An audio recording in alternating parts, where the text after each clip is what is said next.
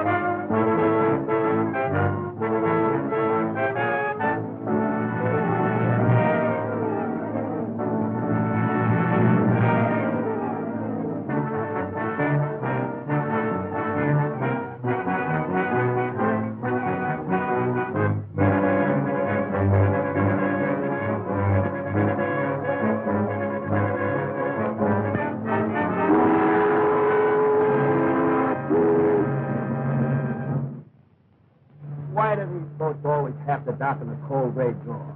Yeah, there ought to be a law making them stay out there till after breakfast anyway. Don't worry, Barney. After today, you'll be shooting that one-eyed monster of yours for Uncle Sam. Yeah, and you'll be seeing plenty of cold gray dawns then, brother. You'll find out that the signal corps does a lot of other things besides false signals. After 10 years in this racket, it'll be a vacation. A simple soul, isn't he, boys? Woo!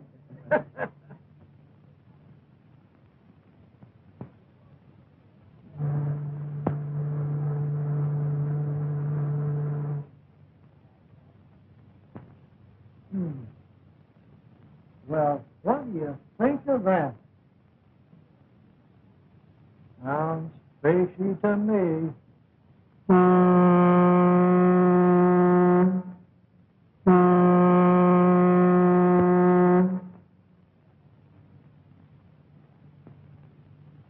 You're Dr. Randall, no? Yes? You're here to meet Agatha Brewster, aren't you? Well,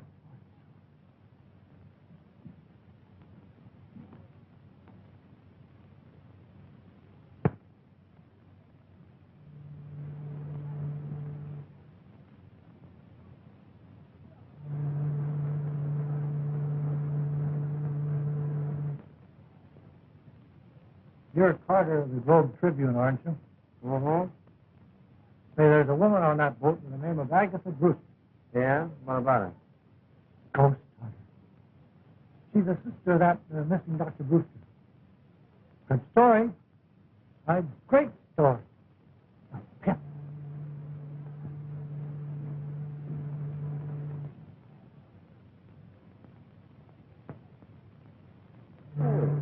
What's this, Jeff? Trying to sell you bootleg gas? I don't know. Screwball, I guess.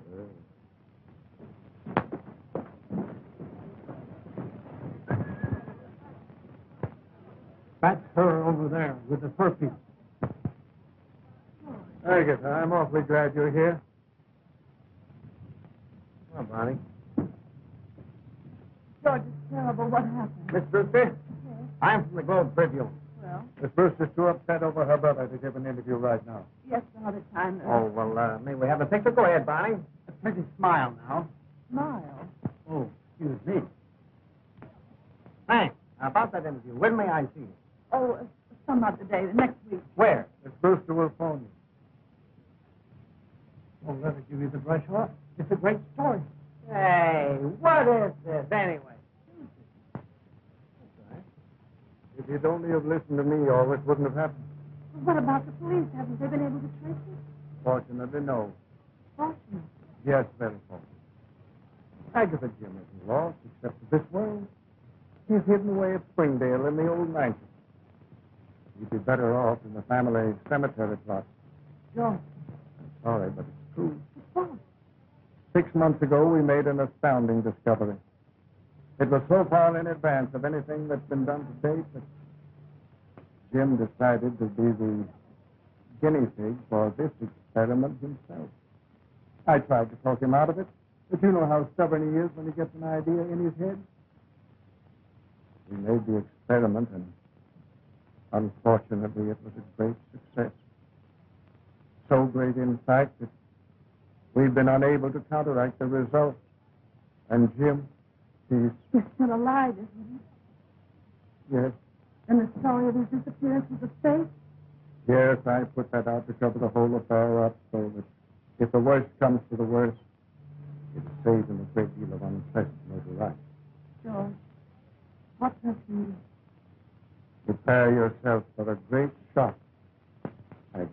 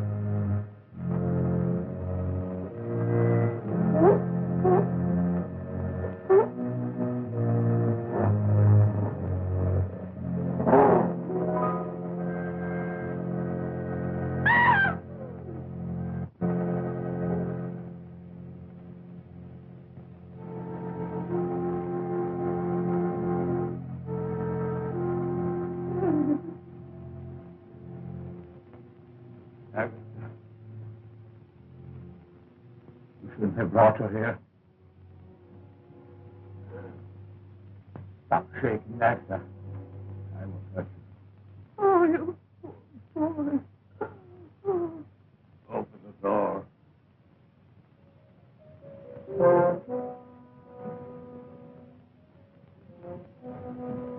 Get back!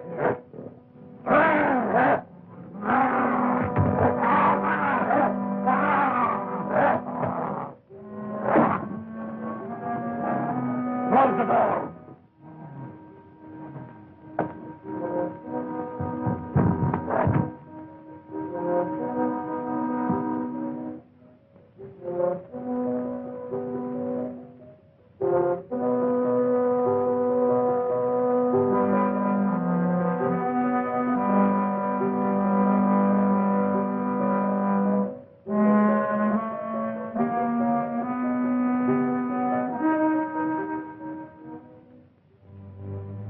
What a mess made of things.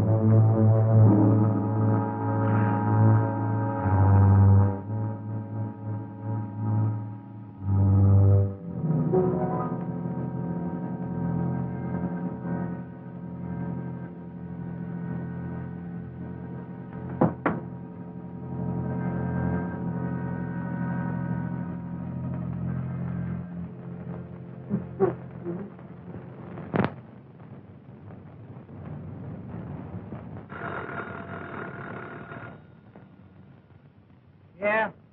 How are you coming with that ghost yarn? I couldn't get a thing out of her at the boat. Now I'm going through the morgue. Boy, is she a screwy dame.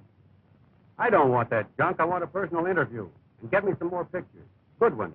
Barney Smell. I'm sending someone down to replace him. Name's Billy Mason. Okay, Chiefy. Now hop to it. And don't call me Chiefy. Okay, Chiefy.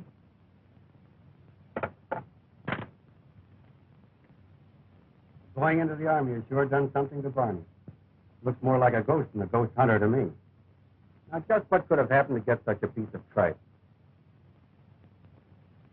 Well, it's out of focus, it's underexposed, and overdeveloped.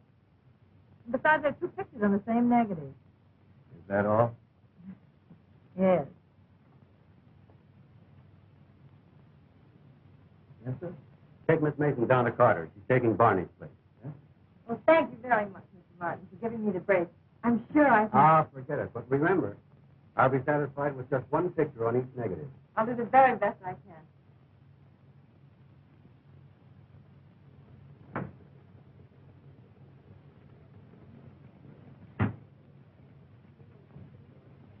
Carter? Billy Mason. Okay, sit down, take the load off your feet. I'll be with you in a minute.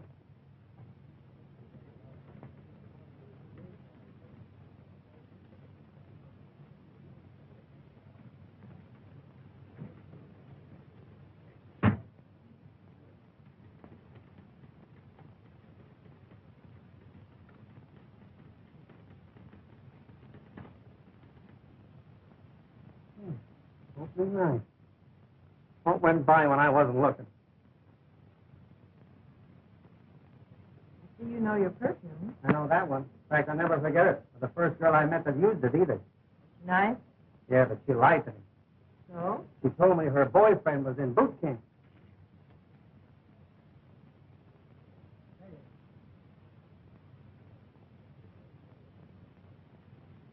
Okay, Mason, let's go. Mason! I'm Billy Mason. Huh? I said I'm Billy Mason. I'm taking Barney's place, wherever he is. Well, why didn't you say so? Come on, let's go.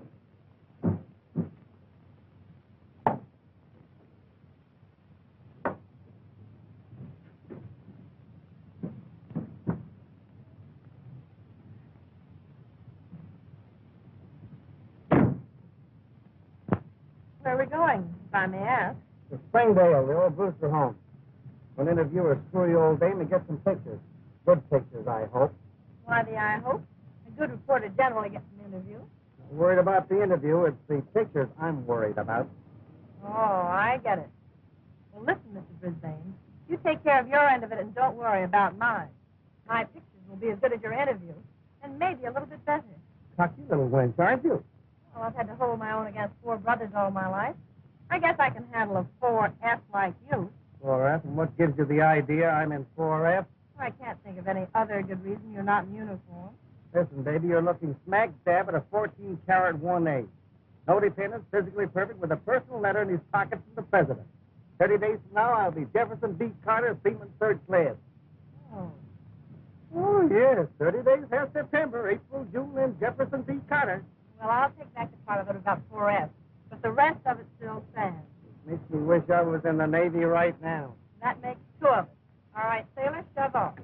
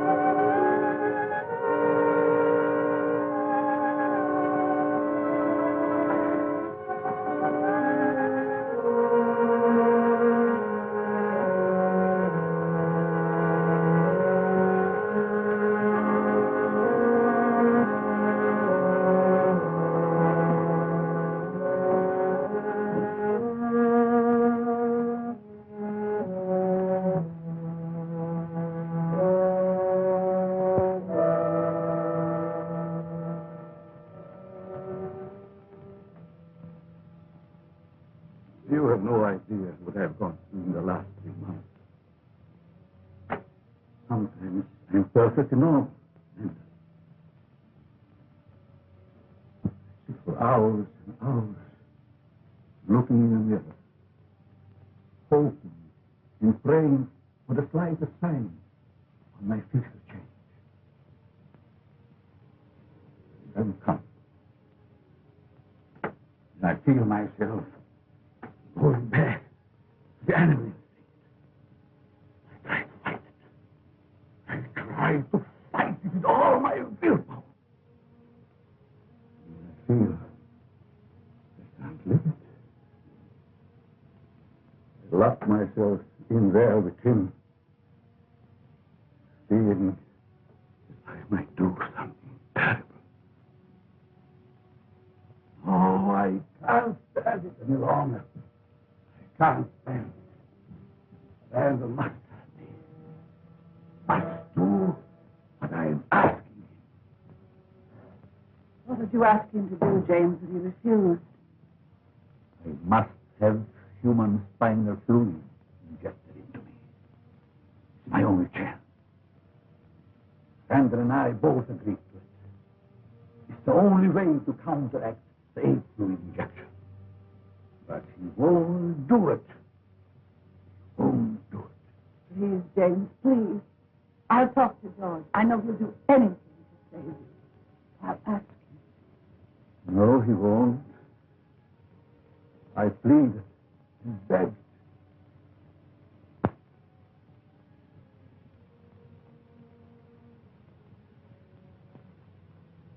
James tells me you refuse to help him any further. Did he tell you why? No. Then I'll tell you. I'd have to commit murder to do it. Murder? Yes, cold-blooded murder. You see this spinal fluid that might cure him, and there's a great possibility it wouldn't. It's just a chance, you know. That fluid must be taken from a living person, and the taking of it means instant death.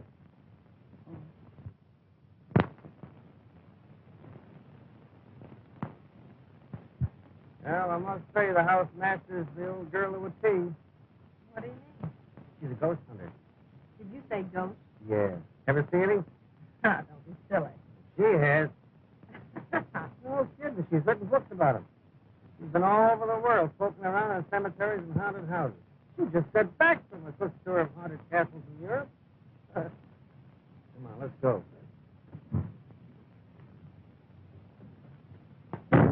Oh, get my pen. That's your job.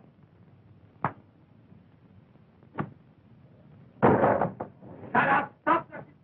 Shut up!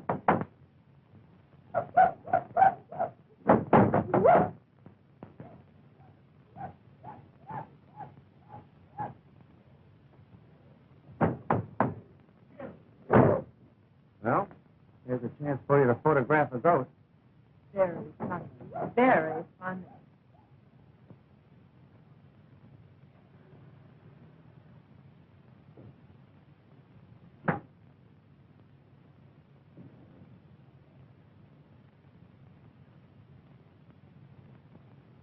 Better see who it is. It may allay any suspicion throw screams around. Jim has probably seen who it is in the televisor. He won't give himself away.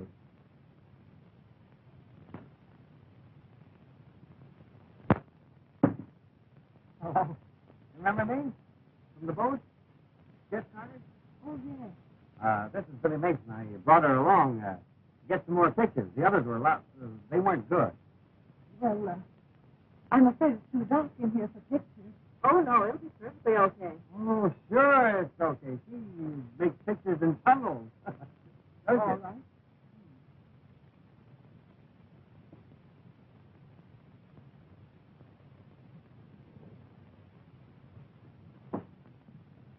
I'll be going, Miss Brewster.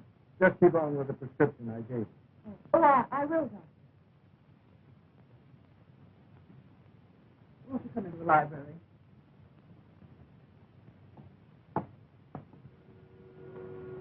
If you don't mind, Miss Brewster, I'd like to know a little more about your work, your books, etc. I think our readers would be interested. Oh, certainly. Won't you sit down? Thanks.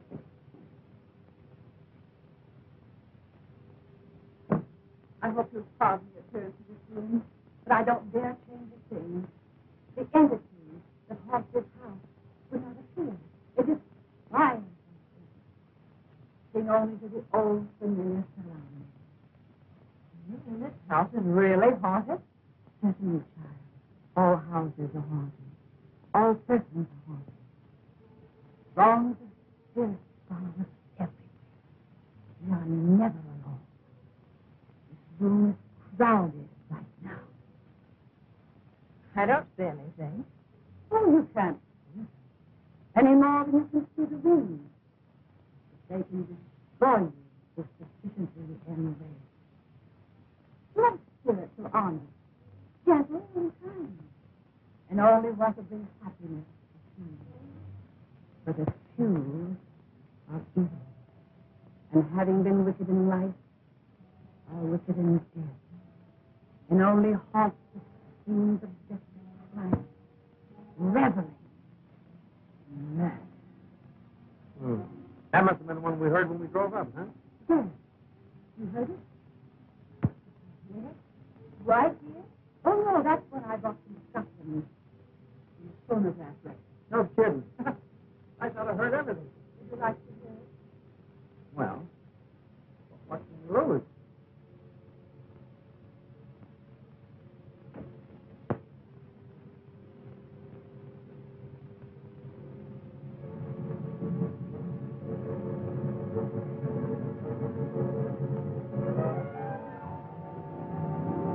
This spirit in Scotland is known as the galloping ghost of Ben Raven.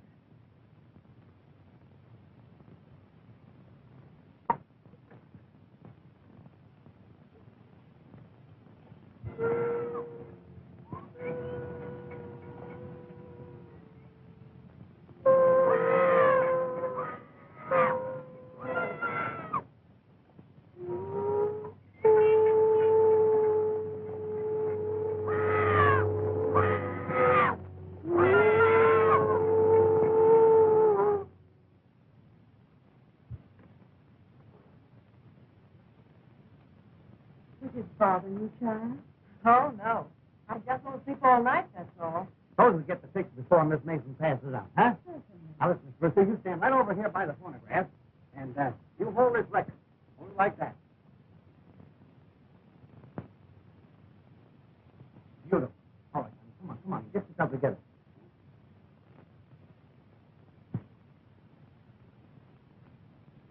Thanks very much, Miss Brewster. Oh, just a moment. One more. Seated, please. Oh, yes. You mind? No, bring sit down. I'll take the galloping ghost. Now, you sit there and try and give me a pose like you were hunting for a ghost. That's it. Get it. That was very kind of you, Miss Brewster. I'll send you a couple of those pictures of it. You look great. Come on, honey. Let's go.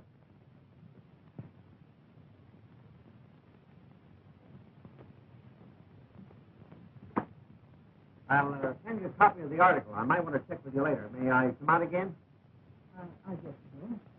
Please phone me first. Oh, certainly. Thank you very much. Well, goodbye.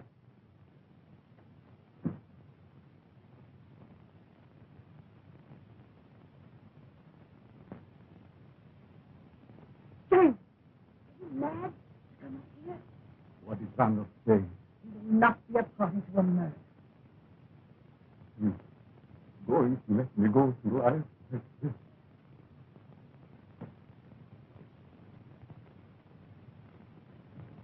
I told you he wouldn't help me. I told you.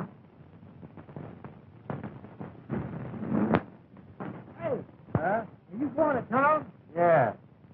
Fine. Go right ahead. That could be the galloping ghost himself, but it. If I felt all right, that wouldn't get a laugh out of me. All right, let's go. You got any gas? What a lot of hooey. The galloping ghost, huh? I don't know who she thinks she's kidding. Meaning what? Did that record sound like the noise we heard when we drove up? Come to think of it, no. Right. Well, there's something screwy about the whole thing. I feel it in my bones. Maybe it's rheumatism.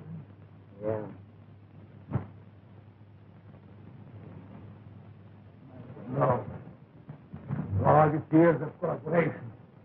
You die like this. You won't get away with it. Oh, please, James, something. Oh, leave me alone.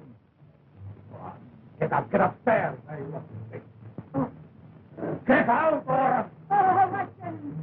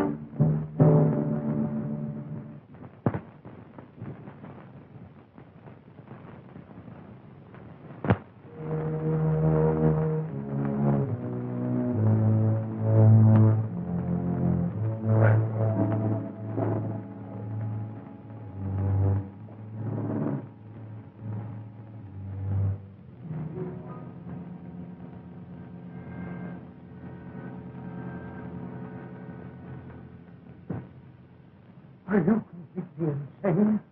How did you get here? That's our experiment is stopping you, Fix. You know, No, but there's someone around. Why did you take such a chance? I had to, George. I had to. I'm desperate. But get me the road. Do you realize what you're asking me to do? Murder. Oh, call it what you like. Call it what you like. I must break the fluid. It's my life against somebody else's. And I don't want to live the rest of my life this way. And I won't. I'll...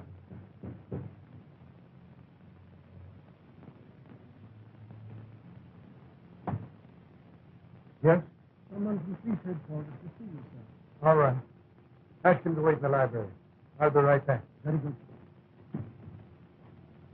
You suppose anybody saw you come in here? No, I'm sure not. Stay right here.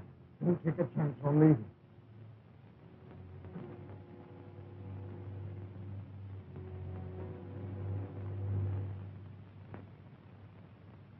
Oh, the captain sent me over to get some more dope on that Brewster's disappearance case. But I've already told him all I know. Well, there's a few things I'd like to check on. Very well. When's the last time you saw him upstairs? Is that right?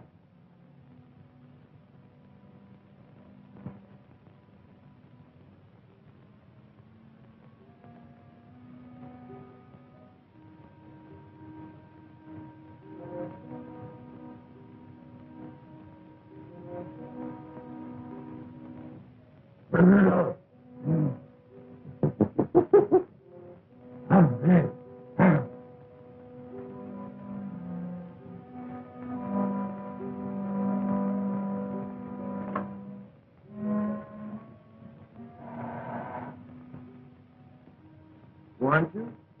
Huh? You were very closely associated with Dr. Brewster, weren't you? Oh, yes. Yes. Oh.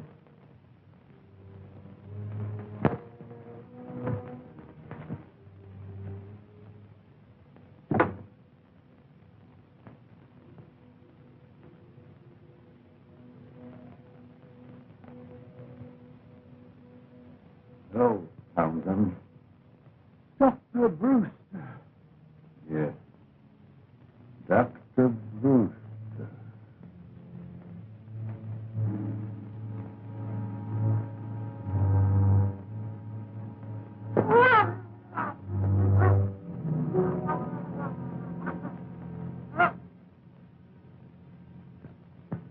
I see.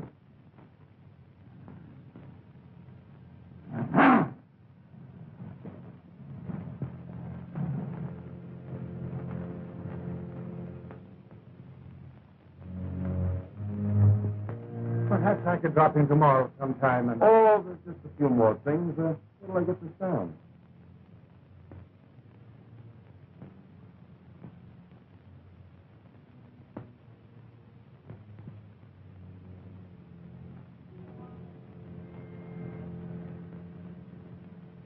Well, I guess that's all. Thanks a lot, Doc. Not at all. Oh, if you think of anything else in connection with Dr. Brewster, let us know. Looks like we sure can use a lot of help on this one. All right, I will. Okay. Goodbye.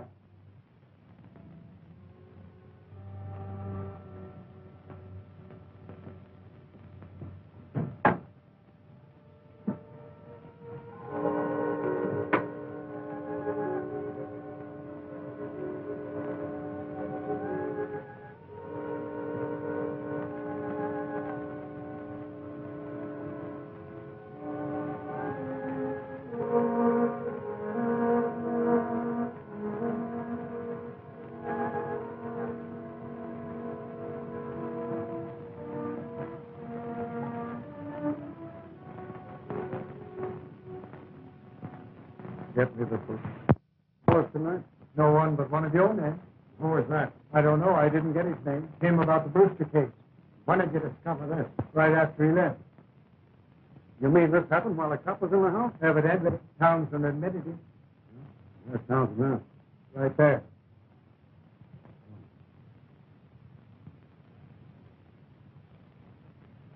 How about it, huh? Strangulation. And by someone with terrific strength. As it looks at the marks on his throat.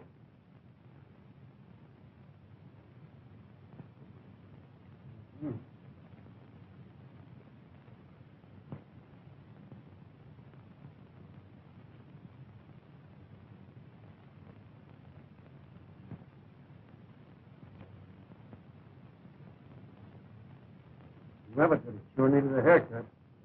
Sure looked like it. Hello? Say, isn't that the guy we saw at Brewster? He does look like him, doesn't he? Yeah. Here, those pictures. Okay. What's happened to him? Just lost his butler by strangulation. Cops are trying to pin it on an ape. Can you tie that? Here. Well, I see you got something on the film anyway. Now, listen, old man River. Uh-oh. Trying to pull a Barney, huh? What do you mean? 2 pictures for the price of 1 again. Look at that. Where? Right there. Well, I never saw that before. What is it? How did it get there? It's like a gorilla to me. Like a gorilla? Yeah. Don't if it don't. What heading does that come under? Trick photography? Is it a game? No, I didn't do it. It's in the picture. It was there when I shot it.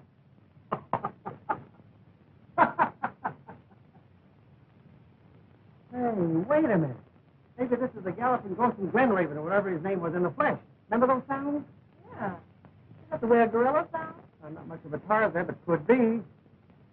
So, the butler of the guy we saw there was murdered by an ape. I wonder. What are you going to do? Try to tell the boss a bill of goods. Don't you want me to go Hold on, along? honey. You stay right there. Say, maybe you're my lucky number.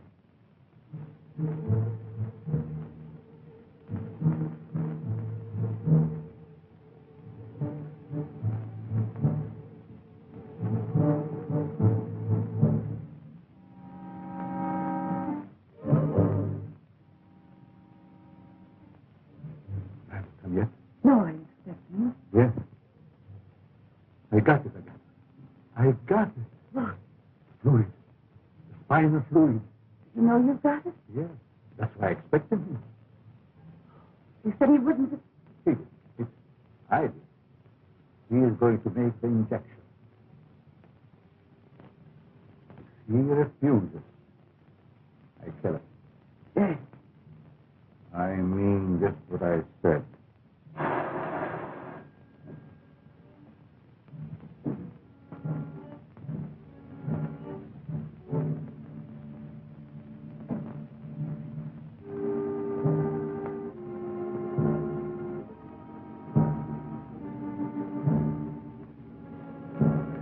Stand with him.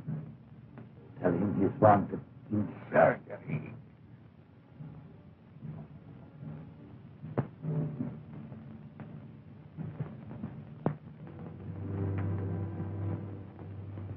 me, but go ahead if you want to. Thanks. Taking Billy Mason with you? Oh, no. I might have to do some second story work, and she might get a run in her stocking.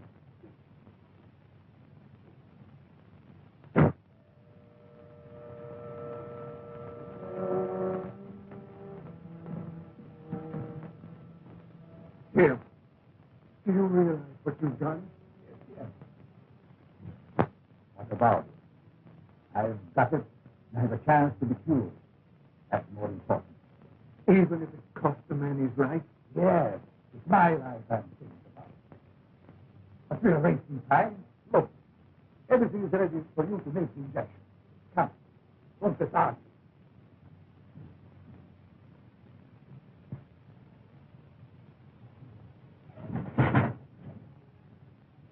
Jim, I lied to the police to save you yesterday and made myself almost as guilty as you are. But I won't incriminate myself any further. I'm through. Oh, no, you're not. Threats will do you no good. If necessary, I'll go to the police and tell them the whole story. You'll do as James says. Go on, hurry. Ready, Doctor?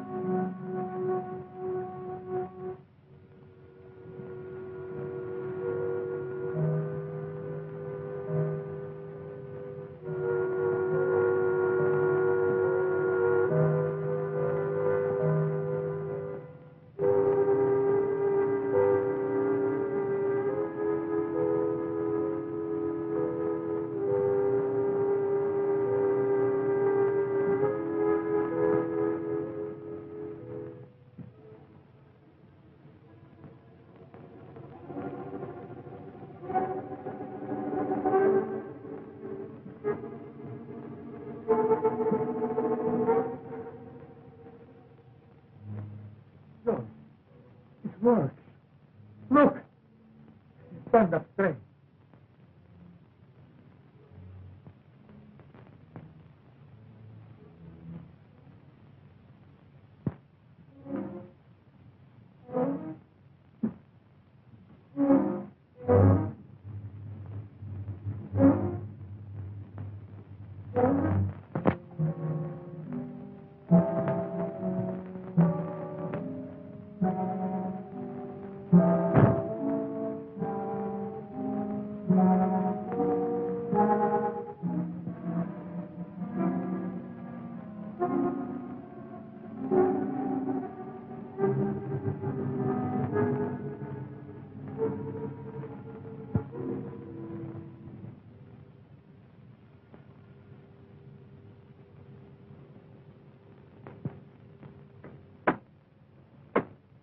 Just that old pest of a newspaper man again, Miss Brewster.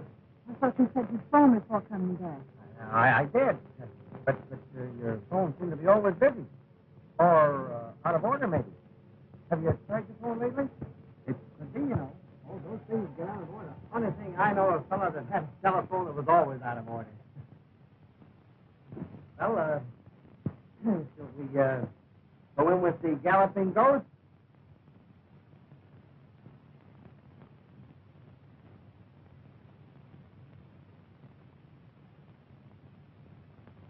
You haven't given me much time to go over my notes, Mr. Carter. No, I'm not here in that post business. No? No, My boss is saving that story for a Sunday edition. But he does want me to work on your brother's case. Has the police got anything definite to report? No, he's completely disappeared. I don't understand it myself. It's dreadful. Yeah. Suppose work had anything to do with it? Nervous breakdown or amnesia? Anything like that? I don't know. I was in Europe, as you know. I haven't seen him in over a year. But his work was difficult, wasn't it? Seems to me I heard something about his terrific experiments. Yes, he has a very scientific mind. Yeah, just like my uncle. His house was always full of guinea pigs and rats, even monkeys. Big ones, too. Scared the daylights out of my aunt. So? Yeah, one day she just up and left them. And I don't blame her. Just imagine that door right now and coming face to face with a gorilla. Oh, but I suppose you're used to that sort of thing. I understand that your brother did a lot of work on gorillas and apes. Didn't he? I wouldn't know. He never discussed those things with me. Well, I guess you can't be any help to me. I'll just have to dig up what I can for myself. Thanks.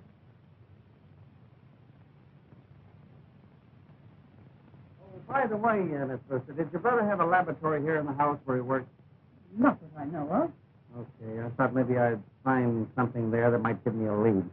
Well, thanks and goodbye. Bye, Mr. Carter.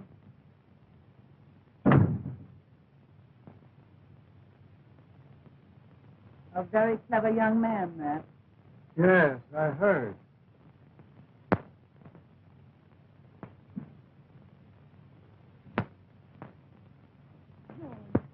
You think the fluid will cure James completely and permanently? I don't know. But it's useless for him to look to me for any more help. I warn you, I'll go to the police first.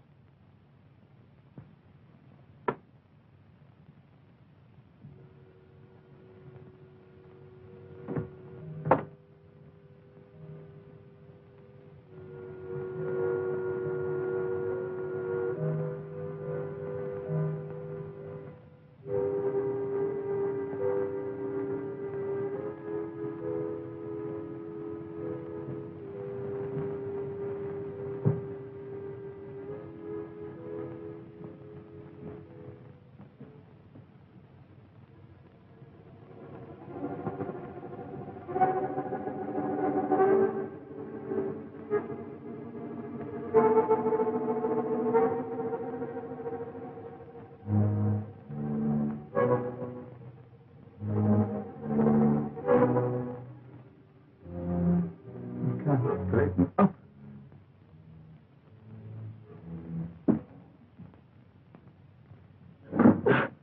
Subornov. Wasn't enough. Wasn't enough. I need more.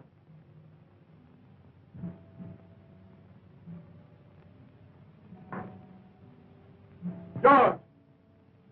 I got him! I must have moved!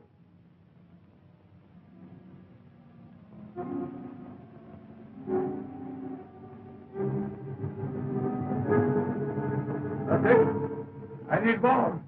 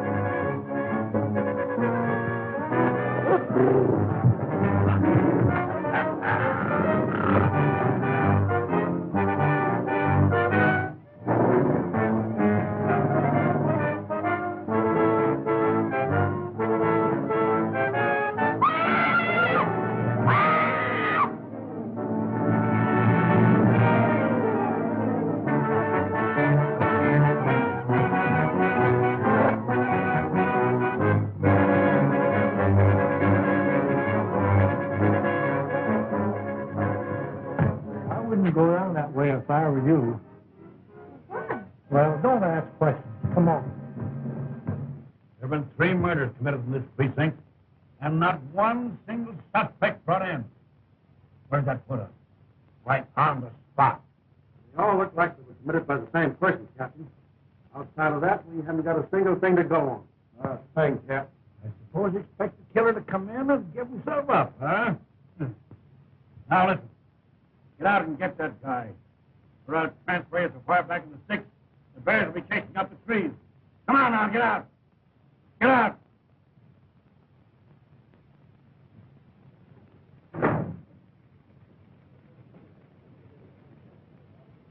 Comfortable? Well, hello, stranger. Where have you been all week? I thought your draft board had caught up with you. I've been parked in the bushes outside the Brewster home so long I nearly took root. Waiting for the galloping ghost to go by? No, I've got a hunch there's something screwier than ghosts in that joint. Well, why didn't you let me in on it? Because if my hunch is correct, there's no place for a babe in the woods like you. Oh, by the way, if you need any more bobby pins, you'll find mine in the second drawer. Thanks.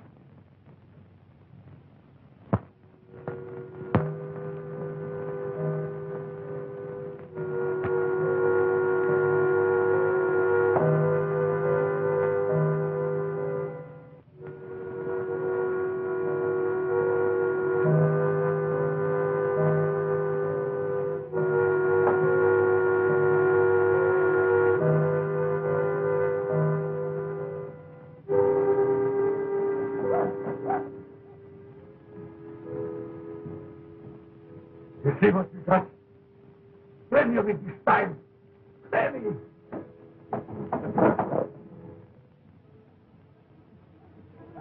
But, George, it's only a chance to become... Absolutely no. And don't call me again. The police have been here several times this week. They may trace the call.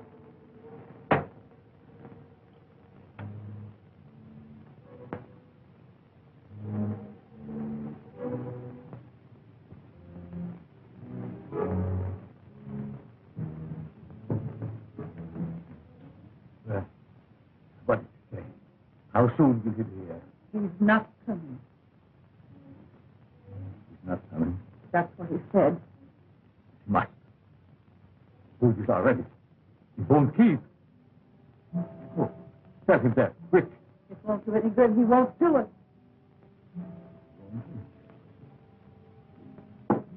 Won't do it, huh? All right. Here. Doesn't matter. James, what are you going to do? He won't come here. I'm going to him. But you mustn't. The police are watching him. I don't care. I'm going.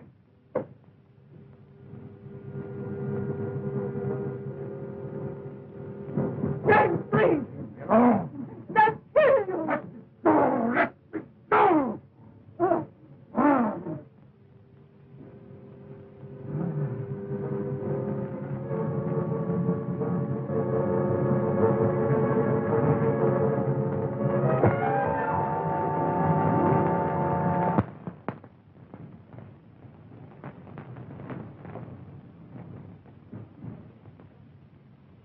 Oh, it's you. Yeah. Were you expecting someone else? No. No, that is... come in. Mm-hmm. A little touch-up on the hair, a new pair of lips, and you're as good as new. Where are you going? Back to my listening post. Roosters? Uh-huh. Can I go with you? Uh-uh. Well, why not? No place for little girls. There's too many snakes, frogs, and lizards. Big ones. Big as alligators. And besides, if I have to run, I don't want to wait for you. Oh, don't wait up for me.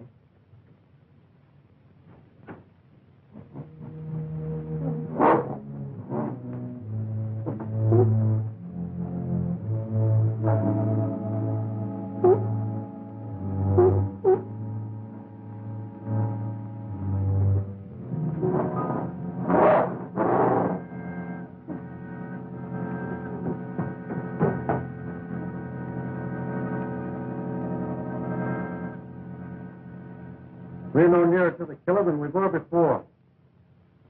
Yes. All right, we're coming in.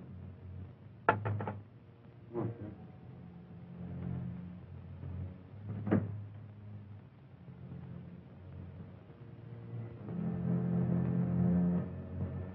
night, Doc. Good night, gentlemen. Good night.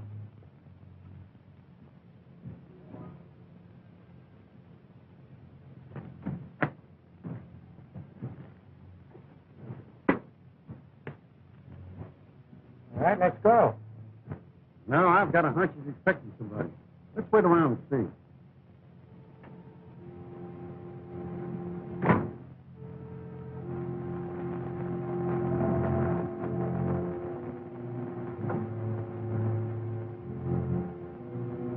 I could kill you before they got here, so be careful. It's here, George. Plenty of it. Look, it's enough for half a dozen injections. This time it can't fail. Come on, hurry.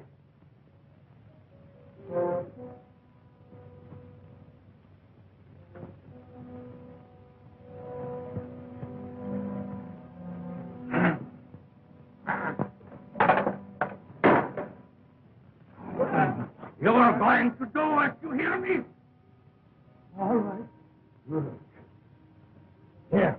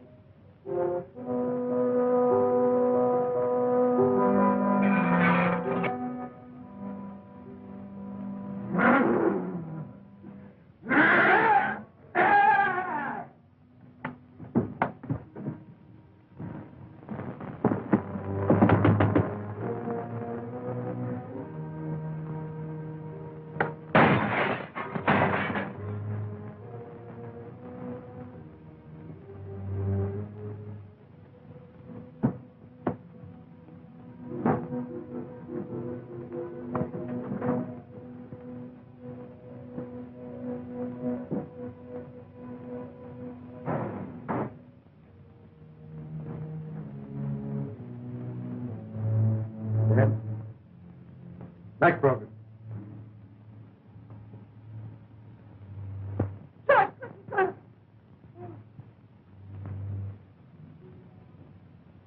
Who's going to what?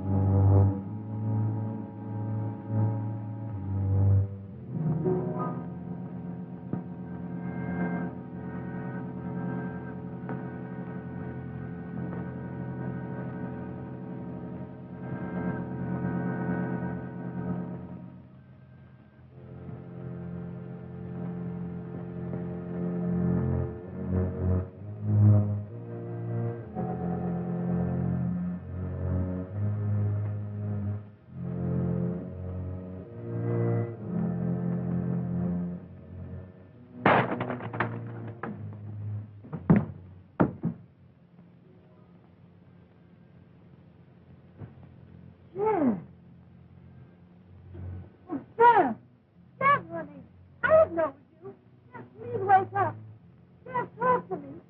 Well, I can't hear you. Yes. Yes. Oh! Oh! Oh, help! Help!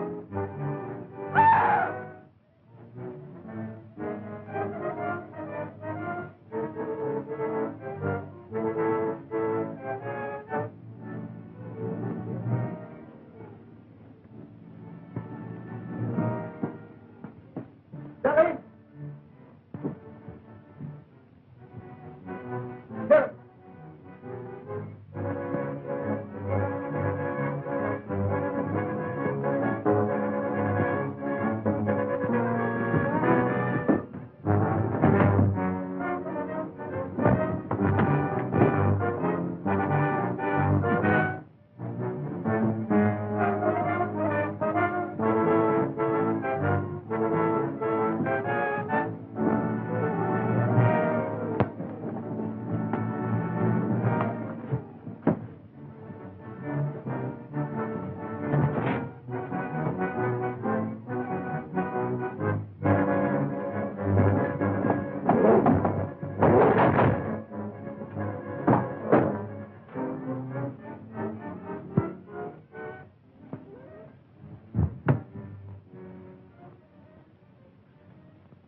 Come on, baby.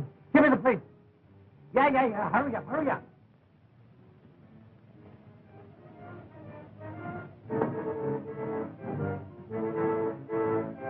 Who came to Randall to warn him about someone? Now, who was it? What? What? What? Okay.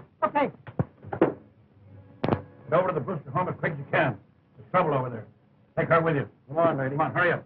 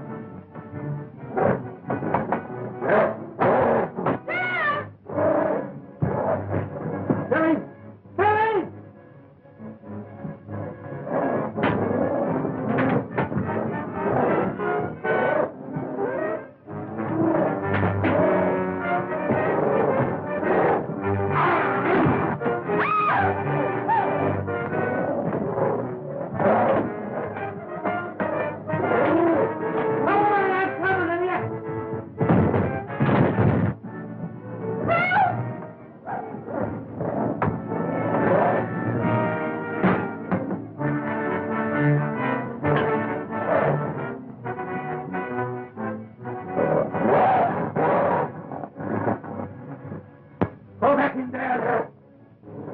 Go back in there! Run!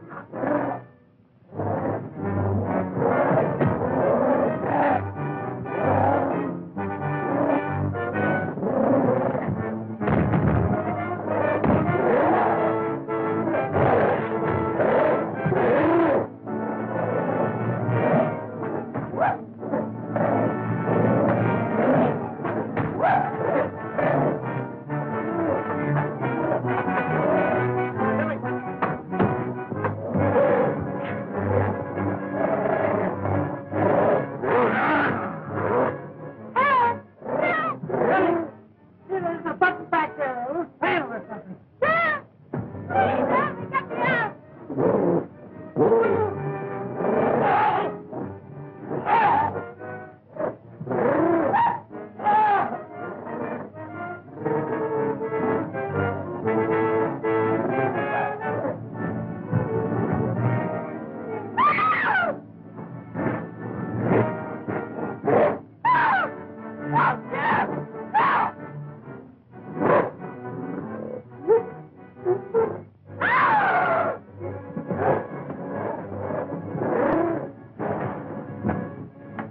Finnegan? Hey, here.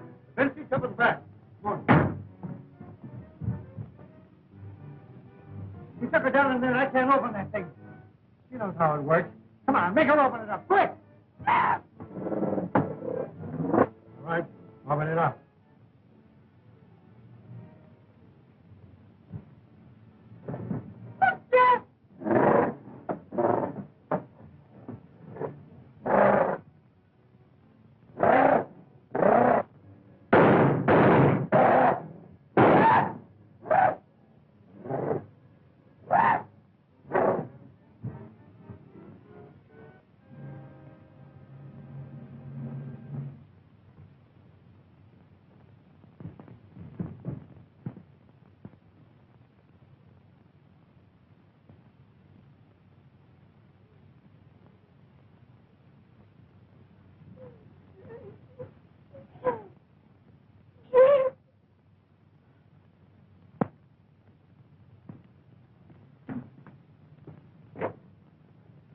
You know, I put you over my knee and paddle you good. Don't be a chump. Hey, what are you doing in my car? Who are you, anyway? Me? Oh, I'm the author of the story. Screwy idea, wasn't it?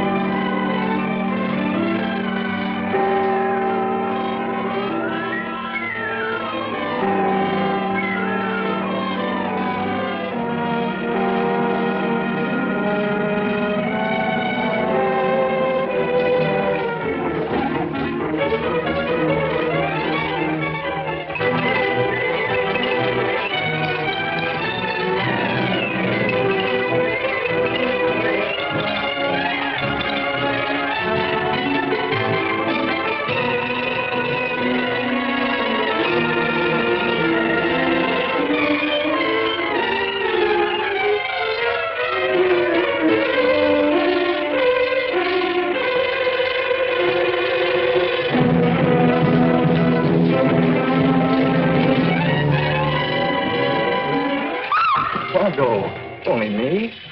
Why didn't you answer when I knocked before? You frightened me, Paul. What are you doing here? I only came to walk home with you. Don't you realize the streets of Paris aren't safe after dark with Bluebeard still at large? Johnny, the Bluebeard didn't get you. Who are you? What are you trying to do? Drive me to my grave? Constance, it's already as dark as pitch. Lucille, will you hurry? Do you want us to leave and let you walk home alone? Coming, Babette. But you needn't have waited for me. Do you hear her? As if she wouldn't be scared to death to walk alone on the streets these nights.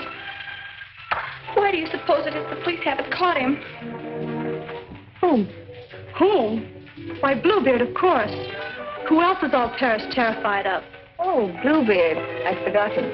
Come on, I want to get home.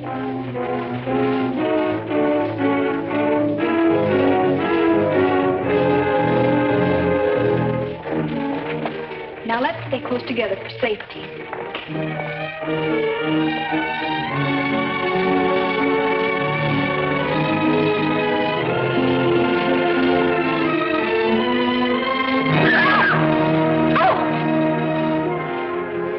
It's the puppeteer. Hello. Constance seems afraid of her own shadow. When are you going to give the show in the park again? Perhaps quite soon. These are my friends, Constance and Lucille. I forget your name. Gaston Morel. I always think of you just as the puppeteer. You've seen his puppet shows in the park, of course. No, I've missed that. You mean you've missed his wonderful puppet operas? Oh, they're great fun. I should like to see one sometime. I should like you to. I haven't been showing my puppets much of late. It's difficult to get a crowd these evenings because of the Bluebeard scare. But if you say you'll come, I'll give one tomorrow night. Tomorrow night? What do you say? Well, Of course you'll come. He's afraid of Bluebeard. Aren't you? What would Bluebeard want with me? I should think he might find you irresistible, mademoiselle. you'll give the puppet show tomorrow night, then? At the same place. We'll be there. Won't we, Lucille? Yes. Tomorrow night.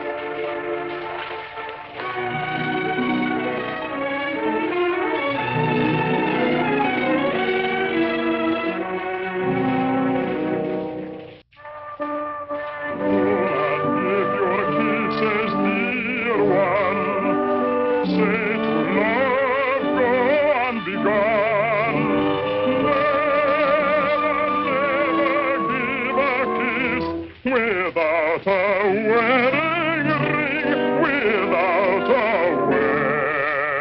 wedding ring.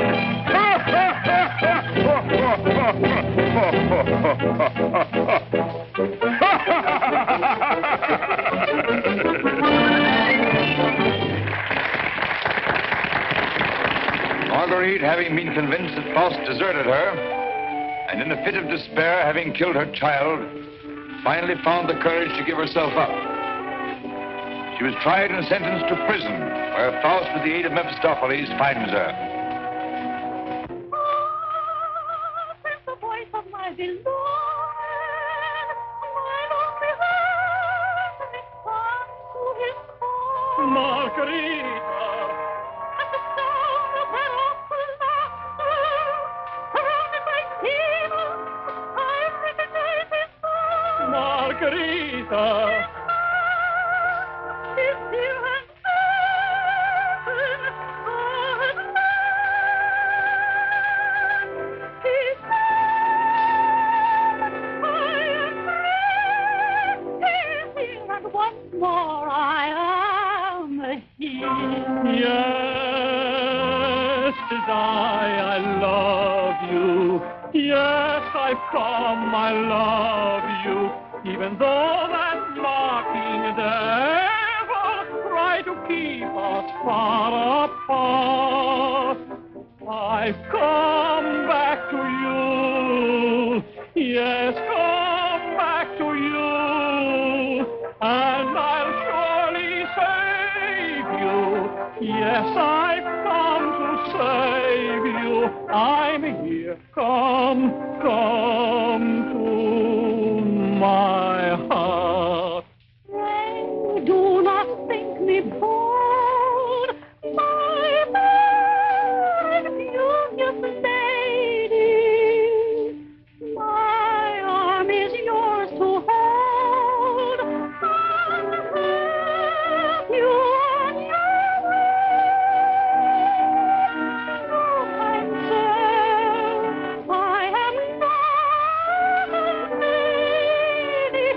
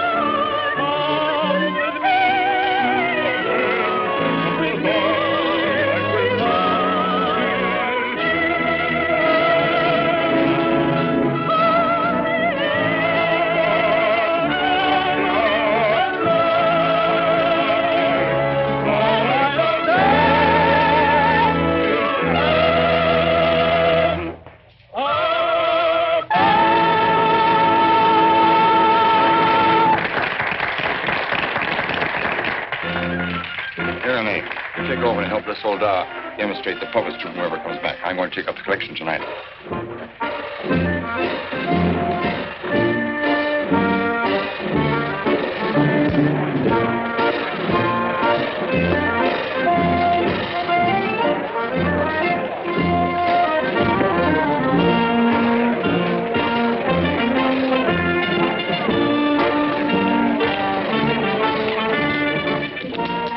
Thank you. You like the show?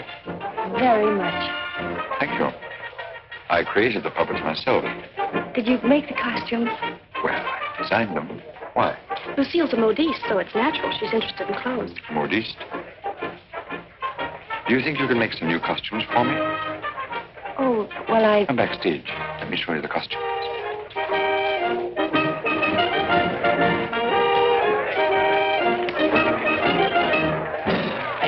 Now, if that was a woman, you wouldn't need no string to make her talk. how do you make the eyes move? Oh, the eye. Oh, that's very simple. You see these two strings here? You like my little people, huh? Very much. They seem quite real to me. They're all likenesses of people I've known.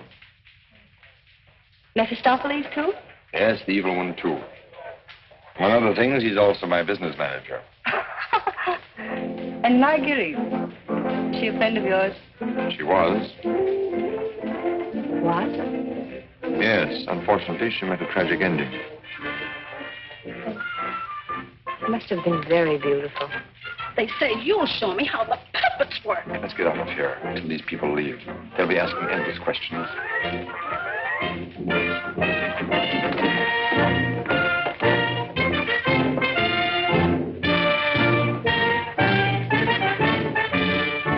I can't talk with all the people around.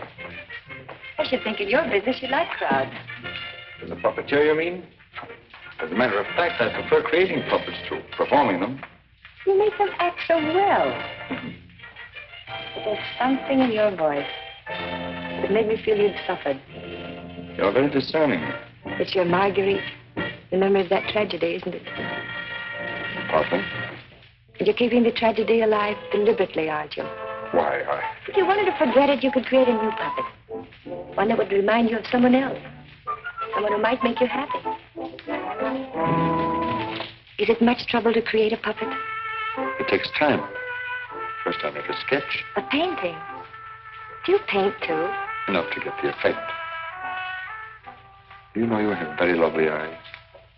Truthful eyes. Would you let me make a puppet in your image? Would you like to?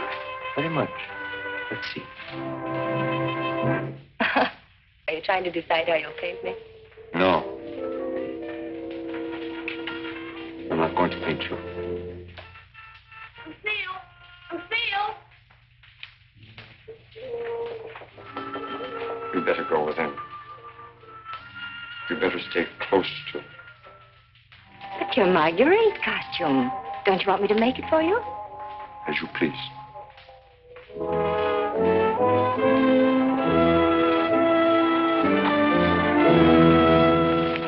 Where's Renee? Oh, looking for you. Oh. Was she difficult? Oh, the way she always is when you avoid her. If she comes back, tell her I'm looking for her. Which you won't be. Of course not. Good night, Miss Hobart. Good night. You picked up a little something? What? Oh, you mean some money? For the musicians, you know. For the musicians, of course.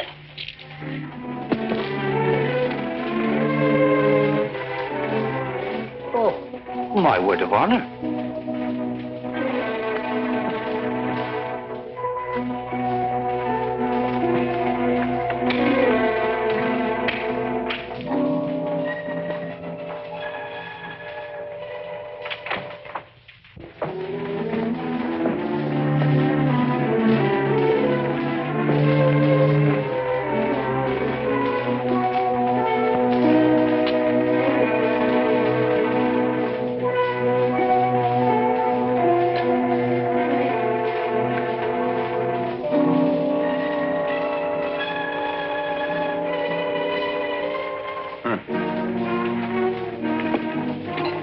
you stay at the puppet show.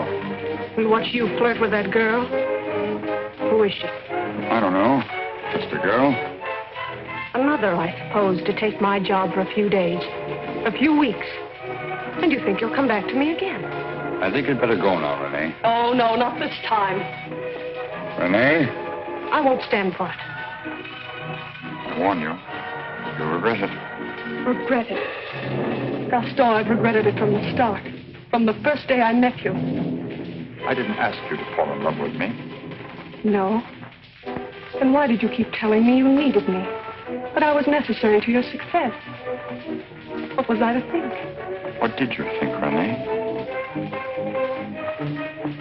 Gaston, these girls, I've known they didn't mean anything to you, really, because you always came back to me. But Gaston, what's happened to them? You think?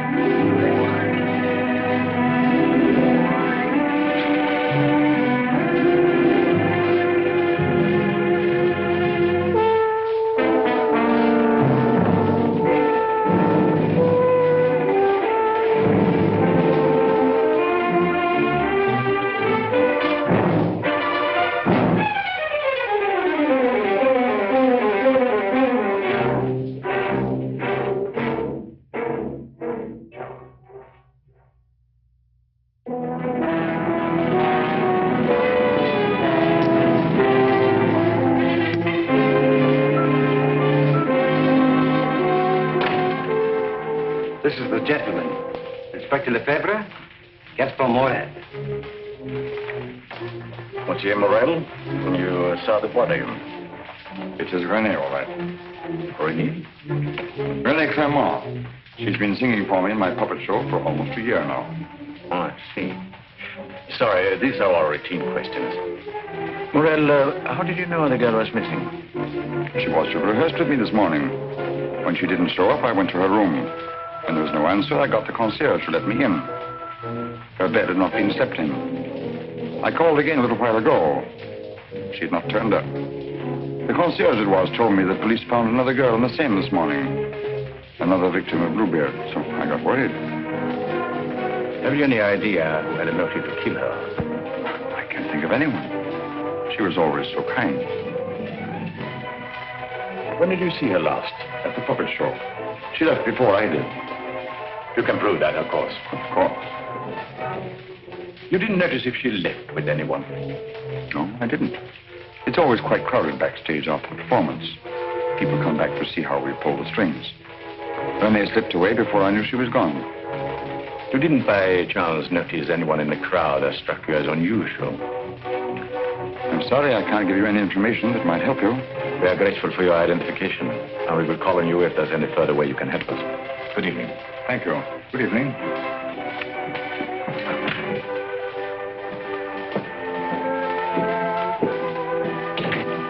Reynald? Yes? Send for Francina Jiang. Rush her back to Paris at once. But, Inspector... At once.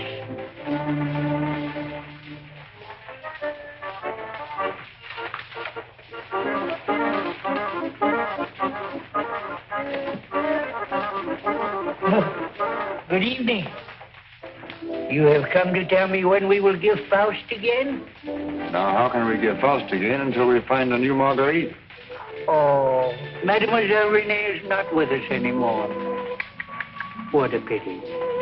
She had a good voice. You have somebody else in mind for Marguerite? No.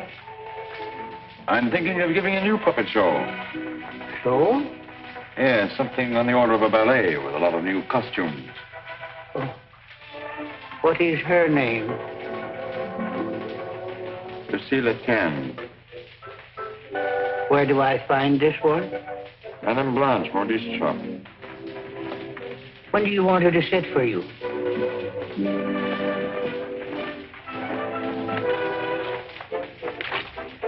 I'm not going to paint this one. No? Definitely not. I merely wanted to make some costumes for me. That's a new one. It's a fact. Nothing more. Just to make some costumes for my puppets. At your studio? I don't know where she'll make them. I don't even know if she will make them. That's what I want you to find out. When? As soon as possible.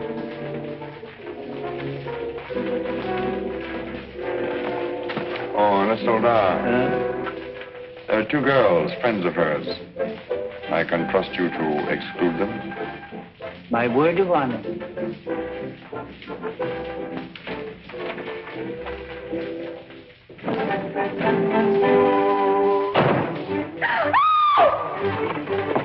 What do you mean breaking in here?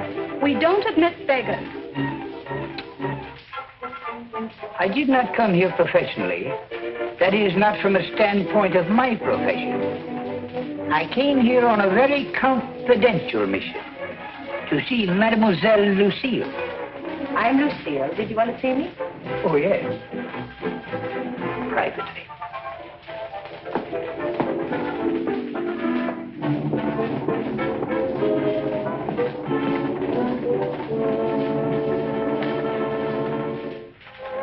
A certain gentleman has requested me to ask if you would do him a great favor. Who? Gaston Morel, the puppeteer. Oh, the puppeteer. Yes. He wanted to know if you would make some costumes for his new puppets. Why, yes, I'd be delighted to. When? Now, Where is he? at his studio. Why, I'll go right along with you. Yes. He has so many ideas. One never knows what he will turn up with next. I always hope one day he will make a stoutler after me.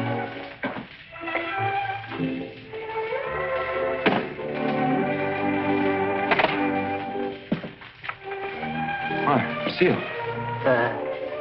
I will run along. Won't you come in?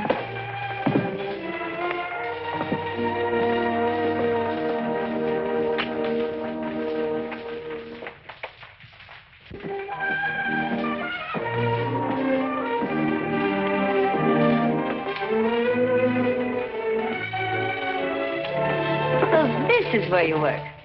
It is. The puppets. Did you make them? Yeah. You don't seem very glad to see me. I'm delighted. These are the costumes. Do you think you can make them? They're quite good. Did you create them? Scarcely. They're period. Oh, why so many? I'm thinking of devoting more time to my puppets. Up till now, they've been merely a toy, sideline. You're painting? Yes.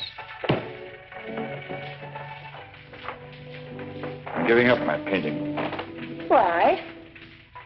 I have my reasons. Oh, of course. About the costumes, would you like me to make one for your approval? Take your choice. This.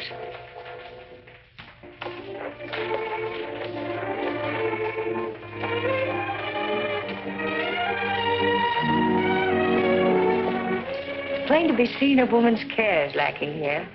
Is the place that dirty? Oh, like any bachelor quarter.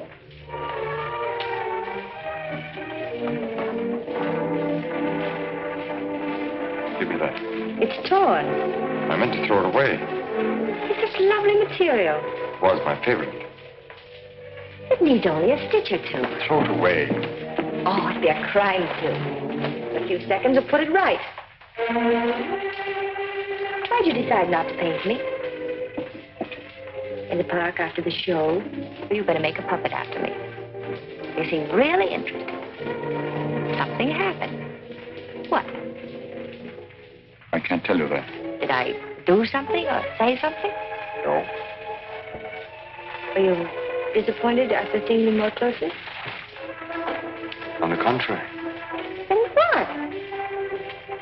You asked too many questions. Oh, you don't like being asked questions.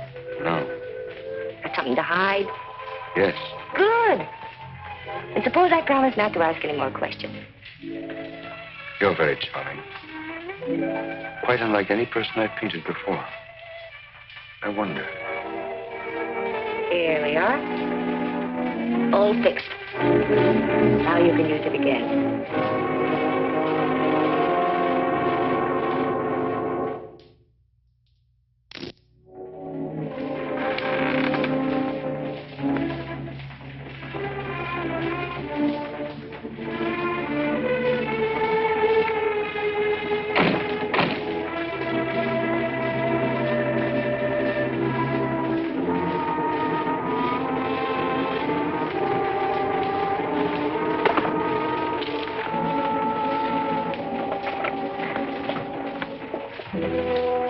What brings you here, Lamartine? The police have found the body of the last girl. Well? Why must you continue to throw them into the Seine for the police to find? You know why. That's the most frightening obsession of yours, Gaston.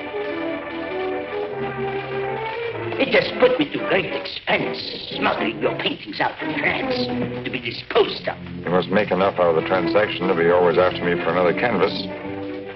Is that what you're here for now, before you've disposed of the last one?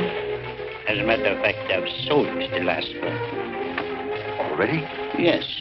The Duke of Cadignan was in my shop the other day looking for something unusual. The Duke of Cadignan? Don't tell me you've sold it to him. Oh, he didn't give me any fancy price, such as he's noted for. A mere 5,000 francs. Fool, the Duke of Cadignan always exhibits his collections. What if someone should recognize the girl? The people who attend the Duke's exhibits are not likely to know such an obscure girl. But his exhibits are public. Anybody can get in. You better persuade him not to show that picture. That might arouse his suspicions. Buy it back from him. You said he gave you only 5,000. I don't think he would part with it. The girl in that painting was one of Bluebeard's victims.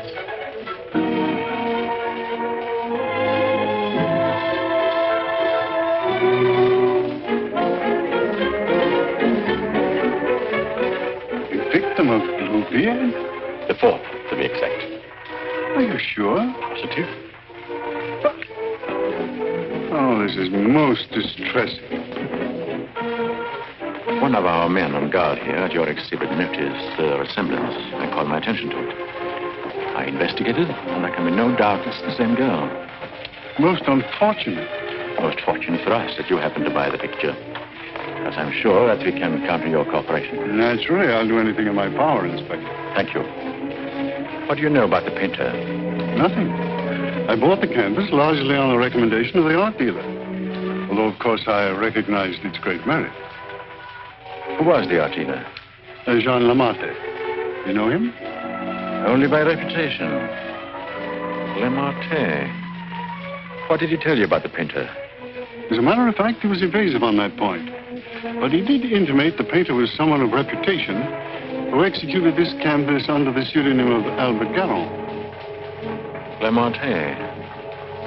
I think I'll pay him a visit. Don't seem to recall such a canvas. Of course, the Duke buys many pictures, and not all from me, unfortunately. But this one, he recalls distinctly having bought here. It was painted by one Albert Garon. Albert Garon? I don't recall the name. Strange, because he informed me he paid 30,000 francs for it. Because you had told him that someday this painter would be quite famous. I might have seen great talent in painting. I've frequently backed my own judgment successfully. Have you, by any chance, any other paintings by this Bergeron? I'm sorry to say I haven't.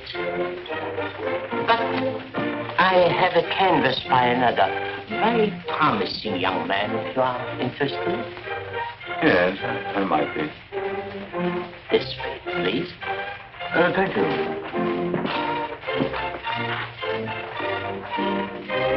And this one is very reasonable. Yes. Yes, it's rather good. But not as striking as the Goron. Do you think you could locate this Goron for me? He might have something else I would like. You must have a record of that painting. Come to think of it, I do recall that canvas now. A plain dark girl against a bizarre background. An old man brought it in to me one day. Oh, the painter himself? No, some old man I've never seen before. He said he needed money. You happen to know his name? I paid cash. His name didn't interest me. Do you happen to know from whom he got the painting? No. He merely mentioned it had been the family a long time. But why all this interest in Albert Garon, may I ask? Well, I'm interested in his work. Are you sure you couldn't contact him for me? I wouldn't have the vaguest idea how to locate him. Well, I'm sorry, Monsieur Lamotte. Afraid we can't do any business at the moment. If I knew where to reach you, gentlemen. Oh, I might drop in some other time. Thank you. Jean?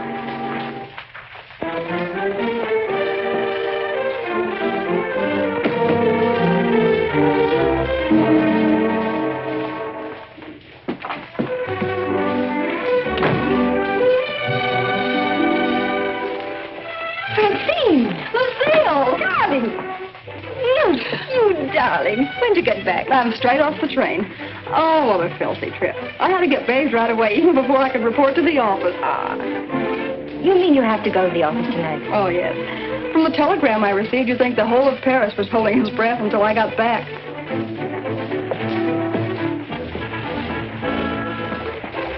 Was he with you? He? Who? You know whom I mean. You never told me his name.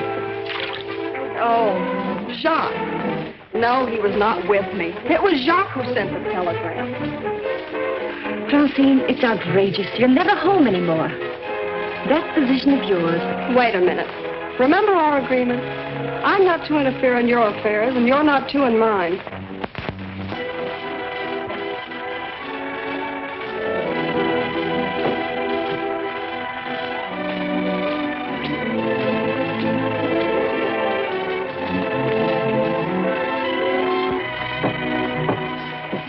Someone for me will simply have to wait.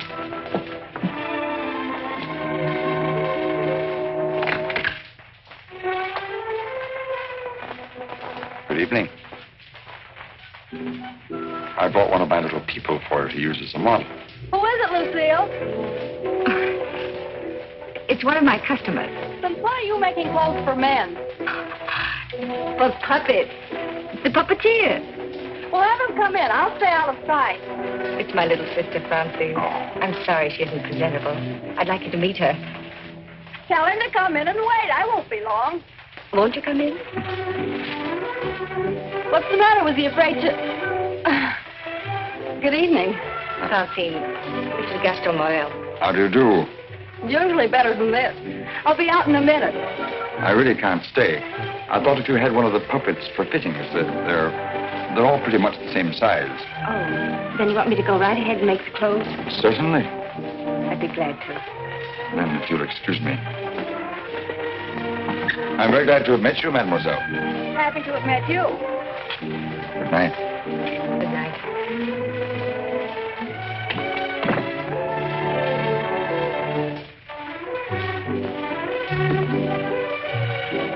Just a customer, eh? Yes, just a customer.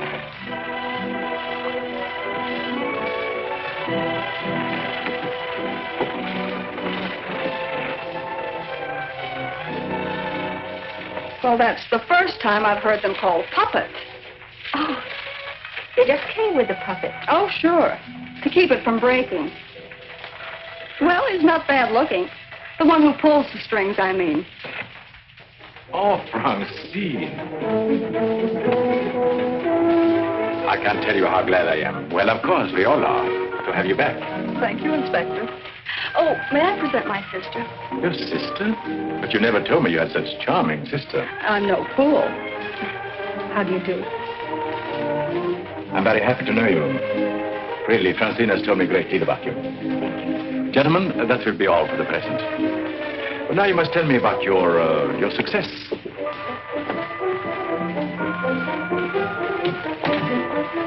Won't you sit down? And you? Now we can talk. Tell me all about yourself. I thought you called me back here on business. About Bluebeard. Bluebeard. He's a thorn in my side. I seem to be getting nowhere. What have you done so far? Here's a complete dossier. I want you to read it when you find time. Up to recently, I had him classified as a painter. But we have questioned practically every art authority in Paris. Yes, Professor Voisin, and even Recamier down. And now we are questioning artist models. But no one seems to know this man's technique. Well, I don't quite follow you. You see, I have the painting that the Duke of Carignan bought. However, it would be much quicker to show you. Would you come along too? You two go ahead. I'll stay here. All right. Only down the hall. We'll be back in 2 minutes. Smile. Hélène Moreau. Hélène Moreau.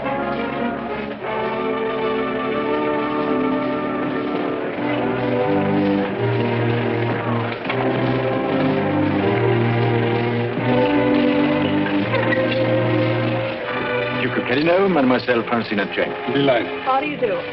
How are you, Renard? Oh, thank you. I'm very well.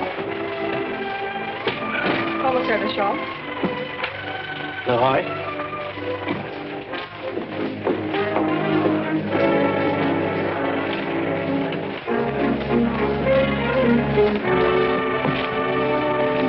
You are an artist's model? At the Beaux-Arts.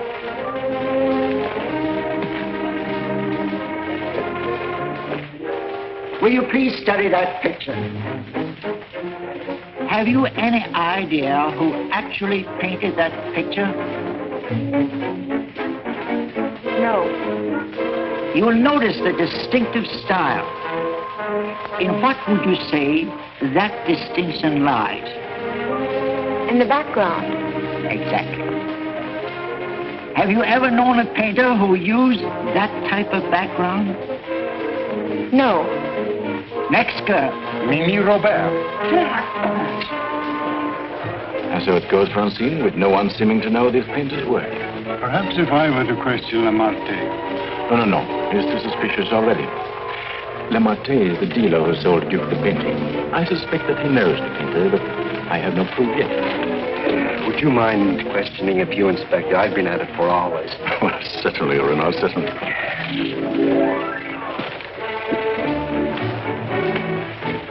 You understand, mademoiselle, you're not here on trial for any offense. Oh, that's good. We are merely qualifying witnesses. You are an artist model? But of course. What do you take me for? Mademoiselle, that's beside the point. You're in the courtroom.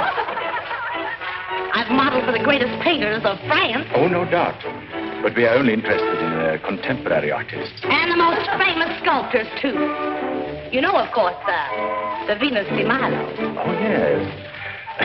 An historical masterpiece. But surely you're not going to tell us you modeled for her.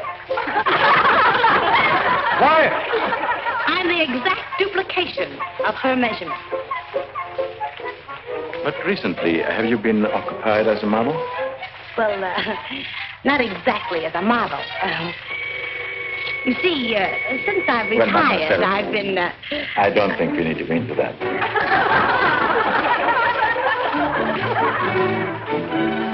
Just one question. Do you know who Albert Garon is? Albert Garon? But of course. Who is he? Bluebeard. Take a look at that picture. Have you any idea who that painter might be? Well, when I modeled for money... The question is, do you know who painted that? No. Next model. Florencia Peras.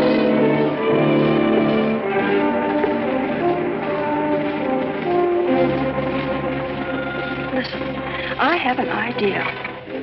Duke of Carignan writes, you want a portrait of your daughter and asks me to help you find a satisfactory painter. Being strangers here, we naturally look to the Duke, who is a relative, for recommendations regarding a number of things. My trousseau, chiefly. The Duke is a man of excellent taste. Yes. Among his paintings, I noticed one that particularly attracted me. The canvas of a young girl against a rather startling background. I was wondering if this painter is available. What had the Duke to say of that painter? Unfortunately, we had no opportunity of asking him.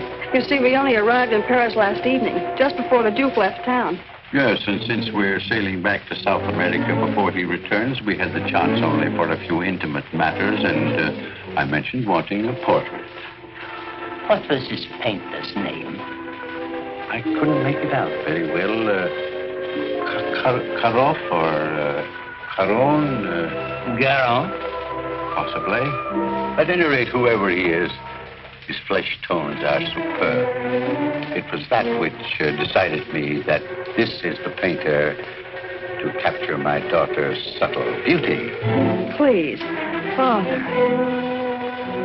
Unfortunately, Monsieur Deschamps, I do not know the painter you have reference to. But surely, Monsieur, for a commission, you could look him up. Rather a good commission. I would know where to find him. But for a commission of 75,000 francs, you could advertise? Advertise.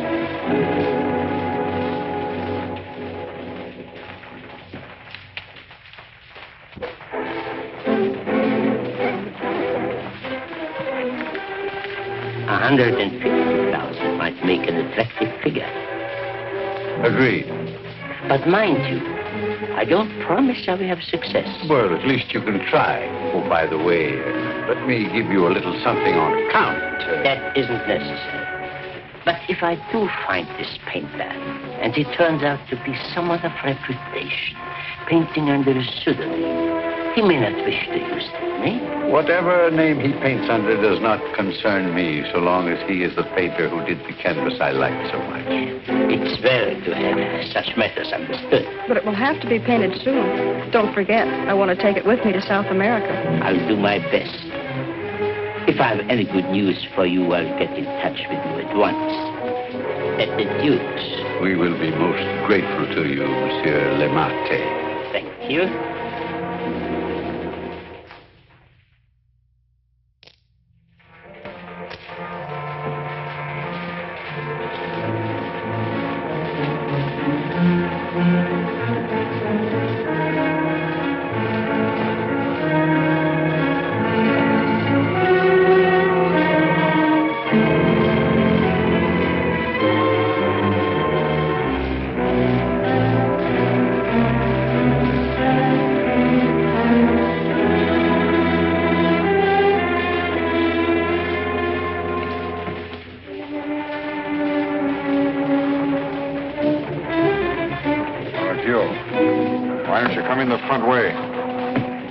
If you paid me my rent, you could dictate which way I should enter my own property. You've made plenty out of my paintings in the past. I made a small profit in the past. But do you think I'm going to let you go on living here for nothing? I'll pay you.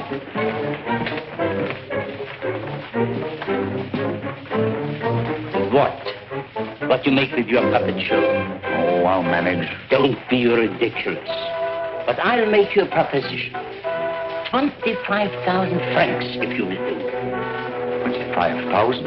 I might even get you 30. Oh, that would give me a magnificent puppet show. A dozen of them. What's the proposition? A rich South American wants a portrait of his daughter. Oh, I thought so. No. I've told her I'm through painting. And so you can be, for good. After just this one. Think of it, Gaston. 30,000 francs. I am thinking of it. No, it's too risky. Besides, I've told you I won't pay any more of your girls. But this is different. This is a portrait. And this is safe. She's leaving almost at once for South America to be married. And she's taking the painting with her. It's a trap. Do you think I would run any further risk? If there's no risk, why shouldn't I paint her at your studio? My studio? Yes. The workroom over your shop. That's all right to paint a portrait in. Why? Yes. Well, so it is. I paint her there or I don't paint her. All right. All right, Gaston. You paint her there. So the shop will be completely surrounded with every possible escape blocked. But how are we to know that this Garon has actually showed up at Le Marquis? We'll give you a signal. The sheriff can stand at the window and light his cigar. You notice that window at the back of the office. Station someone that can watch the window and relay the signal. But don't enter too soon. Give the painter a chance actually to start painting. That's it. We must have something on canvas as evidence. Perhaps, Francine, you could persuade the painter to demonstrate the background he intends to use. I'll try, surely. The signal will mean only that the artist has arrived and started painting. Yes. I'll leave the timing to you, Renard, but remember, you are also absolutely responsible.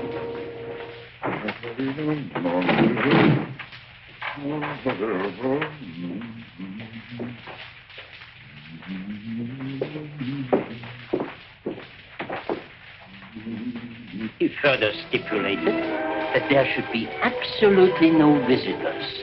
Not even you, sir. Rather than risk his outright refusal, I accepted. Yes, but my daughter... Oh, you needn't be concerned about me. And I'm sure Lamarté will not object if you wait here and smoke. Not at all. Well... So, if you will be good enough to excuse it, I'll take the lady to our painter.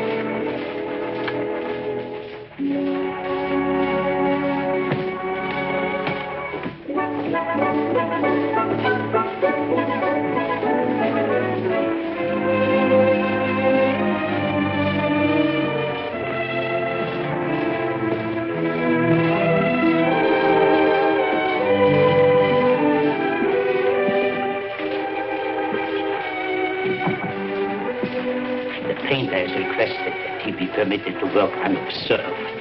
He finds it more satisfactory that way. The senorita is here. Are you ready? Quite ready.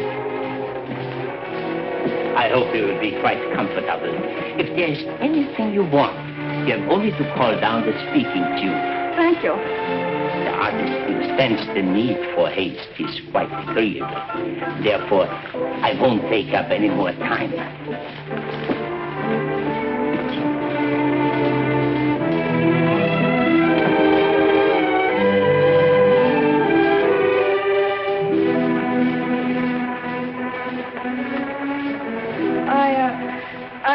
You had better pose me. I must ask you to do that yourself. The effect will be more individual.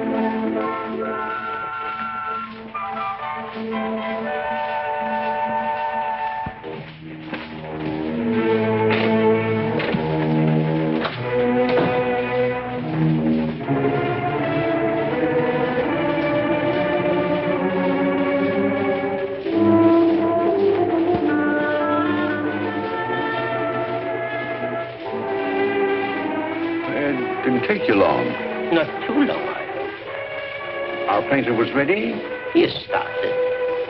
So if you don't mind, we'll get on with our business arrangements. I have brought the cash as you stipulated. For the full amount? 150,000 francs. Good. I'll write you a receipt. Surely you must have done some pictures other than the one I saw at the Duke's. Haven't you? Pardon? I say I would love to see some other pictures you've done. Thank you. Head higher, please.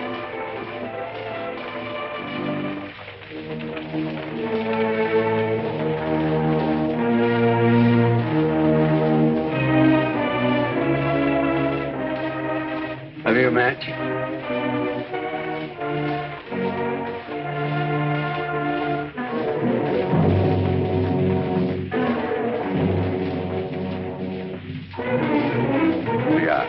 Thanks. I don't smoke. But I always have matches with me. I find they frequently come in handy.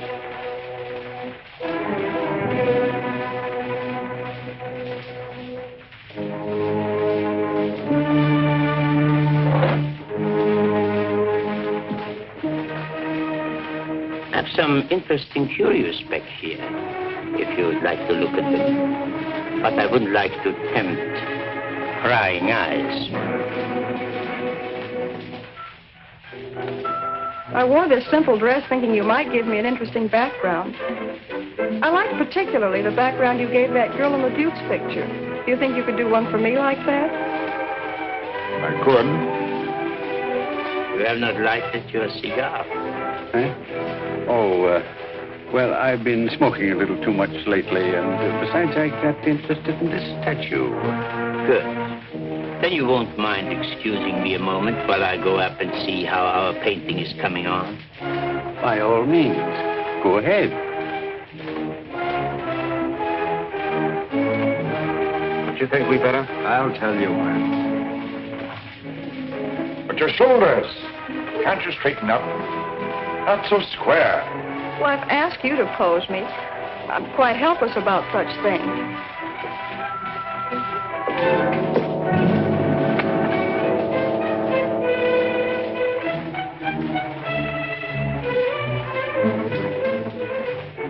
Surely it can't be so difficult for you to be yourself. What's the matter? Lucille's puppeteer. Lucille. So you're Bluebeard. Who said so? Martin. Lamartine. And you believe what Lamartine told you?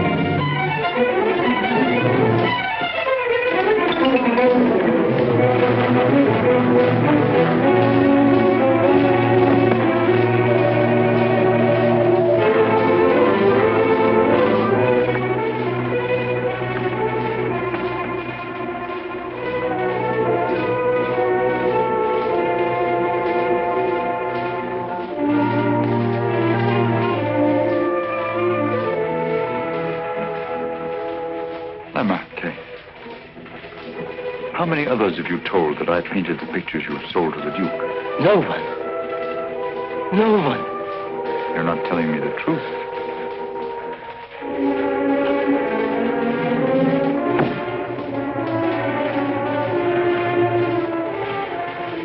And you were trying to sneak out of here, leaving the blame for this to me as well.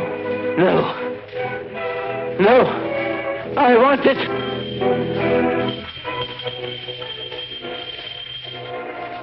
So. And you even had it timed, didn't you? You were going to be gone from here when they got in.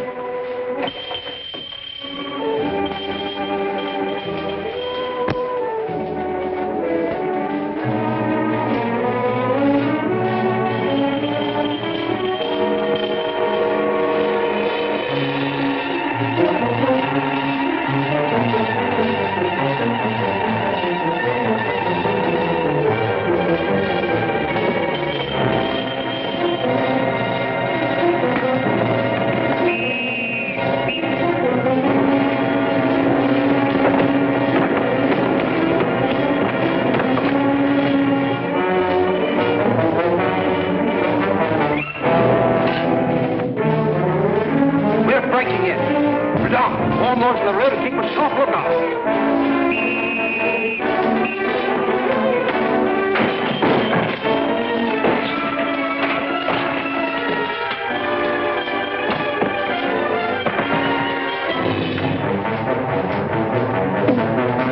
Take it down!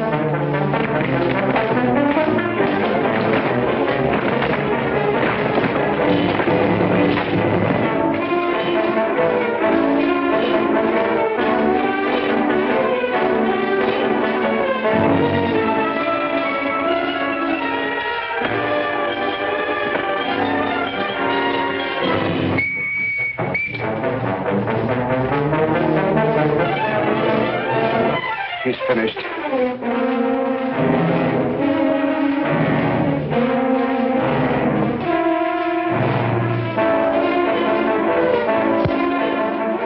Blew up! Quickly!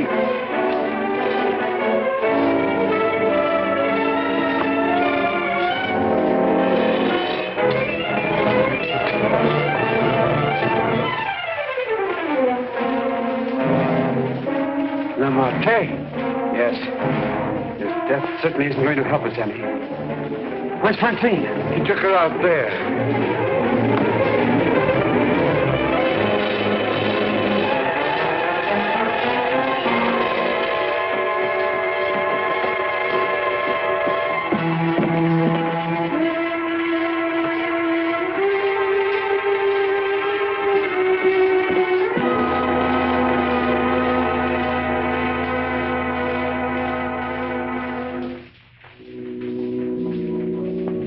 What of him now? We are no closer in capturing him than we were before. Not even that close. Lamarté was the only one that we had to follow. Unless I can find out what happened to that cravat. But I've been all over town, making the rounds at the shops and nothing. The cravat? Yes, this one.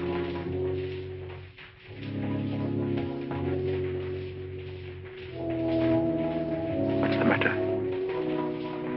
You say he used this? Yes, it's a garrote. Then you think the owner of this cravat is the murderer? Very likely.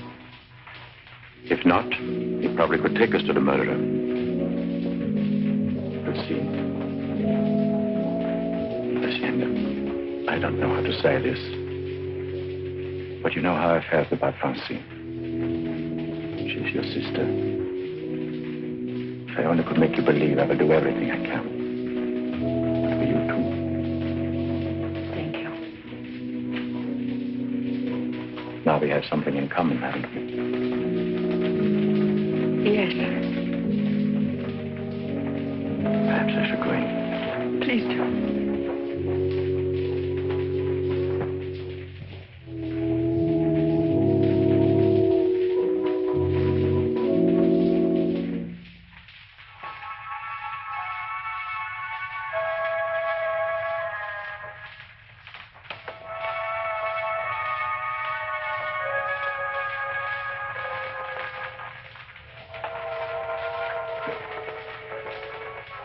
My deepest sympathy.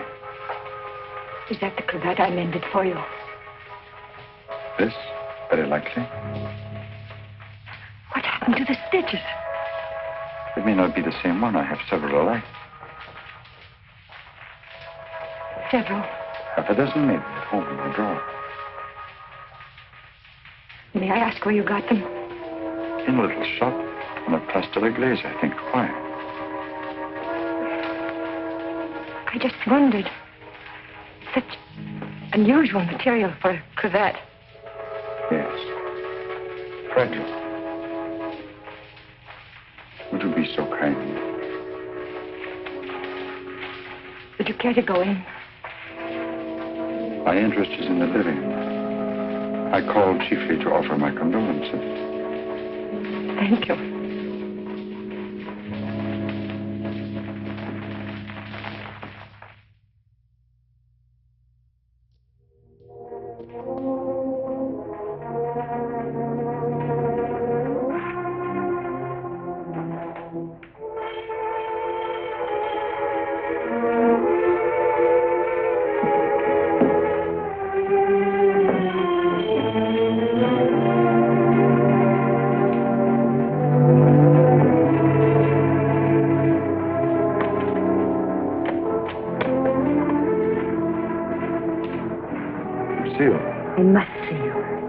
come in?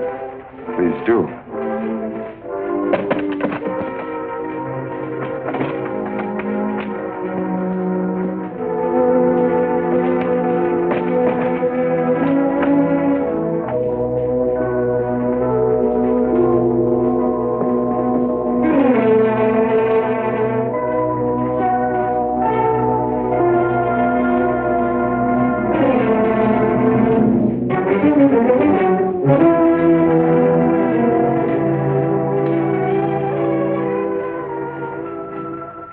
Where's the cravat? Which? The one I mended for you. Oh, that. If you must know, I threw it away. Oh, I wish I could believe you. You've been through a lot, Lucia. Sit down.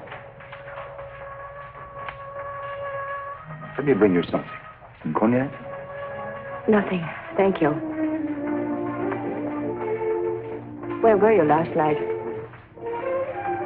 Right here. Working on my puppets. The whole evening? I did go out for a little while. To paint someone. Haven't I told you I don't want to paint anymore? But that merely meant you wouldn't paint me. Why was that? What good would it do to tell you? You don't believe anything I say to you. Why wouldn't you? As a matter of fact, I was becoming too fond of you. Fond? Yes. But it was more than fondness. I found myself falling in love with you. Really in love. Why should that prevent you from painting me?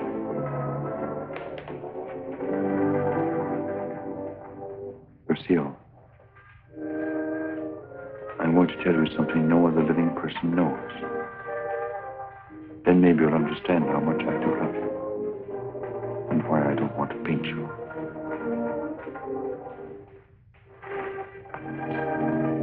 I was a very ambitious youth, Lucille. And extremely sensitive. I almost starved to death as an art student.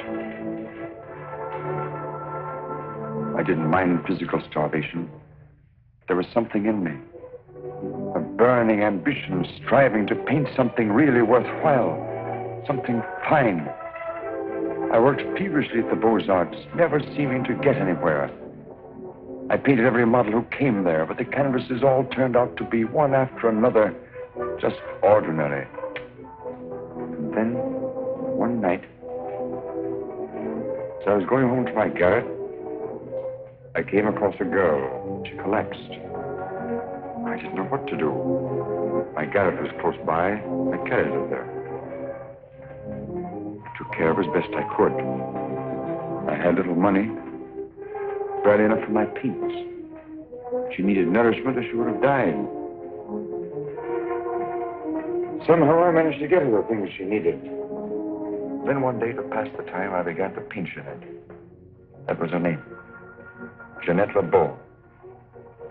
There was something in her fever-tormented eyes that was almost spiritual. Something that reminded me of someone I'd seen. Then it came to me. The Maid of Orleans. I'd seen the tomb of the Maid of Orleans, and it inspired me. Then by chance I sold the painting to Lamartine. Jeanette recovered after that, and then one day, without a word, she disappeared. And then one night, Lamartine turned up at my garret with a letter. And informed me that the Academy had awarded my picture, The Maid of Orleans, a prize. It would hang in the Louvre. And I was being recommended for the Legion of Honor. I work in the Louvre. I was almost insane with joy.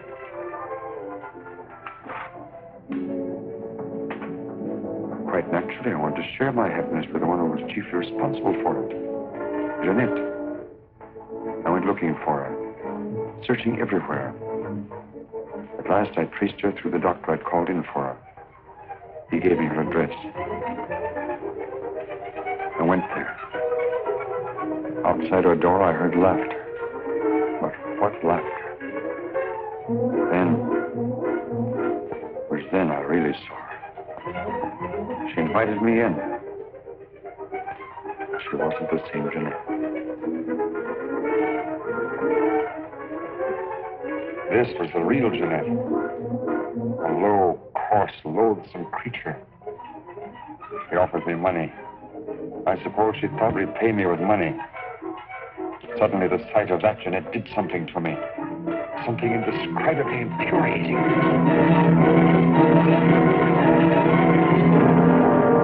I thought that would stop her defiling the image I created of her. Stop her degrading my work. I thought that would be the end of what she could do to me, but it wasn't. Every time I painted again, I painted Jeanette. So I turned to making puppets because I could make them of wood. Because when they became Jeanette, I could take out my fury on them. I couldn't kill wood. There's no money in puppets. At least not enough for Lamartine. I owed Lamartine a lot of money. And only he knew that I'd killed Jeanette. So I had to paint for Lamartine. He wanted pictures of girls he could sell. But again, every girl I painted turned out to be Jeanette. I couldn't prevent it. I couldn't stop myself. Every time I painted her, I had to kill her again. Finally, life seemed to mean nothing to me, not even my own.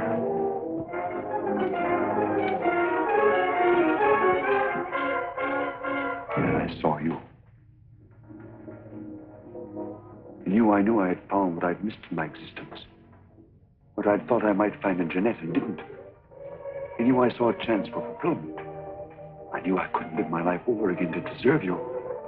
I knew I couldn't undo the wrongs I'd done. But I could prevent further ones. That's why I definitely quit painting once and for all. I decided there must be no more killings for your sake. That's why I couldn't paint you. Now do you understand? Yes. Why, Francine? Francine. I didn't want to kill her. I accepted that one last commission because it would mean independence. There wasn't to be a chance for a slip-up. That's why I was to paint her at Lamartine's studio, with him standing by. I didn't recognize the girl that came there as your sister until it was too late. All I realized suddenly was she was coming between us, you and me. Cutting me off from you. Wrecking our one chance of happiness. You think anything could justify her murder? Anyone seeking to destroy our happiness is a menace. A menace that would have to be done away with. What are you going to do? The only thing I can do. You're not thinking of going to the police? Why not? You wouldn't do that. Wouldn't I? Lucille! You couldn't do that to me. Not you, Lucille. And even if you could, I wouldn't let you. I would let you turn against me, too. Oh, no, not you, Lucille. Not you.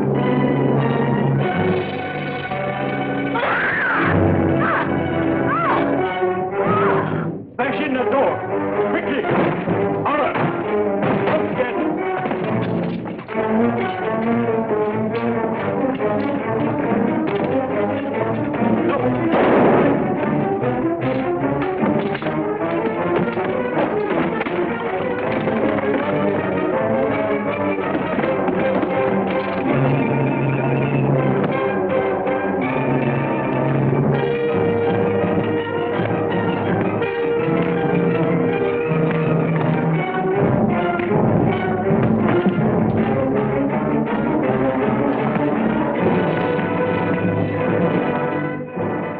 you get here? I followed you. I saw when you looked at that cravat that you had some idea.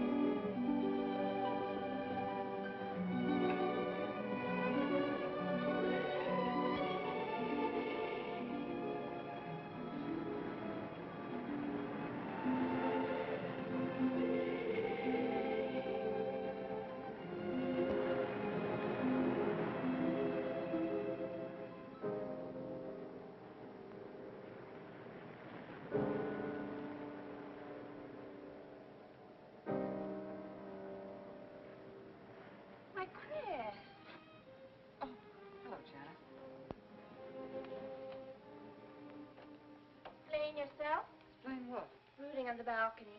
Just isn't being done this season. Oh, a drink. Lying to one sister's out this season, too. Strangest thing happened. I thought I heard a man's voice out over the ocean, calling my name. Next time he calls, ask him if he has a friend for me. I'm serious. How can you be serious? It was the wind, or those foghorns. Perhaps. But it sounded like Paul. It's been 2 years now, Christine. I know. But for a moment, out over the ocean, I felt very close to him again. He used to love the ocean, you know, especially at night. He'd go racing down to the beach for a swim, no matter how late it was. And usually I'd be fool enough to go with him. If any husband of mine ever chased me into the ocean in the middle of the night, I'd shoot him. He did a lot of crazy things, some of them bad. But I don't think I could ever love another man the way I love Paul. Chris, you've got to stop talking like this. You're getting morbid. Oh, it's not as bad as all that, Brat. It is bad. Look at this dress. You can't wear black when you're going out on a date. Looks as if you were still, well... In mourning? Well, yes. I just happen to like black, that's all. I know, but just for tonight, it isn't exactly appropriate. And Chris, don't wear your wedding ring tonight either. Why not? It might make it awkward for Martin. Oh, is Martin going to propose again tonight? Well, he might. And he can't very well put an engagement ring on your finger if that's already there. By the way, what kind of a ring has Martin bought for me? An enormous diamond with... Oh, Chris, you will say yes tonight, won't you? I suppose I'd better. Otherwise, he might sue you for breach of promise. Oh, darling, I'm so excited. And I've got just the right dress all picked out for you. Will you wear it? Anything you say. And bring out my new ermine, will you? You know, Chris, I think your cloak with the sequins might look better on you tonight. I take it you have a date for tonight, too. As a matter of fact, I have. All right. I'll wear the sequins, you wear the ermine. Well, if you insist. Thanks. I like your hair like that. But you could do with a little more lipstick. And you could do with a little less.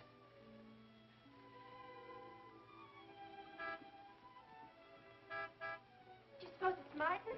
You know Martin would never honk a horn at a lady. It's probably your young man. By the way, which young man is it tonight? It's... You know, I've forgotten. Have a good time and come home early. Well, I can't do both. Then you come home early.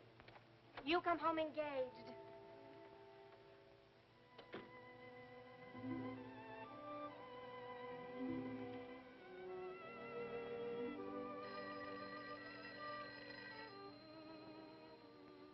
Mrs. Faber's residence.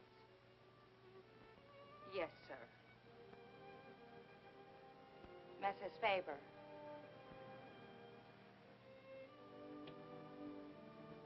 It's Mr. Abbott, ma'am. Thank you, Emily. I'll take it here.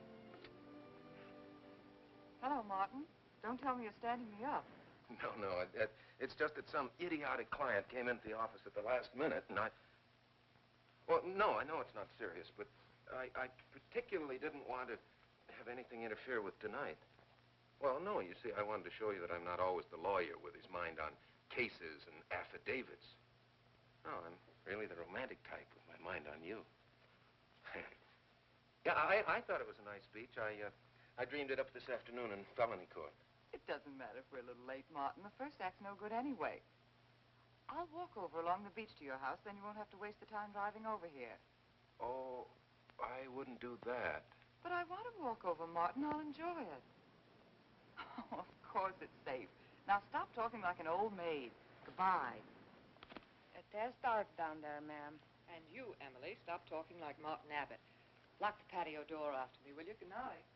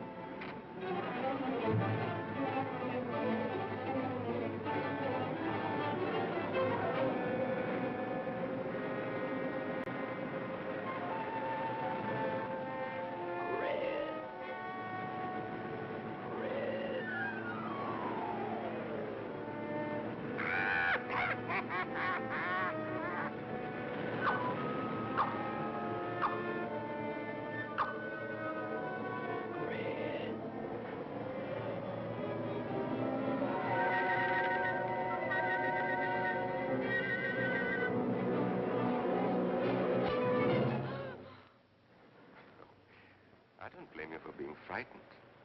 You made a decision tonight that angered him, and now you're fighting to sustain it. Well, you have all my hopes fighting with you, madame. I felt you were married. I saw your husband dead and you moving toward a new marriage. And I see I was wrong. Sometimes I am. Good night. And goodbye.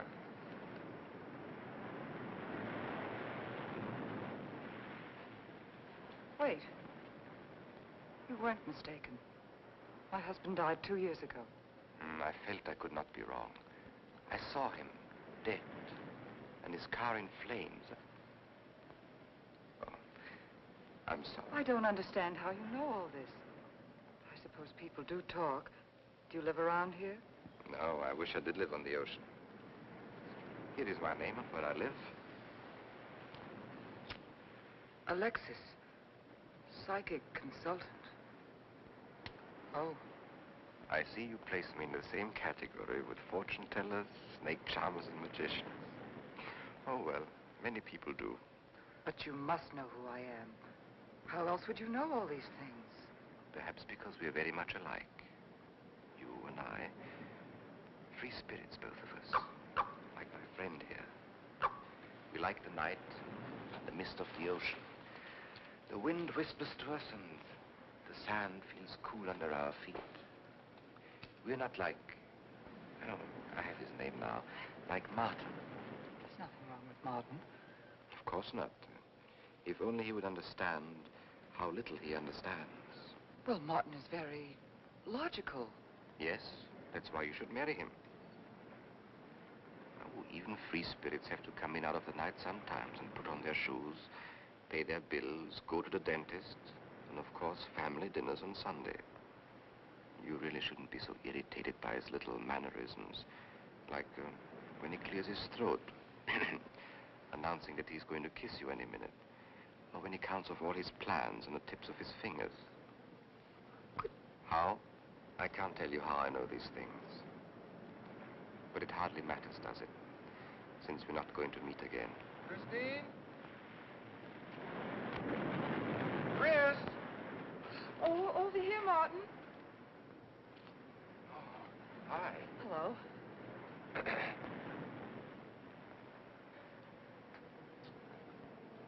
you certainly had me scared. What kept you so long? Well, I was talking to this man. Well, he was here. Could I have imagined him? He was fantastic enough. Well, let's get going. Oh, I've torn my dress, Martin. I'll have to go back to the house. All right. We'll go to your house first. Skip the theater, directly to the Blue Angel. What's the matter? Nothing. It's just that it's so late and I'm a little upset. Could we make it some other night? Of course. You sure you understand? When it concerns you, Christine, there's nothing I don't understand.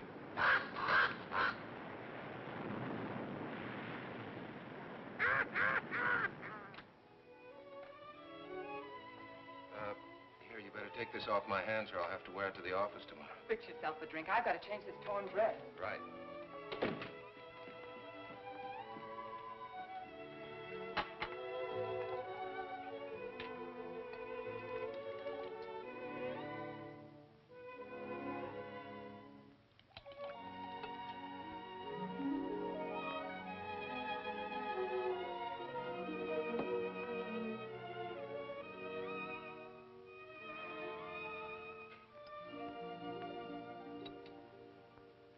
Martin, how flattering.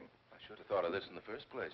This is much better than any nightclub. Yes, and just think, no head waiter, no smoke, no people. And at the end of the evening, no check.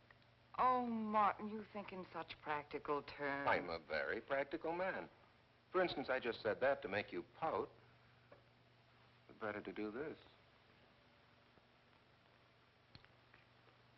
I've been trapped. Right. Now, if you'll just step over here to the sofa by the fire. Another trap? Definitely.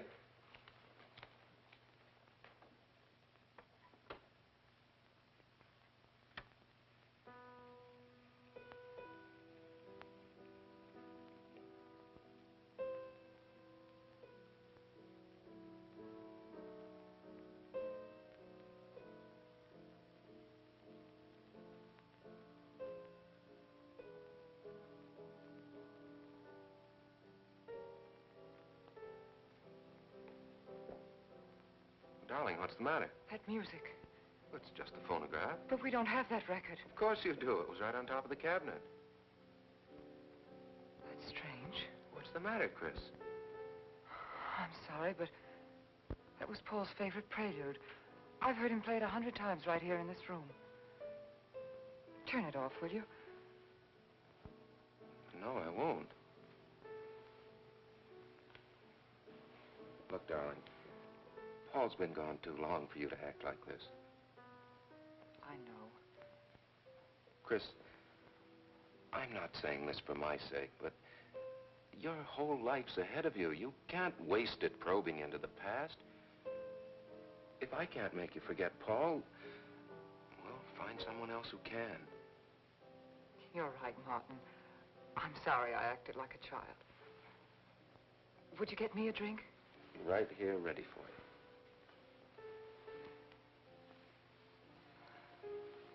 So you think I should go find somebody new?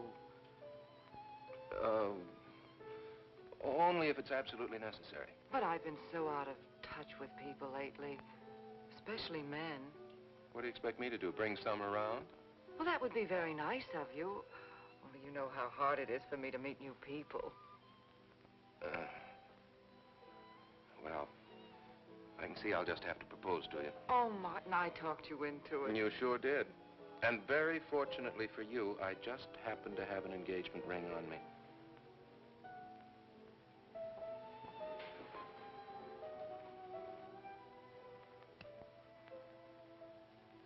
Martin, it's lovely.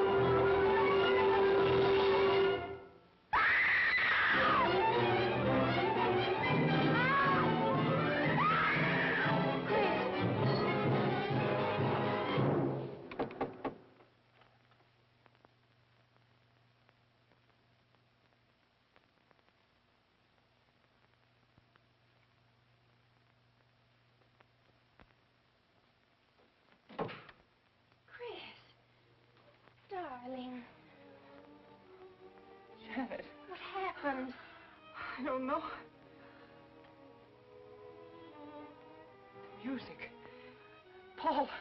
Let me help you up. Ooh. Look, darling, you must have had a nightmare.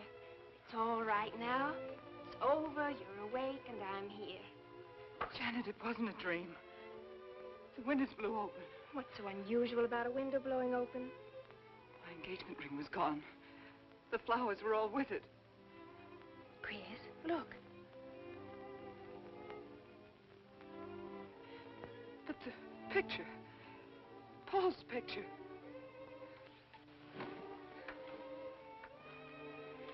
You see? Just a bad dream. I was awake. My wedding gown there in the closet. It came toward me. I swear it did. It's just your bathrobe. You probably pulled the door open like this, and it flung out like that. And my wedding dress isn't there? How could it be, Chris?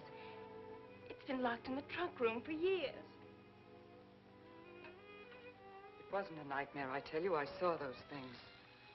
I think it was Paul, and he doesn't want me to marry. I've got some feeling that it's not loyal to Paul if you marry again. It's on your conscience, and it makes you dream. Why don't you talk it over with an analyst? He wouldn't understand. He'd think I was losing my mind. Nobody would understand. Except perhaps Alexis. Alexis? Just somebody I once met. Come on. Get to bed. It's after 3. You haven't got time for any more dreams tonight. Janet, while you're up, would you get me a glass of water?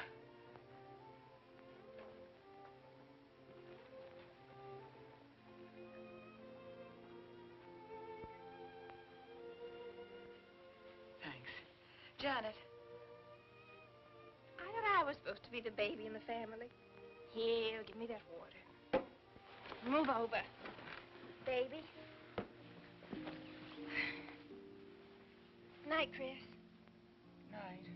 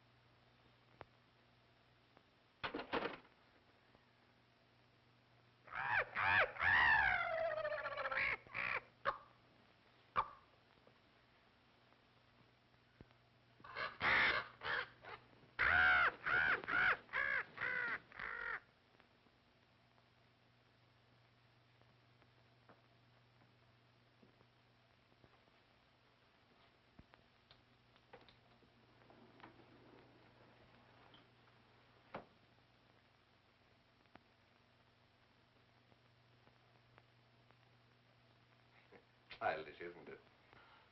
I think the ocean and the fog were more effective. I agree. But in my work, I deal with many different kinds of minds. Generally speaking, I think you could say that 3 types of people come here to see me. The first, a fairly large group, come here to scoff. Sometimes a few of them remain to pray. The second have childlike, credulous minds. They long to believe. They're tired and sad and need comfort. All this helps them.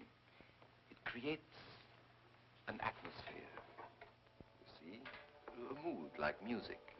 And in it they find a few brief moments of comfort which helps them to continue with their gray little lives. And so I do not think it is so childish after all, do you? And the third group? The third group is those of us who honestly explore the secrets of the outer world. I feel that you have come here today to join that group. Well, I did want to talk to you about something. I know. He was close to you last night. And he's close to you now. But wait.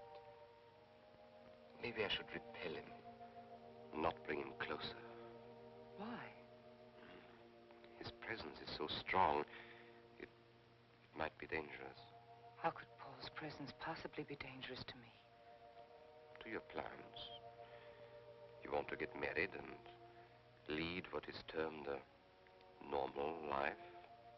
But if Paul is trying to reach me, then I want to help him. Have you thought what people will think? What Martin will think? I'm not afraid to think as I choose. Then, Christine, if you have the courage and the will to explore, I will help you. Now relax. Let your mind be free and receptive.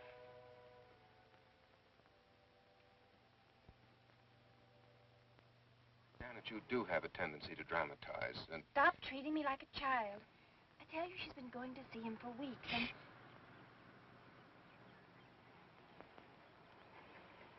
Now do you believe me?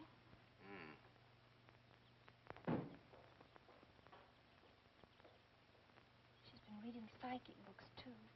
And talking about Paul as if he were still alive. It gives me the creeps. Let's go.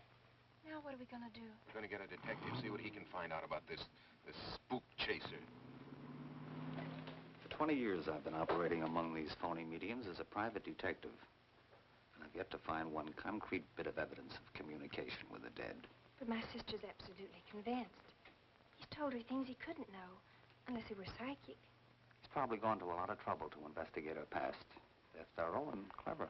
What I can't understand is Christine falling for such a dribble. You'd be amazed at the people who do. No, thanks. Now, there's a millionaire right in this town. Wouldn't buy a bag of popcorn without consulting his medium. What's this one's name? Alexis. It's a new one on me. Then they change their names often enough. How about a description? There's a picture of him in this pamphlet he wrote.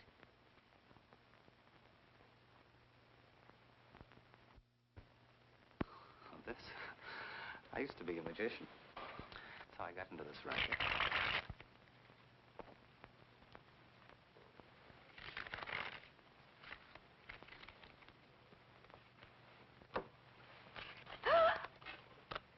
I know all their tricks. Alexis. Was called to Chicago on a case once. A young man named LaRue swindled a society lady out of a whole hatful of money. That's Alexis. He certainly looked corny. If that's Alexis, we can report him to the police. What charge? He served his stretch, and that's that. But at least Christine will be through with him. I mean, if we can prove he's a crook. How can we identify him? Well, I could go out there and try to get his fingerprints. But I think the only times these fakes are really psychic is when there's a detective around. They look in their crystals and see you coming. Maybe we could send somebody you wouldn't know. Oh, no, I think that...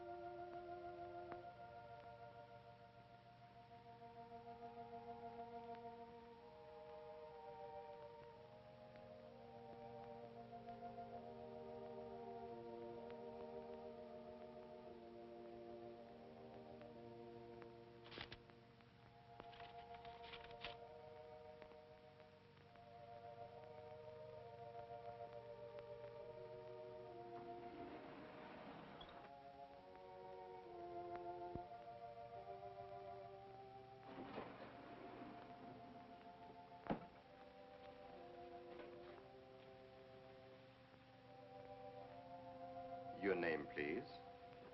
Harper. Mrs. Charles Harper. Not Mrs. Charles G. Harper. Yes.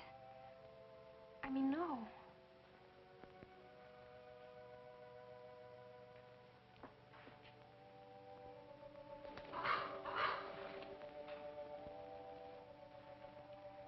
Now concentrate, and soon your thoughts will merge with mine.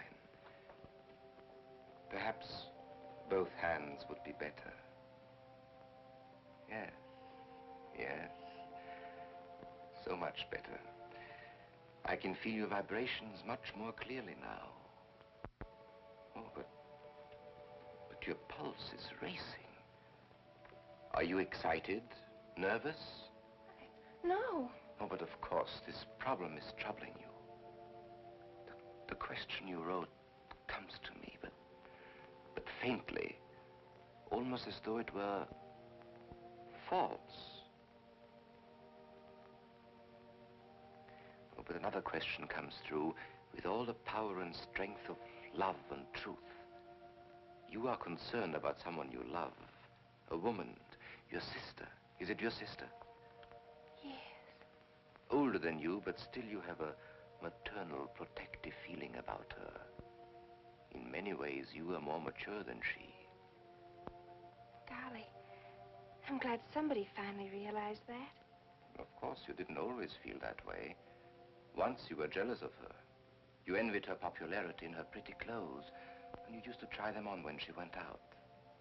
And this suited you because there is an air of maturity and sophistication about you. In many ways, especially intellectually, you are much older than the many young men who admire you. You know, I'd noticed that. Does this feel uncomfortable to you?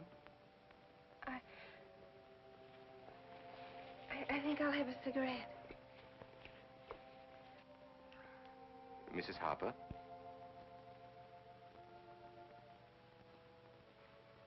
Mrs. Harper? May I?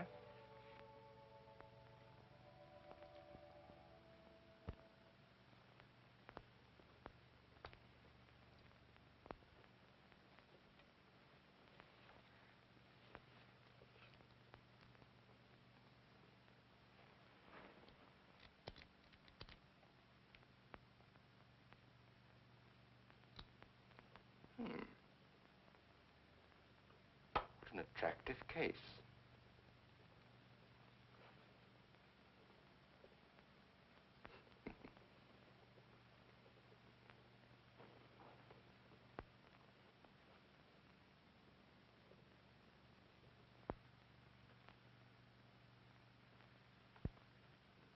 Did you know why I wanted them?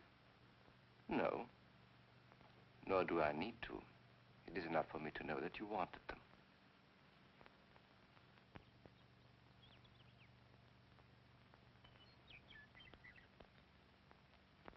Alexis, I hope that nothing you've done to help my sister will get you into trouble with the police.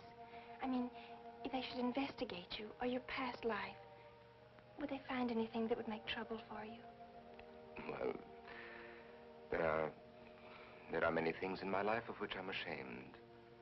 But, and this may sound strange, the memory that I cherish is a term in prison. Oh, there are many brave men who were imprisoned in their fight for science and truth, and I'm proud to be one of them. I think you may be able to understand this. Oh, but anyway, do with this as you think best. I trust you.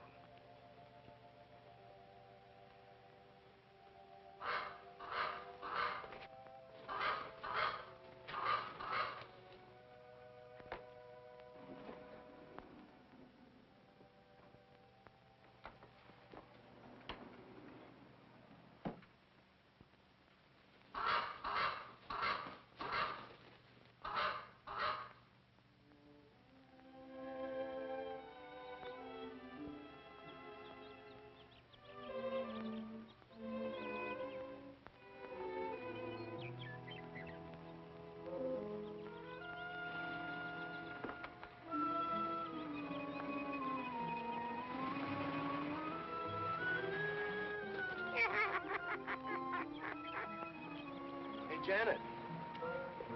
Oh, hello, Martin. Did you get the fingerprints? Yes, Good. but I erased them. Oh, Martin, he isn't at all the kind of a man we thought he was.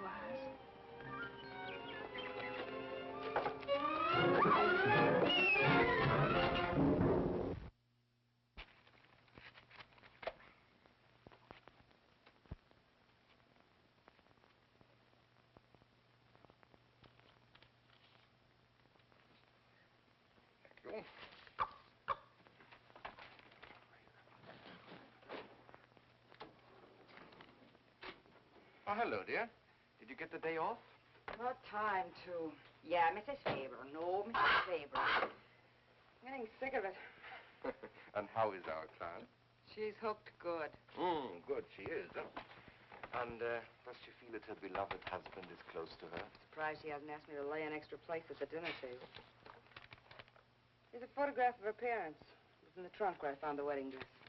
Oh, that will be very useful. When are you going to put the bite on her? Oh, Vivian, you put things so crudely. I imagine that very soon Mrs. Faber is going to press money on me to continue my psychic research. Good. I'm getting sick of this Swedish accent. I need a new role. Oh, I have a new assignment for you. Straight from the obituary column. A lonely millionaire who... I had no more appointments today. Here. Help me get these things out of the way.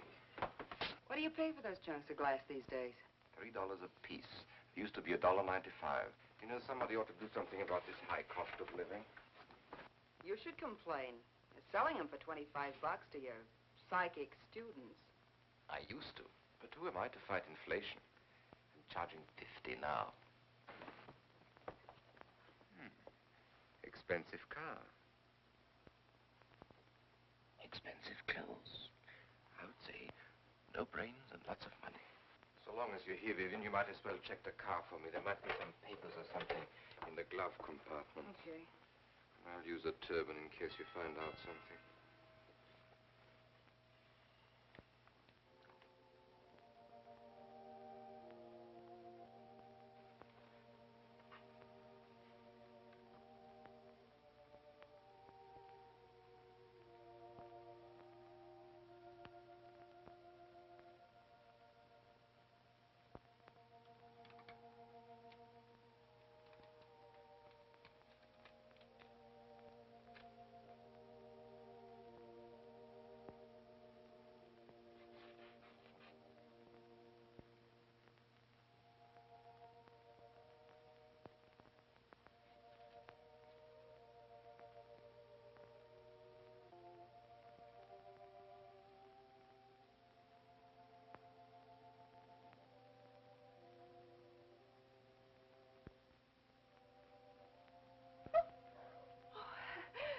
This is such a pleasure. I mean, I've heard...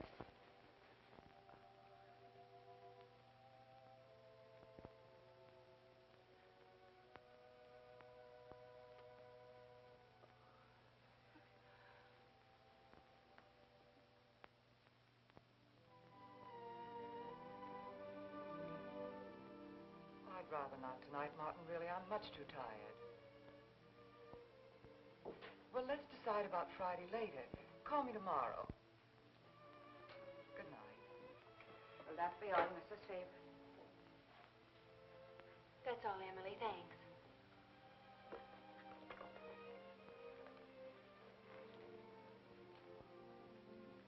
Chris, let you and I spend the evening together. If you're tired, we could go to a movie. Well, actually, I'm busy tonight, Janet. I have an appointment. Chris, don't see Alexis tonight. Don't see him ever again. Janet, I thought we agreed not to discuss this. I'm not attacking Alexis, honest. I think he'd be very for certain people. But not for me?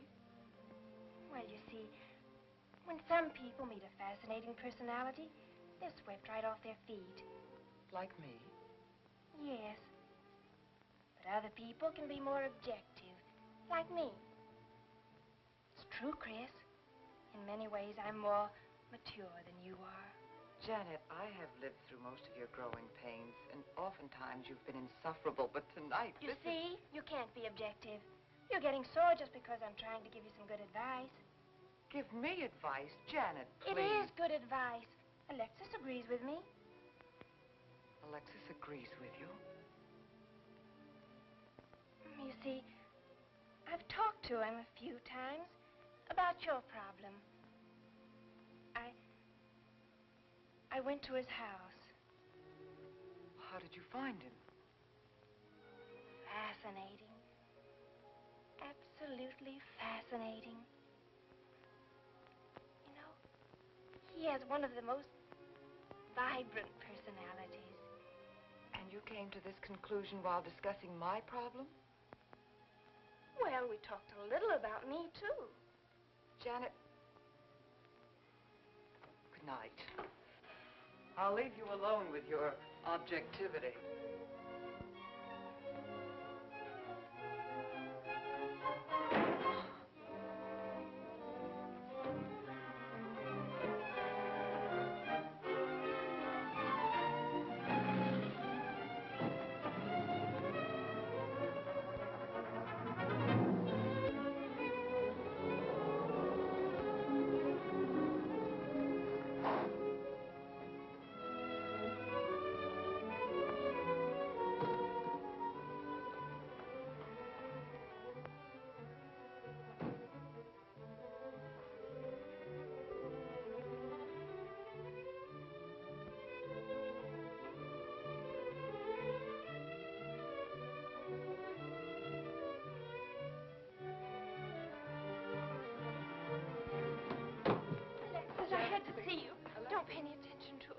I feel a disturbance. If we are to reach the outer world tonight, we must leave behind us all thoughts that are hostile and on a low emotional level. Now, Janet, this is your first seance. There must be some skepticism in your mind. Oh, no. Perhaps only in your subconscious mind. But nevertheless, we shall proceed under test conditions. If you will be good enough to hold this key for me. And Christine, will you tie my wrists together securely? Oh, there's no need to do that, Alexis. I have every faith in you. Oh, but I insist. For my own sake. Here, Chris, you take the key. I'll tie his wrist. All right, Janet. Start with the right one. Tie one knot in the center. Tightly. That's good. Now, tie my hands behind my back. Very tightly. Thank you. Now lock the cabinet. So do you know that I cannot possibly move from this chair?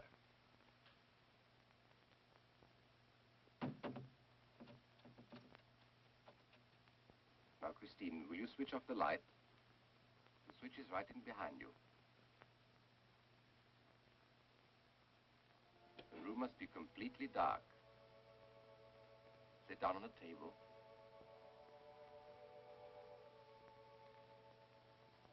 And clasp your hands together tightly, with the key between your palms.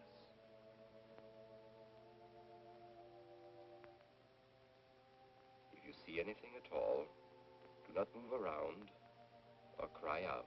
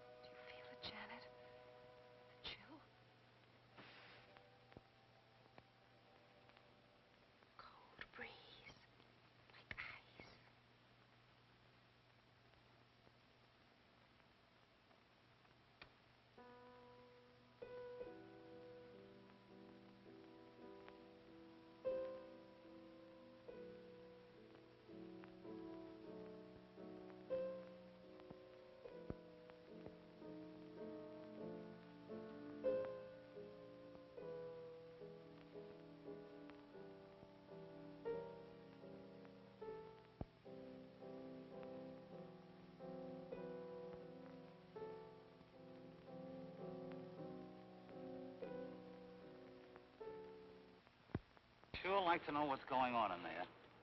If he's staging a seance, it'd be a good opportunity to prove he's a phony. Let's sneak around back. There may be a window we can look through. I'll climb through.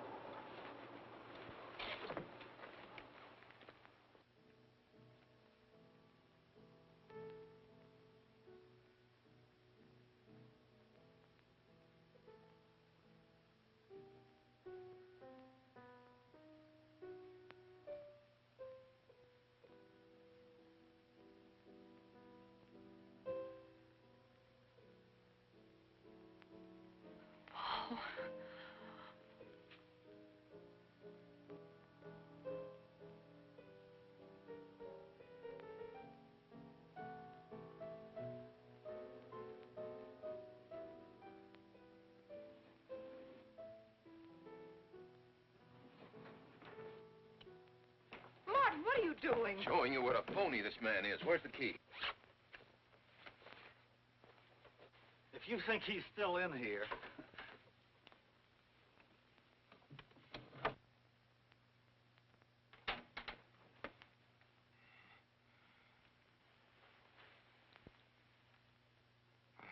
What is it?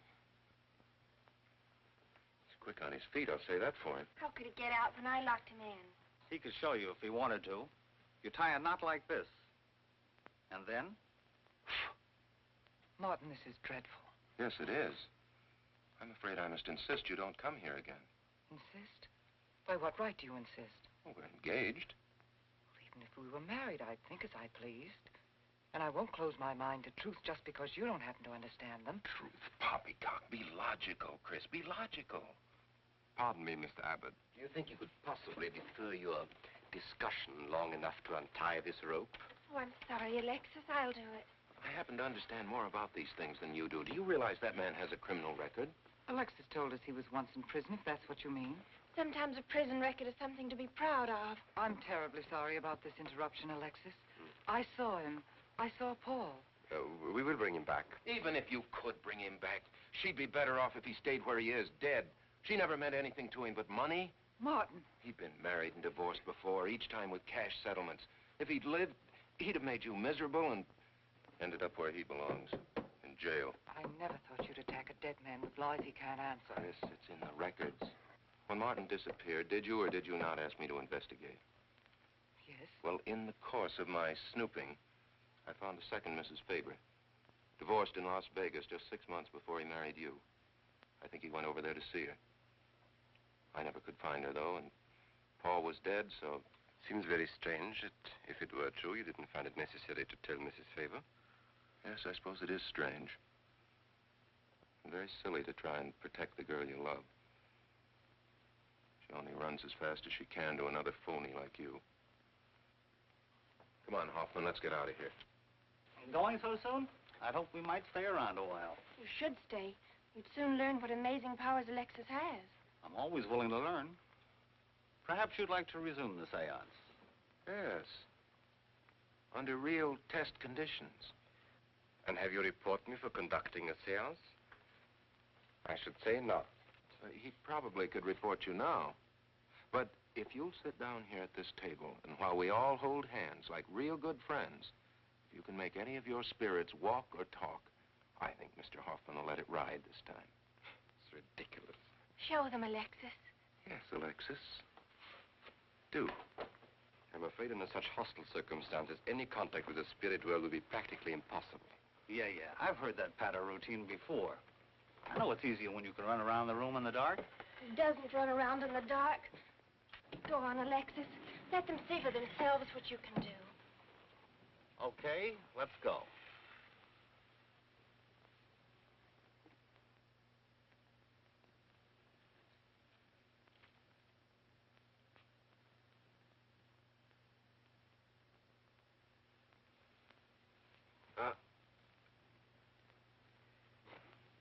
You know, you really ought to have an assistant on the premises for tight spots like this. We checked, you see, to make sure you hadn't. Shh, he talks so loud. You mean we'll frighten the ghosts?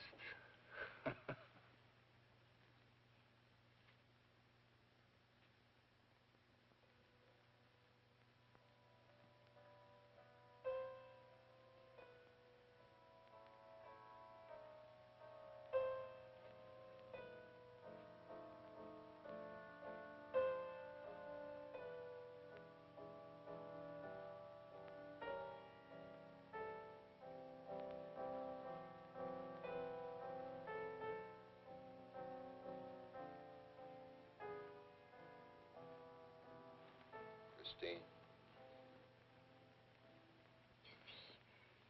Christine. It's Paul. It's his voice. I didn't mean to frighten you ever. But I had to get through to you somehow. I've always loved you. You know that. Yes, Paul.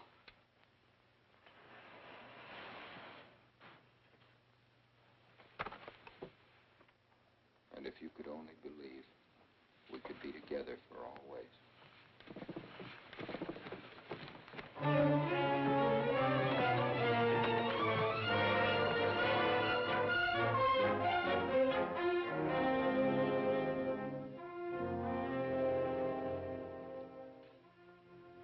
Wasn't anybody out there. 20 years, never anything like this.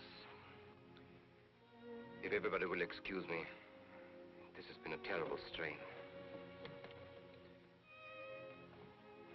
Come on, Chris. I'll take you home.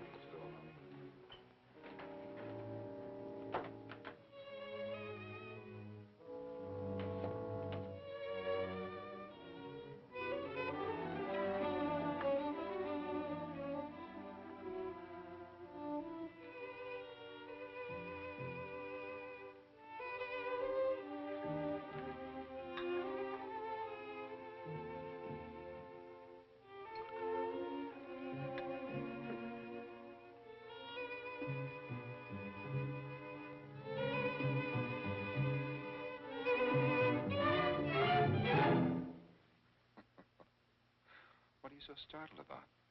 You're used to raising the dead, aren't you? Although I guess with me it was a little easier, because I'm only legally dead. You know, I've been watching you ever since my widow started coming to you, Alexis. I find your methods quite amusing.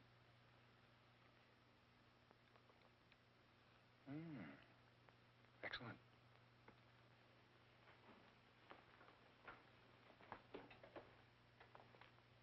How do you get out of that rope thing? Manipulation. But how did the cabinet?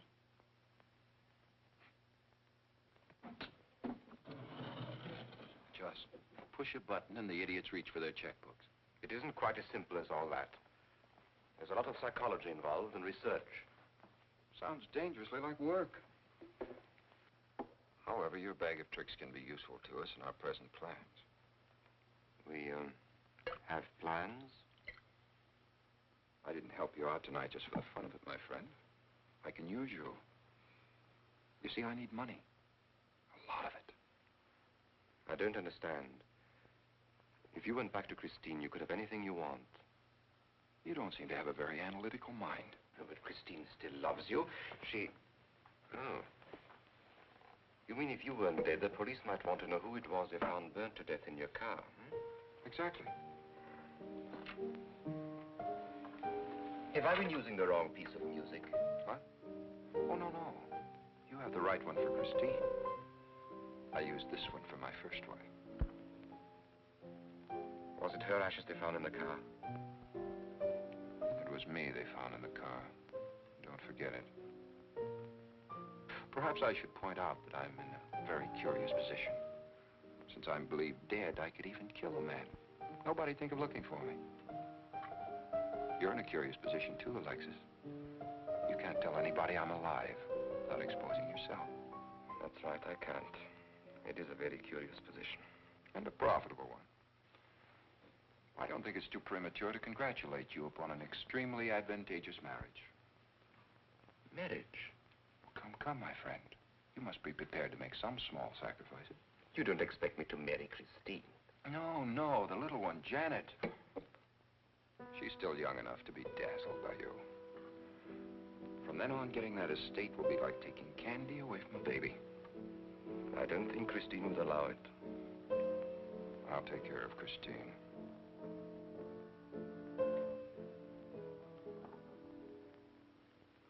I'm a little rusty on this one. I'll have to practice. Have this piano tuned, will you?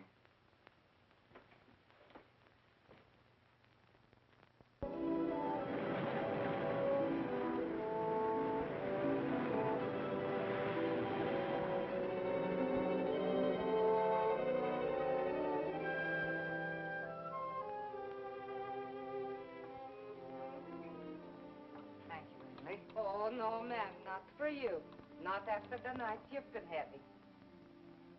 Yes, that's for you. Hot milk? Yes, ma'am. I'd rather have the coffee.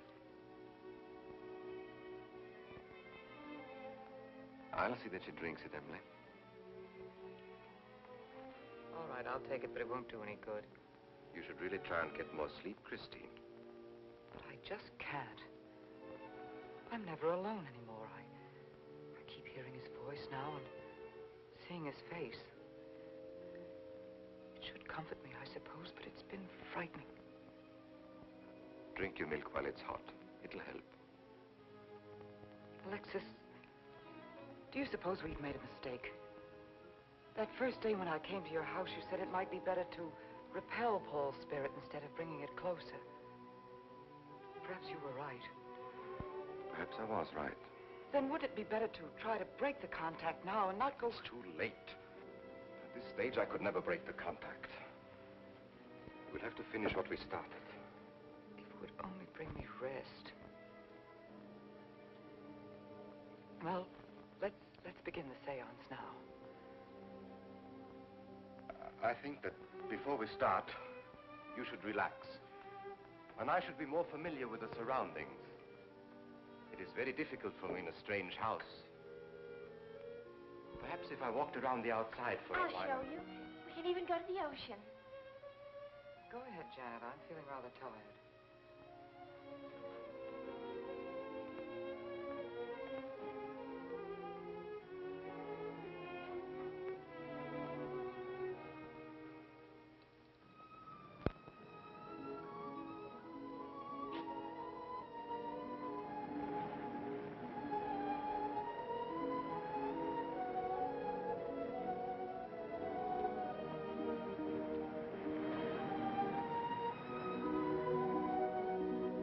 Watch your step. It's awfully steep.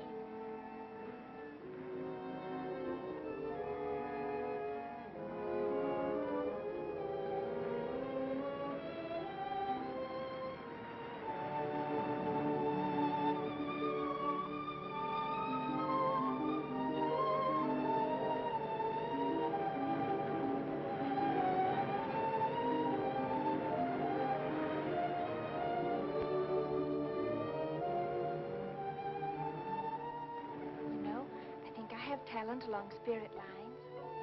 You do? Yes, I've been reading and studying. I think maybe I'm mediumistic. You know that seance we had at your house when Paul appeared? Yeah. Was that Paul's first visitation? Alexis. Oh, yes, it was. You see, maybe it's because I was there, all tuned in and sensitive. Well, it could be. Did you ever see a better spirit manifestation? No, darling. That was an all-time record.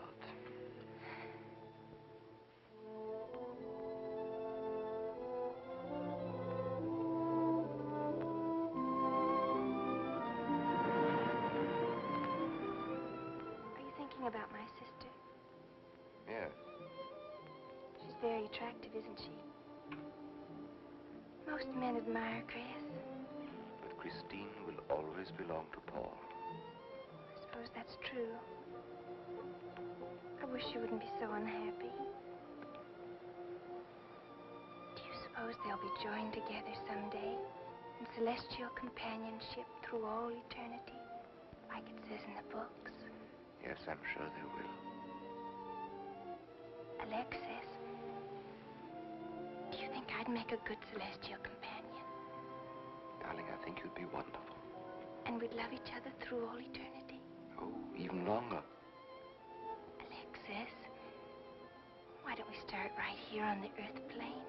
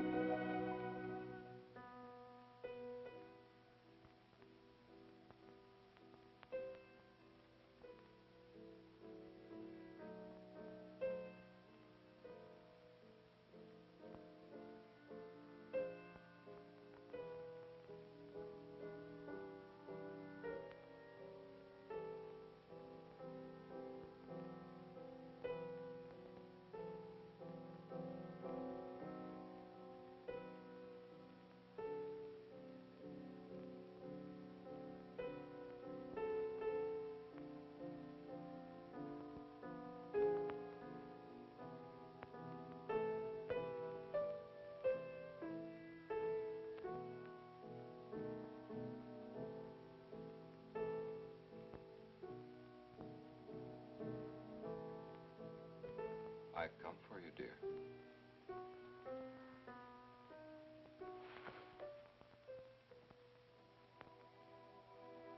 Hurry, Chris.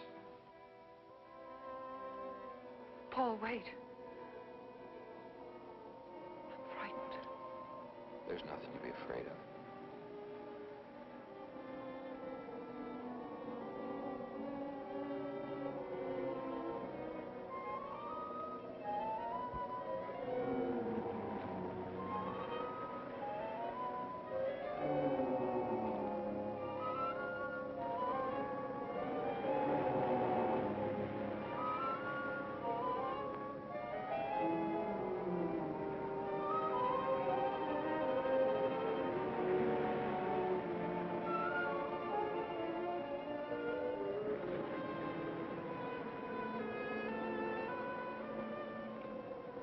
Paul, I'm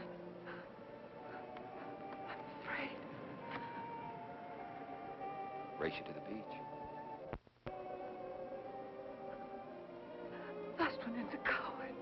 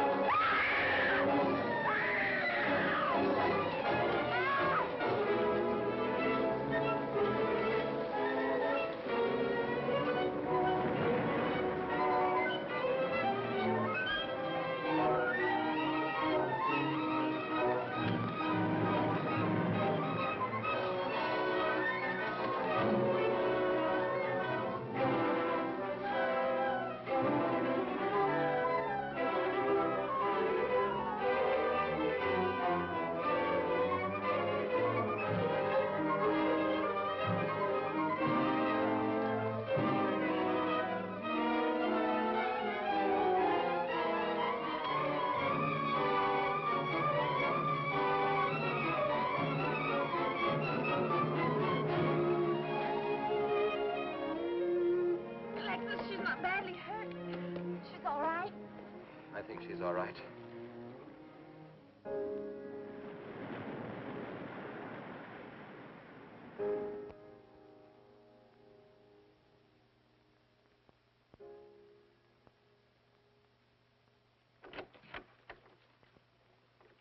What are you doing here? Well, at the moment I'm opening the door, but not very wide. You're not exactly welcome here. Where's Emily? It's Thursday, Mr. Abbott. Her day off. Where's Frida? Frida left yesterday. She said she thought the house was haunted. I can see what she means.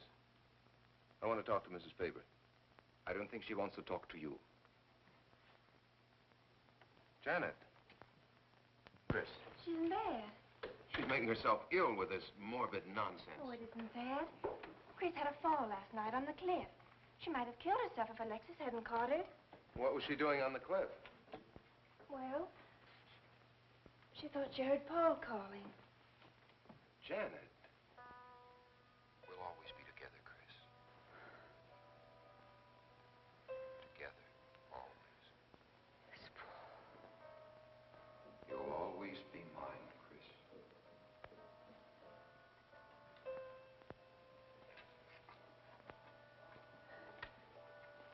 Chris, I'm waiting.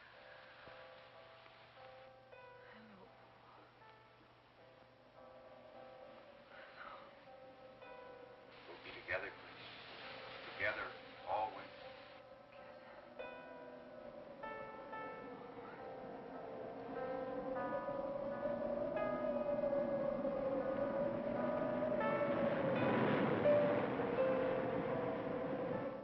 What'd the doctor say? Chris wouldn't have a doctor. You've got to be logical about this. But she's not badly hurt. She's just bruised and shaken. In the first place, she's in a state of hysteria. In the second place, she shouldn't be in this house. Everything in it reminds her of Paul. And finally, she shouldn't be left alone for 1 second. There's no telling what she might do. But I'm with her all the time. I haven't left... Maria!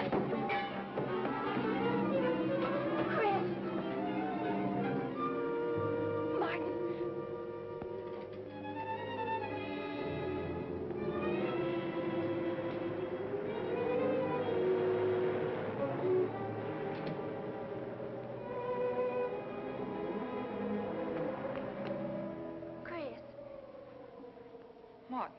Chris, are you all right? Yes, of course. What's in that bottle? It's just aspirin. I've got a headache. Chris, it's dangerous for you to stay here. You need rest and care, perhaps in a hospital. You're trying to separate us. I won't go to a hospital. I won't leave this house. Only until you're better. No. You're trying to drive him away again. Now get out. Get out.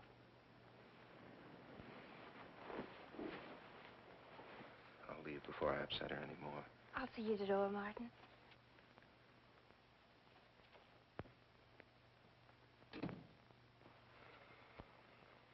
They've left the room. Then you can resume the treatment? If you hadn't tried to play the hero last night, all this wouldn't be necessary. I had to save Janet, didn't I? You're not falling in love with her, are you? Look, if I'm going to marry into this estate, there's got to be somebody for me to marry. Just by way of making conversation, that wife of mine in Las Vegas, the one who tried to back out on me and wanted her cash settlement back, I settled with her, but not for cash. Now, if you should back out on me, I wouldn't hesitate to settle with you either, Alexis, I know, because you're in such a curious position.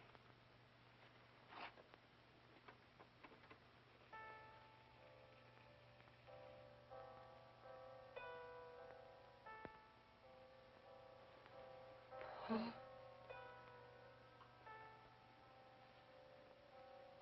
Paul. Oh, you're right. How long, Chris? How long must I wait?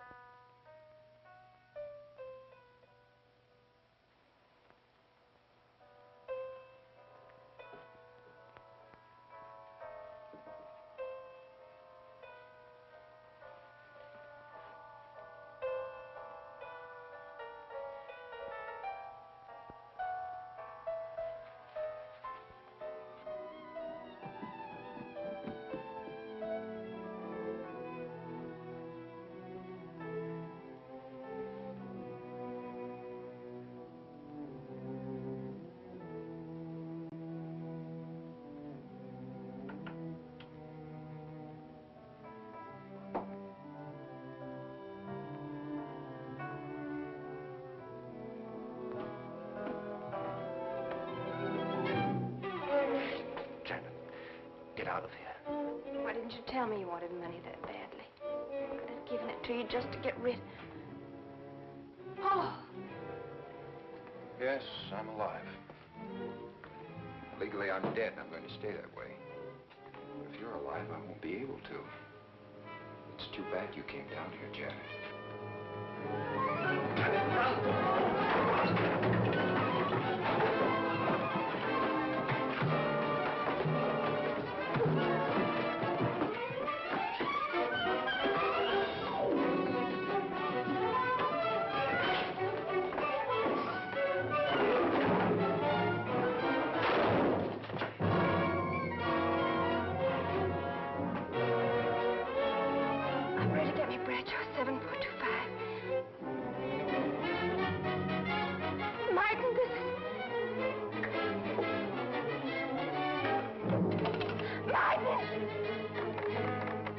Operator.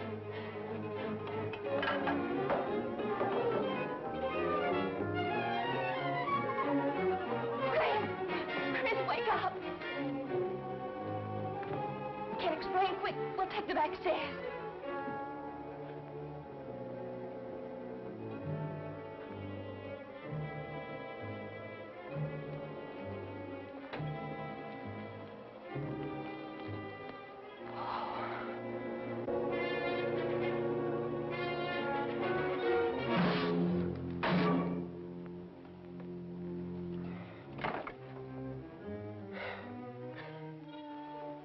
Forgot, Paul. My profession is raising the dead.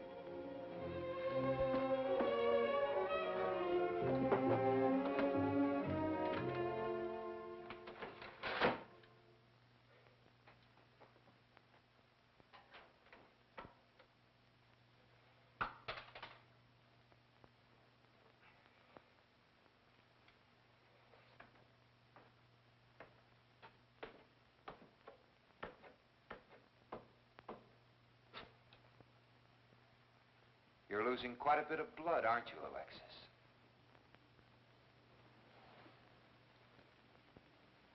Spirits don't need any blood.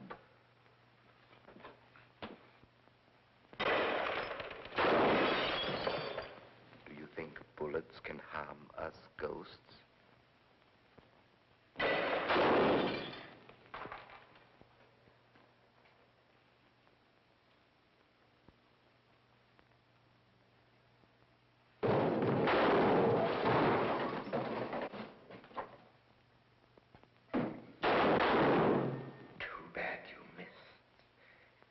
Those were your last 2 shots.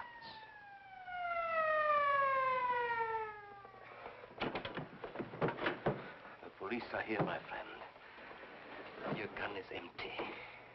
But at least you have been privileged to witness my best performance. You made one little mistake. I started with 7 shells. I have 1 in the chamber.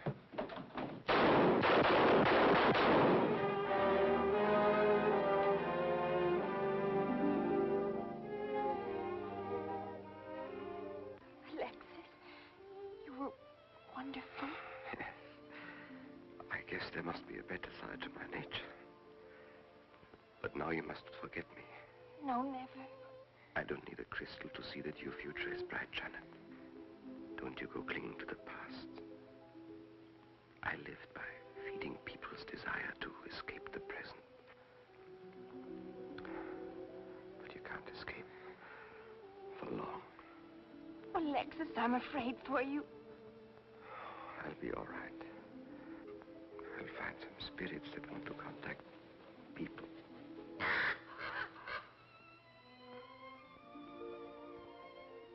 Open the window, Janet, please.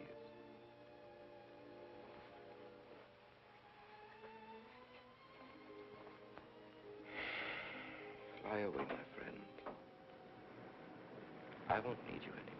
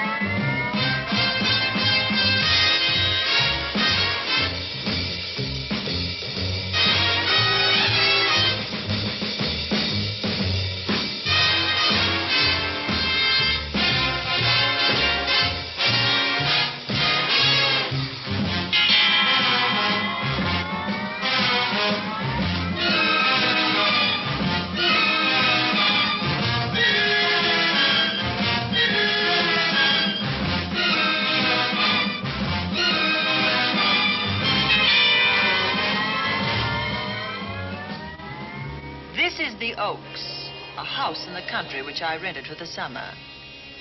As an author, I write tales of mystery and murder. But the things that happened in this house were far more fantastic than any story I've ever had published. I brought a staff of servants from my city apartment, and my maid Lizzie Allen, who had been with me nearly 20 years. Lizzie? Yes, Miss Cornelia. Is the car ready? It's at the door. Look, Miss Cornelia, them servants you brought from the apartment are talking about walking out on us. Really? Well, I know they don't like it here, but I didn't think it was that bad. Well, they've been hearing things about the killer that the police call the Bat and the murders that he committed here this past winter. Now people are saying that he's back again. Well, how can they be sure of that? Has he committed another crime? No, not yet. But that ain't saying that he won't. Here's something else. You've heard about the bats they have here. Animal bats, the kind that fly. Yes, yes. Look what it says in this magazine. This is a report from the State Health Department, and it says some of them bats is rabid. Well. And that ain't all.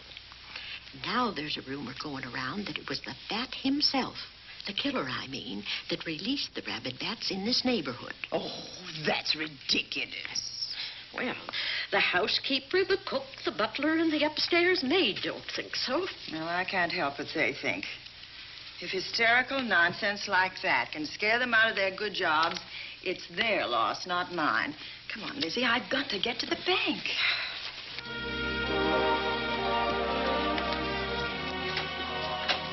Drive directly to Zenith Bank, Warner. I'm afraid we'll have to hurry. It's near closing time.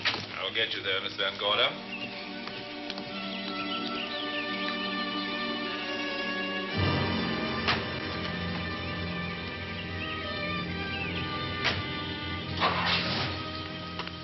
Thanks again. Miss Van Gorder. How do you do, Mr. Barry? How are you? I'm very well, thank you. You remember Lizzie Allen? Of course. Hello, Miss Allen. How do you do? So you're spending the summer with us again? Yes, yes. I've leased the Oaks, the home of your bank president, John Fleming. I heard you had. I was surprised. Why? Is there something the matter with it? No. I was surprised because Mr. Fleming said he would never rent it. Oh? Well, I rented it from his nephew, Mark Fleming, who has the real estate office here. He said his uncle would be gone the entire summer. Well, that's right. Mr. Fleming's in the North Woods now with his physician, Dr. Wells. Oh, pardon me. Dale, I want you to meet my wife. We were married at Christmas time. That must have been nice. Believe me, it was. Oh, here she is. Oh, dear. My How wife, do you Miss Van Gorder, Miss Allen. How do you do, Mrs. How do you do? Cornelia Van Gorder. Yes. Oh, well, I've read every murder mystery you've ever written. I just adored that weird one, The Private Morgue of Dr. X. Even though it gave me the shivers. Only the shivers? Scared hell out of me. Oh. Well, I really mean that Miss Corney killed them off in that one. When you refer to my books, please don't call me Miss Corney. Pardon me, Mr. Bailey. Mr. Hines is here to see you. Oh, yes. Excuse me, please. Don't be strangers now. No, Oh, no, I we should won't. say not. Oh, so you're a bride. Well, not quite. Not since Christmas. No, I'm sure I've seen you. Well, I used to be my husband's secretary here in the bank. Of course I remember. May I welcome our most distinguished visitor back to Zenith? Oh, that's very charming, but, Lieutenant Anderson. Lieutenant Anderson, of course.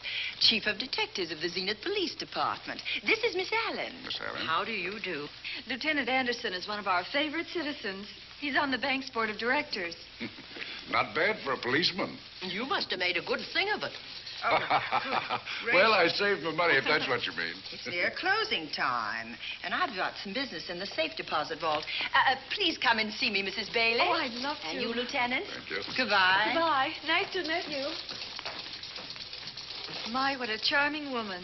She moved into the Oaks just the other day. That house is a proper setting for a writer of mysteries. Oh, it certainly is.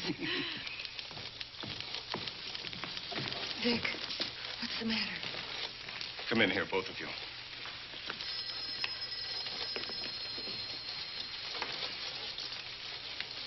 Andy, we're in trouble. Wendell Hines came in to pick up $350,000 worth of bonds that we were holding as collateral for a loan. They were kept in our special vault. Mr. Fleming and I are the only officers of the bank who have access to that vault. So? The Hines bonds are gone. That's not all. Other negotiable securities are missing. From what I can gather, short of a careful check, the bank has been looted of over $1 million worth of securities. You'll have to notify Fleming. I wish I could talk to him. Unfortunately, he and Dr. Wells are deep in the woods. They can't be reached by phone.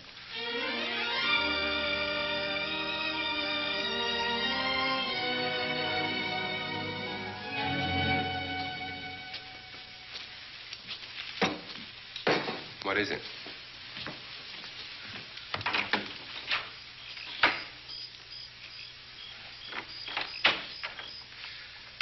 I thought I heard someone on the path coming from the lake. Had an idea it might be that guide of ours. Oh, Sam won't show up until morning. It's a 20-mile canoe trip from here to civilization.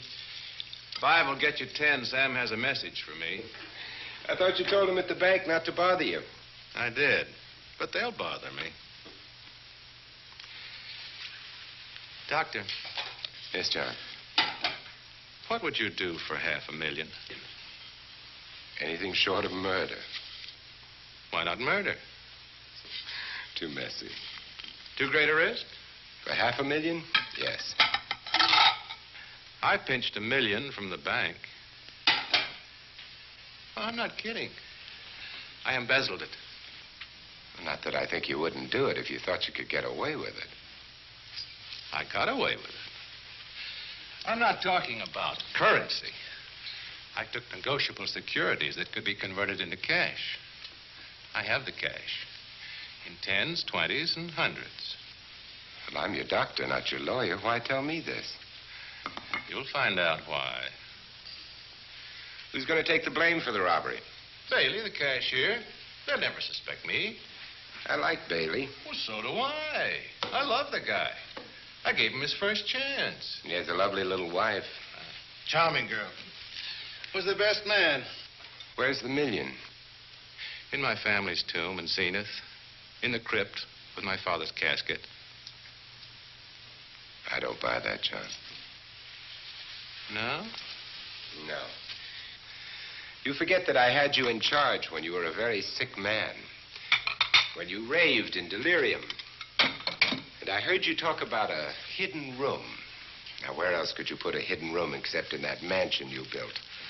That white elephant you call the Oaks.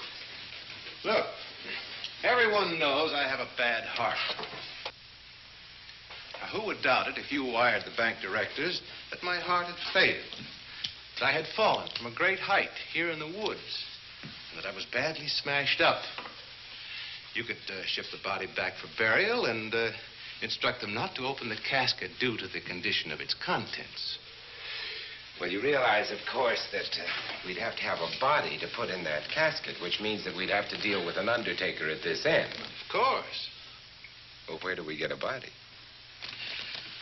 Couldn't we provide one of our own? How about Sam? Sam, our guide? Sam weighs about as much as I do. He's practically a hermit. He wouldn't be missed for a long time. The local undertaker would know him. Not if we made him look as if he'd been in a serious accident. But if Bailey's going to take the blame, why do you have to do this? A jury might acquit him. In that case, I'd be a logical suspect. I could disappear, of course, but it's safer if they think I'm dead.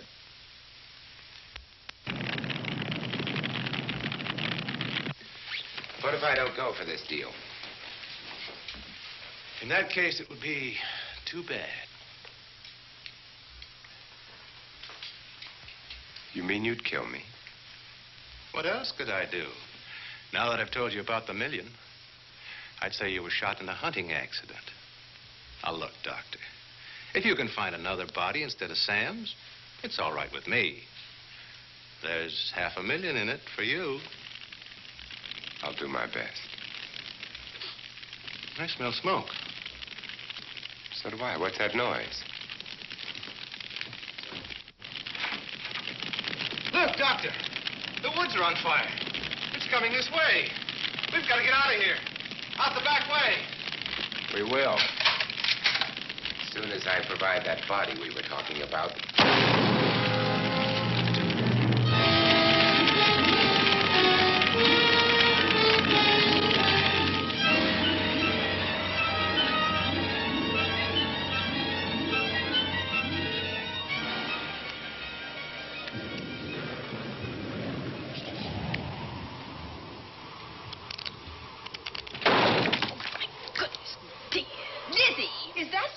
Yes, Miss Cornelia. There's a storm coming up, and it's gonna be a snorter. The wind nearly blew the door off its hinges. Well, that noise blew my game higher than a kite. I think I've lost some of the cars. Oh, I'll get them for you. Oh, I see you found the paper. Drat that paper boy. Scooting by on his bicycle, just chucked it into a clump of bushes and let it go at that. For land's sake. Mr. Vic Bailey's been arrested. Oh? I think. Victor Bailey, vice president and cashier of the Zenith Bank, was arraigned before United States Commissioner Alvin Fielding, charged with the embezzlement of over $1 million. I can't believe Vic Bailey had anything to do with that robbery. Oh, well, I see our landlord is home again. Landlord? Mr. Fleming. Dr. Malcolm Wells is back in town with the body of John Fleming, president of the Zenith Bank, who was killed in a forest fire. Mr. Fleming will be laid to rest in his family's tomb on Friday. And I hope he stays there. Well, why shouldn't he? Well, this is his house. And ever since he died, some funny things have happened here. For instance? The housekeeper, the cook, and the butler said that they heard strange noises at night. And the upstairs maid swore that she met a man without a face coming up the back stairs. Oh, so that's why they quit and left me to run this place without a staff. They didn't tell you, Miss Corney, but the truth is they were scared to stay. But you're still here, Lizzie. Haven't you seen anything? No. No, and even if I had, I ain't afraid of ghosts. They're afraid of me. Honest, Miss Corney, a spiritualist told me once that ghosts was allergic to me. But this Bat feller they keep talking about in the paper, I guess he'd be different. No, I don't think you'd have the same effect on him. Oh, dear. What are they trying to do? Drive people away from this part of the country? Why, what does it say about the bat? Specialty seems to be killing women. My goodness, 2 of them in one night. All his victims died the same way, like their throats had been ripped open with steel claws. That's a charming little caper. I'll have to try it sometime. In a book.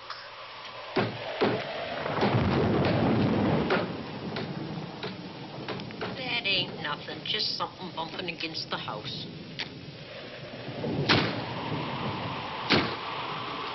That's just the wind banging a door. Pay no attention to it. Listen to this. One of his victims, who lived for a moment after she was found, described the bat as a man without a face. Honest, Miss Corney, I think that woman must have been exaggerating.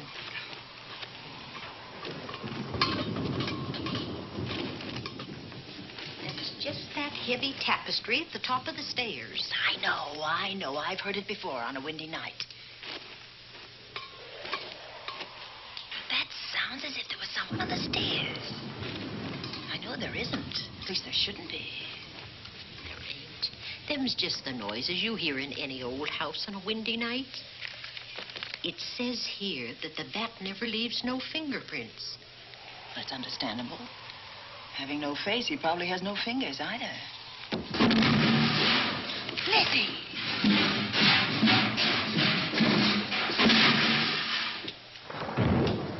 And that, I suppose, is the cat dropping its dentures. No, I don't think so. But I think it's something should be looked into.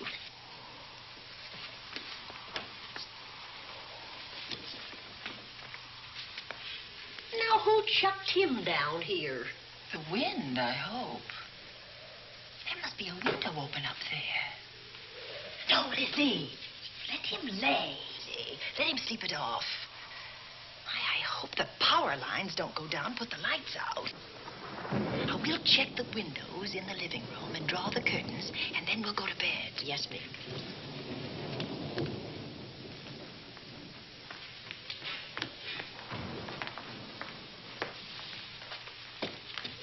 I won't be a minute.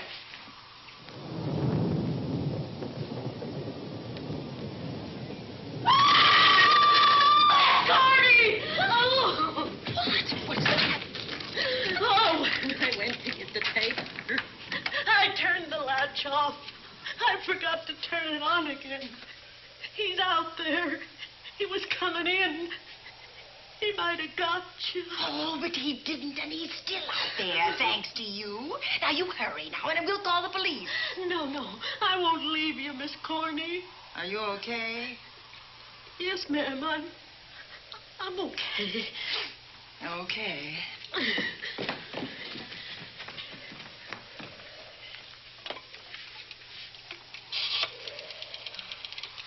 Operator? Give me the police department, please. Zenith Police Department. This is Cornelia Van Gorder. I'm living at the Oaks. We know about that, Miss Van Gorder. Just a moment ago, a man tried to force his way into this house. You're not alone there, are you? What about your servants? Well, I have none except my chauffeur, and he's away. He won't be back until the morning. Now, there's only 2 of us here tonight, and we're going to lock ourselves in my room. Now, if any of your men see anything, will you have them call me? I'll send officers over there right away. Oh, thank you very much. Come on, Lizzie. We're going to sleep in my room.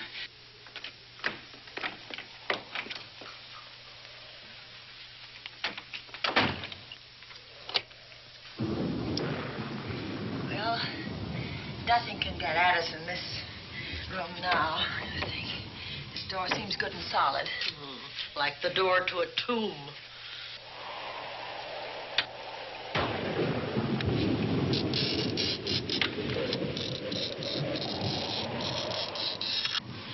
I think that couch will be comfortable. There's some extra bedding, you know. Yes, ma'am. Closet. Let's see now.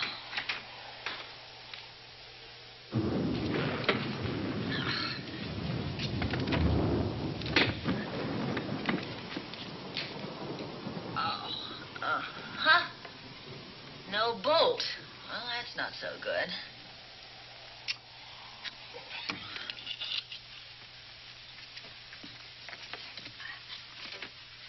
Oh, what's that for? That, my good woman, is a booby trap. If anybody tries to open this transom, this will be knocked off, and we'll hear it fall.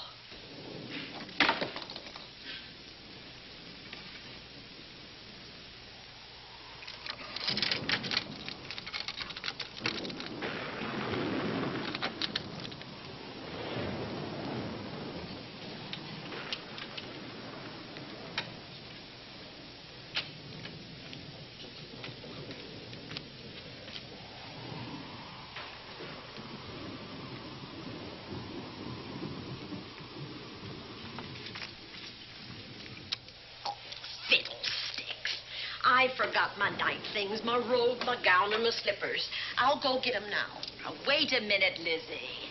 I'll go with you. Now, don't you bother, Miss Cornelia. My room's just down the hall. Lizzie, I told you to wait. It's all right. I'll only be a second. Get in here. Get.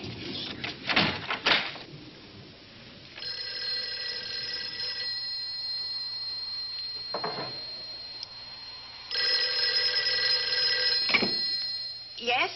Miss Van Gorder? Yes? Zenith Police Department. There's a police car just outside your house, and the officers in it have reported that there's no sign of a prowler anywhere on the grounds. Oh, the man's inside now. He's in the hall, just outside my bedroom. Have your men break through the kitchen door and search this place from top to bottom. Okay, Miss Van Gorder. Sit tight. I will. I have a gun, and I know how to use it.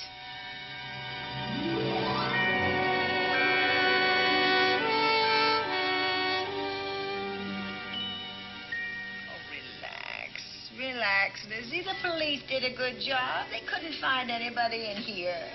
But we both saw him, Miss Cornelia. All right. So he got away. But there are men on guard outside, so just try and get some rest. There's nothing can get at us here.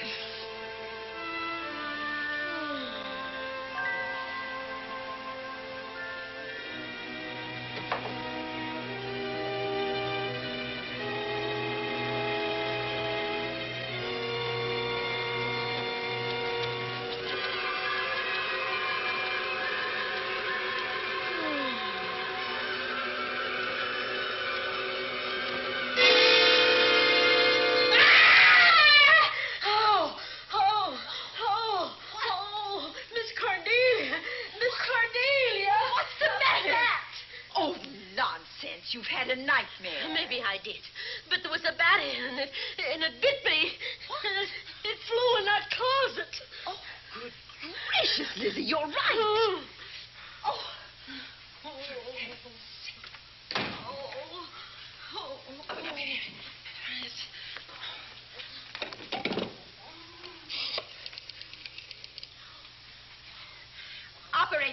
Operator, will you get me Dr. Malcolm Wells' office, please? No, I don't know his number, and I have no phone book up here, but this is an emergency. Will you connect me with his office, please? Oh, dear, I'm going to get the rabies. Hello? Hello? Dr. Wells' office? This is a call service. Dr. Wells is out at the moment, but if you'll give me your name and number, I'll try to locate him. Well, this is Miss Van Gorder of the Oaks. My maid has just been bitten by a bat that may be rabid, and she must have treatment as soon as possible. And I was told that Dr. Wells was the nearest physician. I'll try to find him for you, and if I can't, I'll send you another doctor. Oh, well, thank you very much. Oh, he's out on a case. Oh, I hope it's not a delivery. A baby, I mean. They can be terribly complicated. It never bothered me none. Oh, Lizzie, you never had a baby. Of course I didn't. That's why they never bothered me. Oh, does it hurt, huh? Little.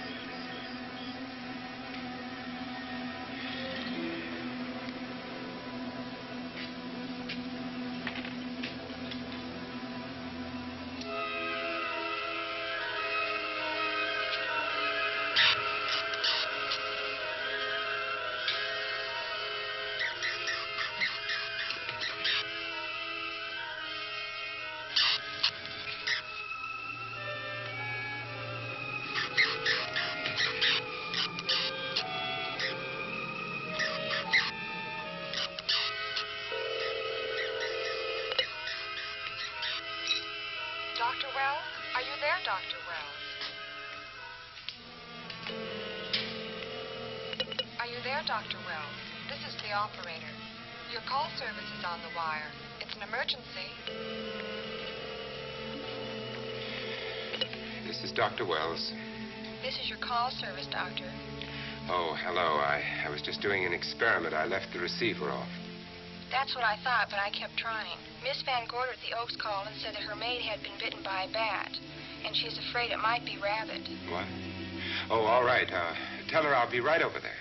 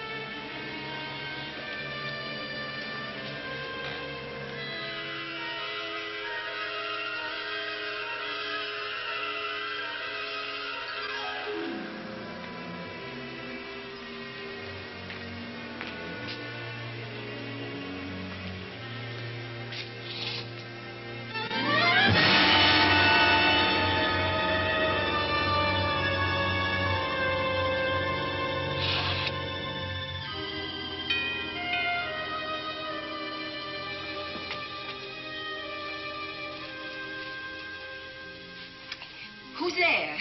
Dr. Wells. Come in. Good evening. Oh, I'm so glad they found you, Doctor. Well, I reached my office shortly after you called. How is your maid? Is she in any pain? No, she doesn't seem to be. Did the bat get away? No, I believe it's still in my bedroom. Oh, good. I'll want to examine it. There you go, Miss Allen. Now you feel better? Doctor, have I got the rabies? Well, I can tell you better after I've examined the bat's brain under a microscope. That thing's got a brain? Oh, you'd be surprised. Well, where is it? I think the little darling is in that closet. Oh. You know, it's a pity you leased this house, Miss Van Gorder. Why a pity? Well, my dear lady, I don't want to alarm you, but... Oh, well, after tonight, nothing can alarm me. Yes, I understand. It must have been terrifying. So many unexplainable things have happened here. There's something about the place. Your servants must have sensed it when they walked out on you. An apprehension of disaster. Well, let's see. Aha! Yes. There he is. All right, now. Take it easy. Nobody's going to hurt you. Quiet now. Quiet. And he looks quite normal. Doesn't seem to be sick at all.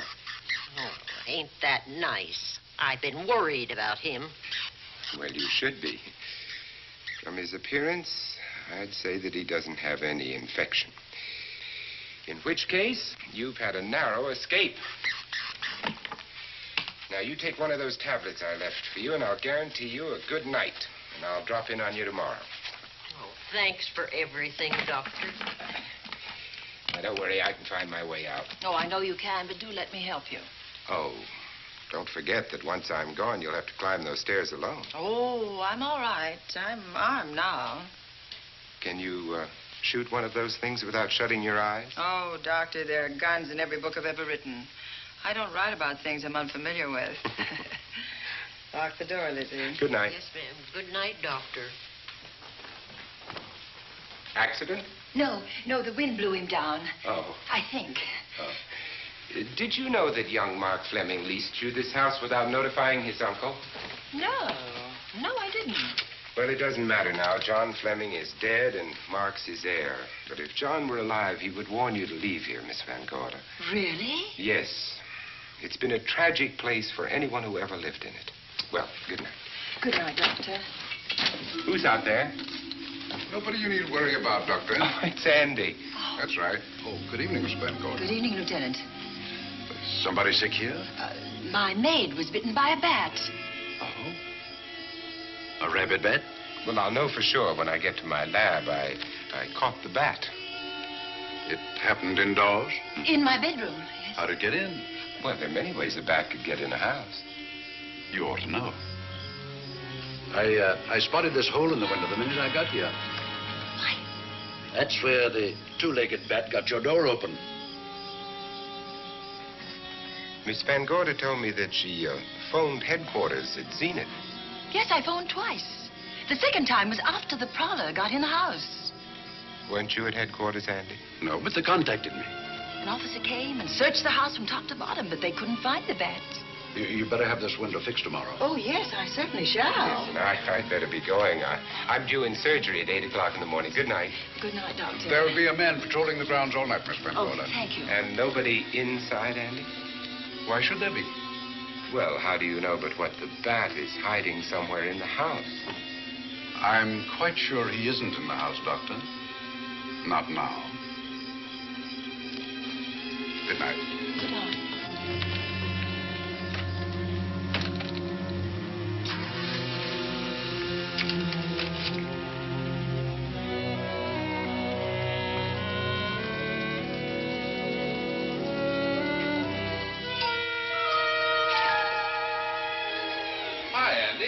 Hello, Mark. Well, congratulations. Real estate business must be picking up. New office, new furniture. New deal. How do you like it? Looks expensive. Are you squandering your inheritance? Oh, I haven't got it yet. Well, the paper says John Fleming left his entire fortune to you. Funny thing about that entire fortune is that we can't find it. No kidding. Oh, all Uncle John had in his bank account was a couple of $100. And his safe deposit box was empty. If we don't find that missing million, mine will be empty, too. How come? Well, all my savings were invested in Zenith Bank stock. The examiners won't certify the bank as solvent until those stolen securities are found. So the stockholders have voted an assessment that'll wipe some of us out. It's a since those securities have been converted into cash. And if I can't find that cash, I'm sunk. Well, where are you going to look for it, Andy? Here in Zenith. Your uncle wouldn't take $1 million on a hunting trip, would he? You suspect Uncle John? Why, Andy, he founded the Zenith Bank. That'd be like robbing the family tomb. You think he wouldn't? Well, besides, Vic Bailey's fingerprints are all over the vault. Now, they didn't find any of Uncle John's fingerprints. Because he wiped them off. Can the defense prove that? They'll try to. Judy Hollander, Bailey's secretary, is a defense witness. And they believe her testimony will have a powerful effect on the jury. Oh, well, she has a powerful effect on me. Judy's a doll. Here's the book you mentioned, Judy. It's your newest one. Yes, it's just been published. You can have that copy if you wish. Oh, it's a first edition and you've signed it. Yes, of course. Thank you so much. May I serve tea now, Miss Van Gorder? Yes, please do, Warner. Thank you. I see you've engaged new servants. Yes, of course. Well, how did you persuade them to live in this house? Well, Jane Patterson, my new housekeeper, knows this house better than you do, Doctor. Oh? She worked for John Fleming. And Warner was my chauffeur. Chauffeur turned butler? Yes, incredible. He can play any part at a moment's notice. Did you get a plumber, Warner? No, we can't get a plumber for 3 days, madam. What about that leaking pipe? The basement will be flooded in 3 days. Now, the pipe is no longer leaking. You mean it's dried up of its own accord? No, not quite. I packed the elbow where the water was coming out. Packed the elbow? Oh, where did you learn how to do that? Well, into each life, a little rain must fall, and a careful man learns to keep himself dry. Now, is there anything else that you require, Miss Van Gorder? No, not at the moment, Warner. Thank you, madam. Now, there's a character. How long did you say that he worked for you as chauffeur? About 3 months. Well, I hope he doesn't have a police record. My dear Dale, it may interest you to know that the last night of his life, John Fleming told me that he loved your husband like a son.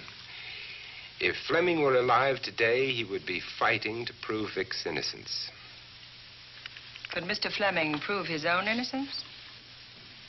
Miss Van Gorder, can there be any doubt about it? There will be when Miss Hollander testifies at Vic's trial. Oh? You know something that we haven't heard yet, Judy? Something I saw with my own eyes. She's not permitted to say what it was. My dear girl, I wouldn't think of asking her.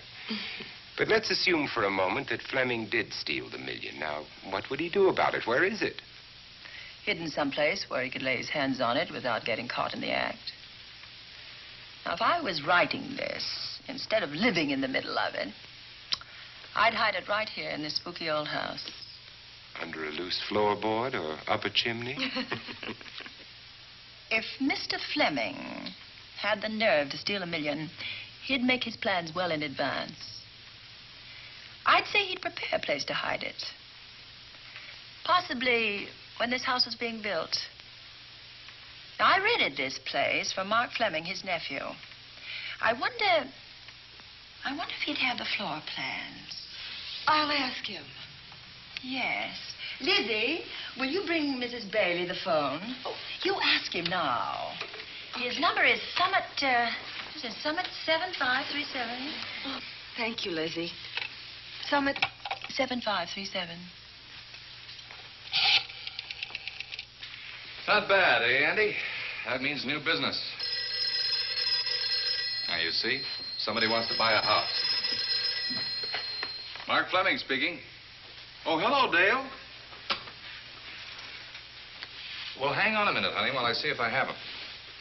It's Dale Bailey, all excited. Miss Van Gorder wants to know if I have the floor plans of the Oaks. Now, what would she want with the floor plans? Well, she suggested to me that your uncle might have hidden the bank loot there. Are the plans here? Somewhere in the house itself. Wait a minute, there is a place where Uncle Johnny might have kept those blueprints. What place? Well, I heard him talk about it a good many years ago. I can't be sure of the exact location. Anyway, I don't think the old boy had the guts to steal $1 million. But if I find those plans, I'll let you know, Andy. Hello, Dale. Look, honey, I haven't seen those plans since I was a kid, but I'll come over tonight and maybe we can find them. Thank you, Mark. We'll expect you. He seems to think they're here in the house somewhere. He's coming over tonight. Well, that's good. Dale and Judy are my house guests for the weekend. Would you like to have dinner with us tonight? Oh, no, thank you. I couldn't. I still have a few calls to make. You know, if Judy's testimony is going to clear Vic Bailey and implicate John Fleming, others may get the idea that there's buried treasure in this house. Don't even mention your testimony until you're actually on the stand. Oh, I won't. That's a smart girl, Judy, and a very lovely girl. Well, good afternoon, ladies. Goodbye, Doctor. Dr. Wells. Come on, girls, let's go.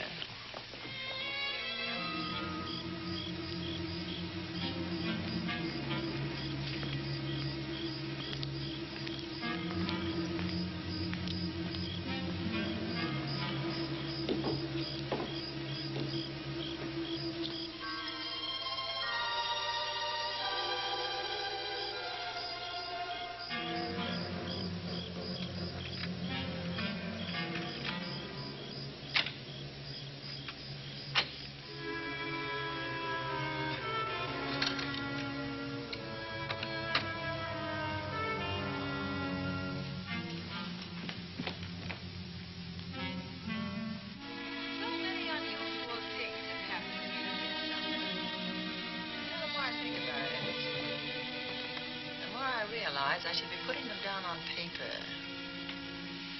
Weren't you your husband's secretary, Dale? Yes, I was. Do you take shorthand? Mm-hmm. Well, my dear, if you'd like to have your mind occupied, I want you to work with me while I write the story of this fantastic criminal, the Bat.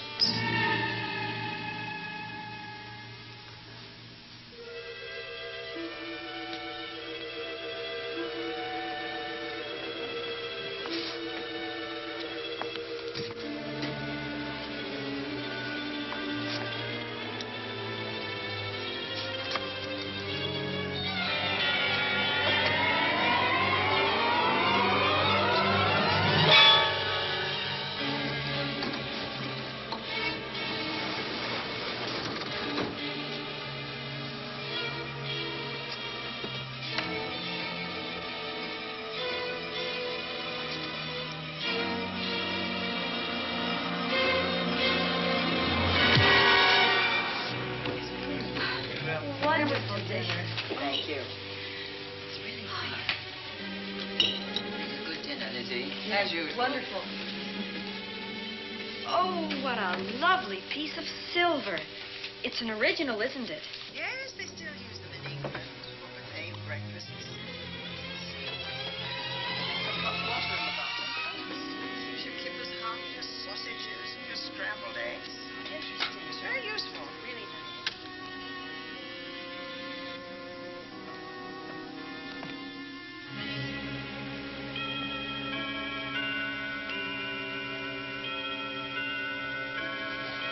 Clock hasn't struck the hour in the last 10 years, if I'm to believe what Mark Fleming told me. Why is it angled away from the wall like that? I don't know. Somebody must have moved it. Lizzie, very likely when she was dusting. Wait a minute. Did you know there's a door in this paneling? No, I didn't. Oh, my gracious, so there is. Maybe it opens to a secret passage. Oh, certainly to a secret something. This is exciting. Who knows, girls? We'll be about to stumble on that missing million. Oh, panel. There's a panel. There must be some gimmick to it. There always is. Move.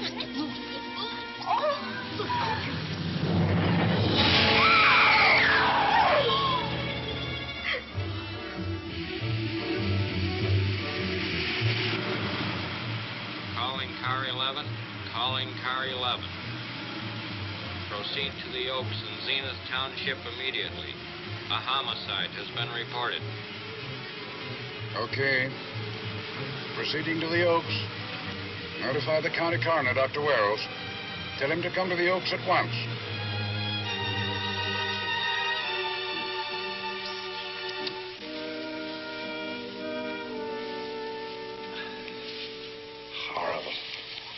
His throat has been torn by some creature with fangs or claws. That's his sign. We found it on the others he killed. I'd hoped those reports that he was up to his old tricks again were pure imagination, but apparently they're based on fact. He's come back. Back to the scene of his kills. Yes, that's who I mean. That's who did this. The bat. Who found Mark? We all did. And it's Dale and Judy and I. Lizzie was in the dining room. This is my new housekeeper, Jane Patterson. You know, she worked for John Fleming. I know her. Where were you, Mrs. Patterson? In the kitchen, cleaning up. I cooked the dinner tonight. Did you know that the secret closet was here? It was behind the grandfather's clock. Well, it was I who found it, really. Noticed the clock had been moved and the door wasn't quite closed. I'll get it.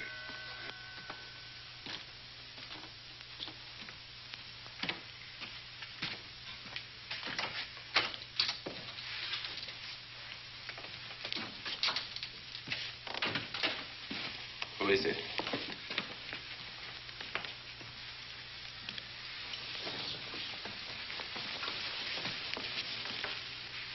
Mark Fleming. As coroner, you saw the same wounds on the others. How long's he been dead? Oh, I'd say about a half an hour. Do you believe it was the bat? That's a bat's trademark. Perhaps he's still in the house. That's possible. Why should he be? Because he's looking for something, and like you, he believes it's here. And he's a persistent killer. I would advise you to get out of this house as quickly as possible, notwithstanding our expert police protection. Have you called the morgue? They're on their way here. Oh, good. I want to examine the body before they get here. May we take it into another room? Yes, to the sunroom in the back. Thank you. Give me a hand. Excuse me.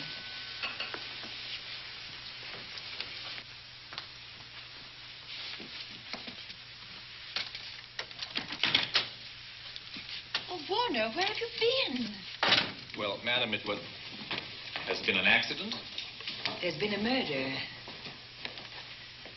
Mark Fleming, the young man from whom I leased this place, was killed here tonight. They know who did it? Well, they believe it was the bat. I'm sorry I had to use the front door, Miss Van Gorder, but I forgot my keys, and when I rang the bell at the kitchen door, there was no response. Oh, this is Warner, Lieutenant. He's my butler. He was my chauffeur. Why'd you promote him? But it's very difficult to find a butler. They don't like service in the country. Have you been a butler before? I've served in many capacities, sir, but this was my night off, and I forgot my keys. I heard that part. What time did you leave the house tonight? Oh, about 6:30. I had dinner at Wiley's Roadhouse. Can you prove where you spent the rest of the evening? I can try. Try hard. And don't leave the house. I'll get to you later. Very good, sir. I shall be in my room, Miss Van Gorder, if you need me. Yes, Warner. Surely you don't think he's... Warren and I've met before. I can't recall where or when, but I will.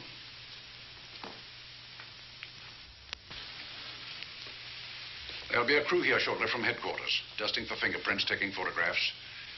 But in the meantime, Mrs. Patterson, you aren't leaving the house tonight, are you? No, Lieutenant. Don't. I'll talk to you in the morning. Good night. Good night, sir. Good night, Miss Van Gorder. Dale, I was with Mark Fleming this afternoon when you talked to him about the floor plans of this house. I heard him tell you he was coming here tonight. Dale called him at my request. She told me he was coming. Who else heard her tell you that? Judy, Lizzie. And that nice Dr. Wells. Dr. Wells. There are a few killers who kill for the fun of it. The bat very likely is a mental case, and I'm convinced that his crimes are motivated by his mania for personal gain. There's $1 million at large, and he's going to keep on hunting for it until he lays his hands on it. Now, these young ladies are staying here tonight? Yes, they're my house guests. Well, when my crew arrives, we'll be busy for a while, so I'd suggest that we go to our rooms? That's a very good idea. Come on, girls.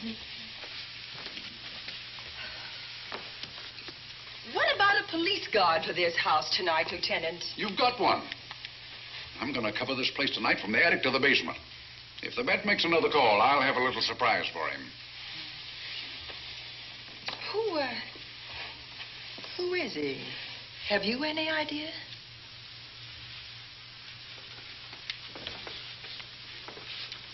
He could be anybody. So far, there are clues to his identity, but nothing we could take before a jury. I'm afraid we must look higher than the criminal world.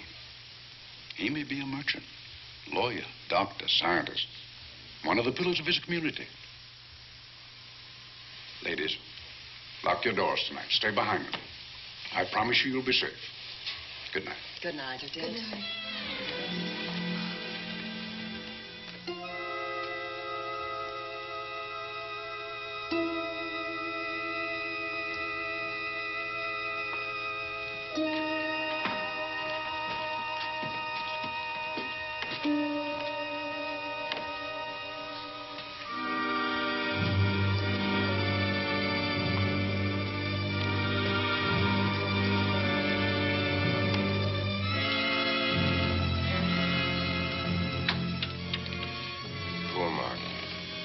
It's a pity. So young. Well, Doctor, do you agree it was the bat? In my report, I shall say the death was caused by the same technique used in the other killings.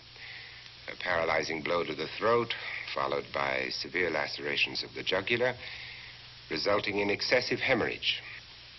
In a layman's language, he didn't know what hit him. Oh, he knew. But he didn't have time to think about it.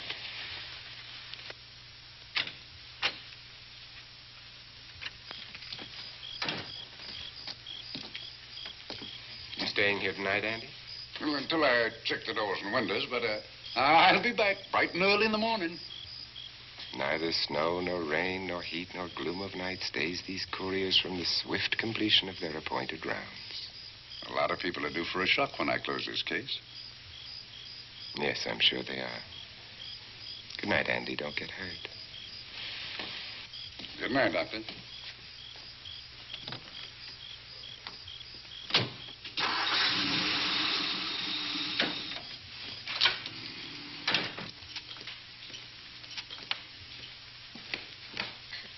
You know, I think we'd better let you get some sleep. Oh, well, Lizzie and I share this room for mutual protection. You know, one night, a storm blew the wires down, put the lights out, and I went out the next day and bought a half a dozen of these things. You better take one with you, Dale. Oh, thank you. We'll go across the hall now. Are you sure there's nothing else you need? Oh, no. Quite sure. We'll be all right. Well, if anything bothers you, you just sing out, and two strong women will come to your rescue. Oh, nothing will bother us. Not with Andy on the job. No. Well, good night. Good night, Miss Van Gordon. Gordon. See you in the Don't morning. worry. Everything will be all No, right. we won't. Good night. Good night.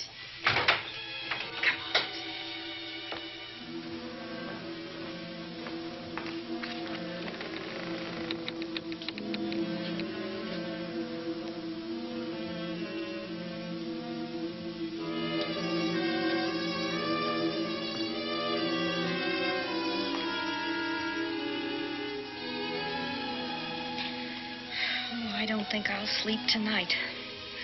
Me neither. All I can see is poor Mark Fleming staring at us.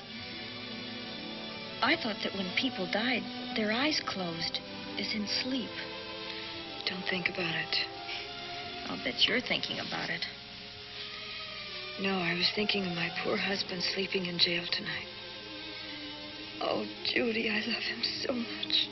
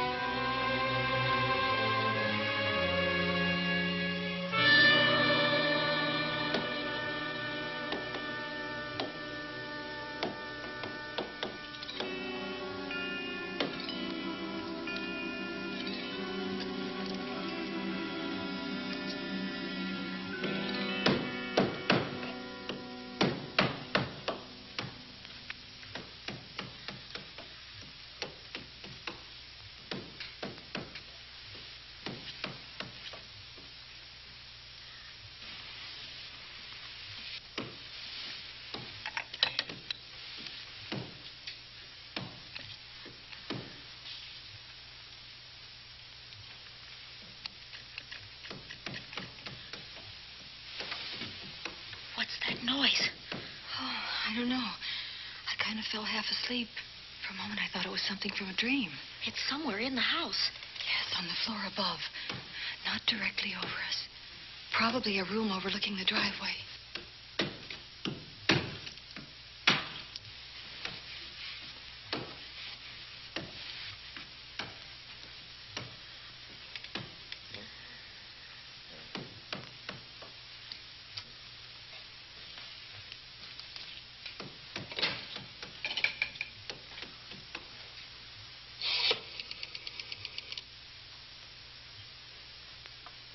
Should we call Miss Van Gorder? She'll hear it. How can she help but hear it? Oh, besides, we don't want her to think we're a couple of hysterical women. Well, I'm about to become one. Dear. I've had it for one night. Dale, you're not going out in that hall. I want to know what's happening up there. But Lieutenant Anderson said if we stayed behind our locked doors, we'd be safe. Dick isn't safe locked up in that jail. Suppose that stolen money is in this house. Mark Fleming seemed to think it was. Maybe that's what somebody's looking for.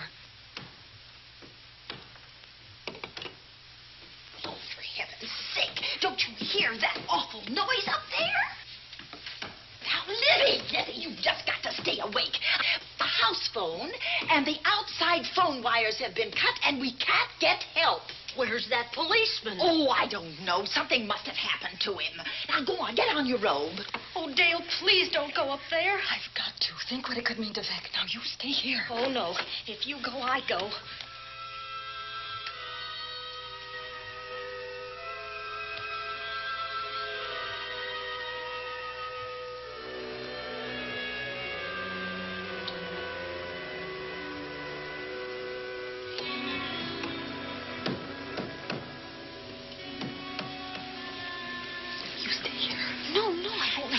Alone. You wait here. I'm going to see what it is. Oh, please let me go with you, Judy. Will you warn me if anyone comes? I'll only be a moment.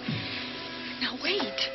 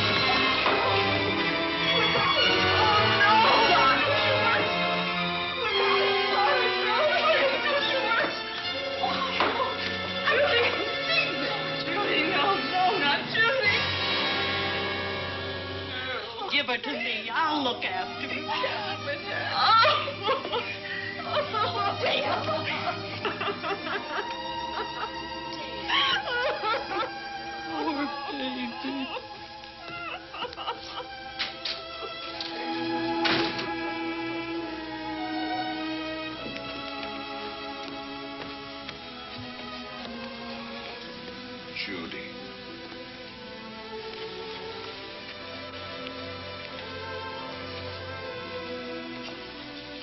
The bat. Yes, the bat. He caught her at the head of the stairs. We saw him rushing down the stairs as we came out of the room. I hurled that after him. I hit him, I believe. I'm going to cover this place from attic to basement, you said. Well, what were you covering when that poor child was murdered? Where were you? I saw a man outside in the grounds. I went out there and hunted him. I heard him in among the trees, and so I followed the sound of him as far as the brook down near the back road. And then I lost him. I'd rather give my own life than have this happen to Judy. But I told you to stay in your rooms and lock your doors and stay there. What was she doing at the head of those stairs? That was my fault. They heard a strange noise. Heavy pounding in one of the rooms on the 3rd floor. We all heard it. I wanted to see what it was. Judy, I wish you wouldn't let me go out by myself. I made her stay on the balcony. What about your new butler? Oh, well, he's in his room, I suppose.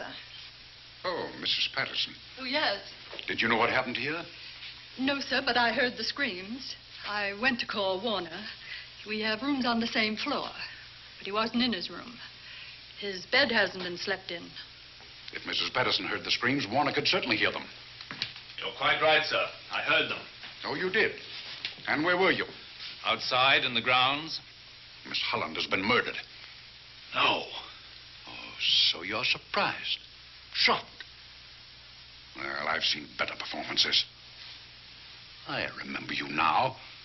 Your name's not Warner. I've got a circular in my office with your picture on it. The Chicago police not so long ago were hunting for you in connection with the robbery. You're right again, sir. And they found me and they tried me and I proved my innocence and I was acquitted. That could have been a lucky break. Where were you when this child was killed? I told you before, sir. Outside. What were you doing there? I was following you. I saw you leaving the house and it seemed that you were hunting someone. I thought you might need some help. Oh, yes, sir. I followed your flashlight down through the trees. Then it disappeared. And then suddenly, as I was staring out into the darkness, I was struck by something on the back of the head. The next thing I knew, I was lying on the ground. I realized I'd been knocked out. I wish you had been knocked out. But then we'd have found you with your mask still on your face. You were hit here in this house with this poker as you were rushing down those stairs after that child was Oh, killed. no, sir. You can't pin this on me. I'm not the bat. I've never killed. I couldn't kill. I won't take the rap for this.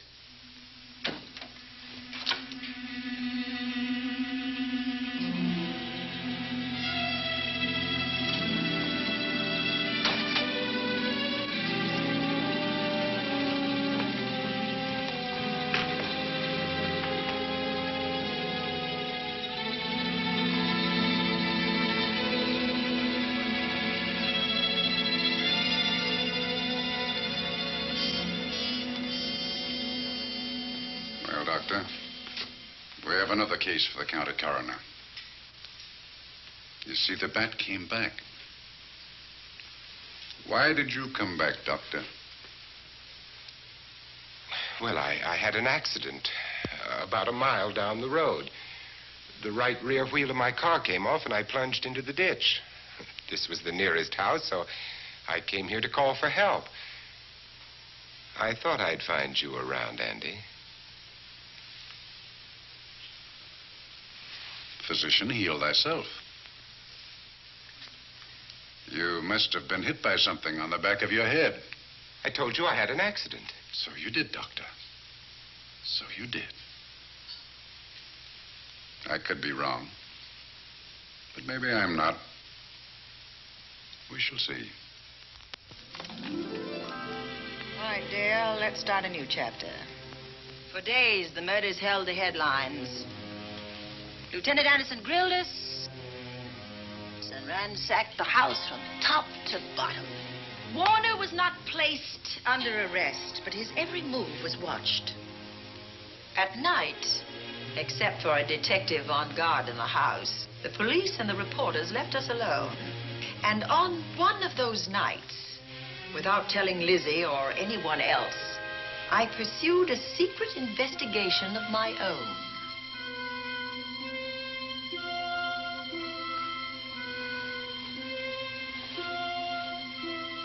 It was in an empty room on the 3rd floor where we kept our trunks and other things.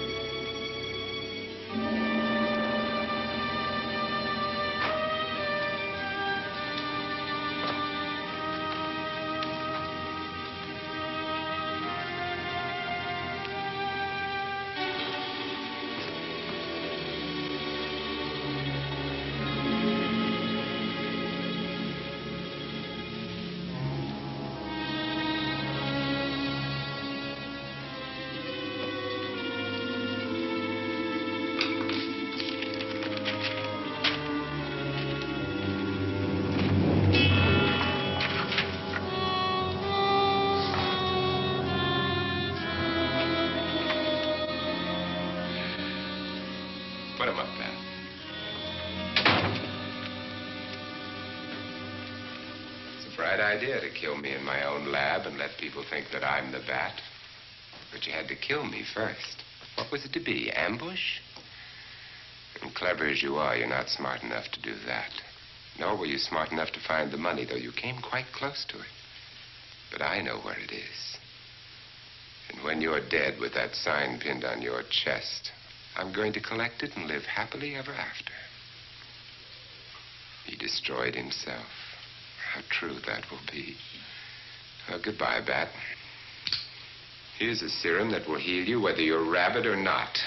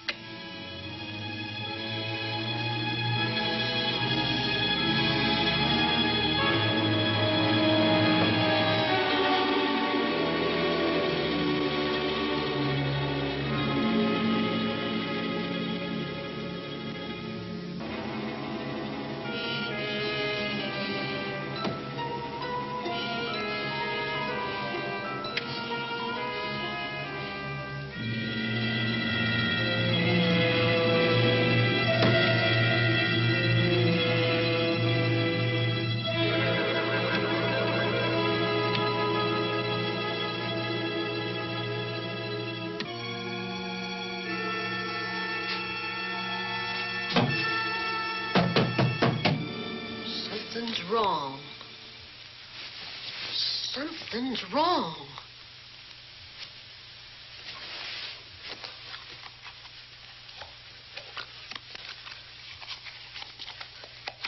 Miss Cornelia.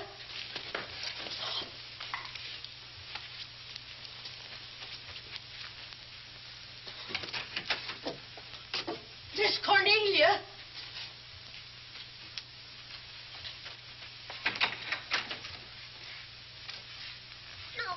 Where would she be going at this time of night?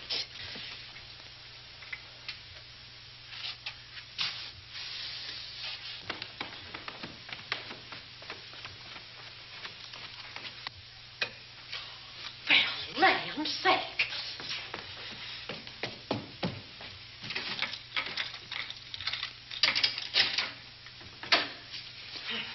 I never.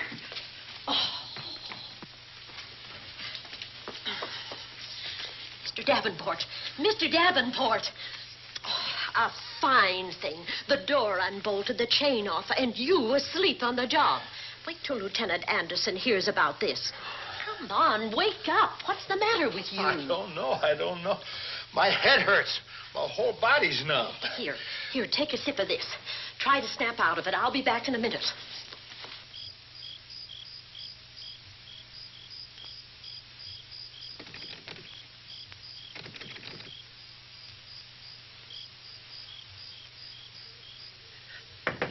Hurry, will you? It's Lizzie. I'm terribly worried. I can't find Miss Cornelia anywhere, and something's happened to the policeman. I don't know what. Get Warner. Bring him to the drawing room. Tell him we need him.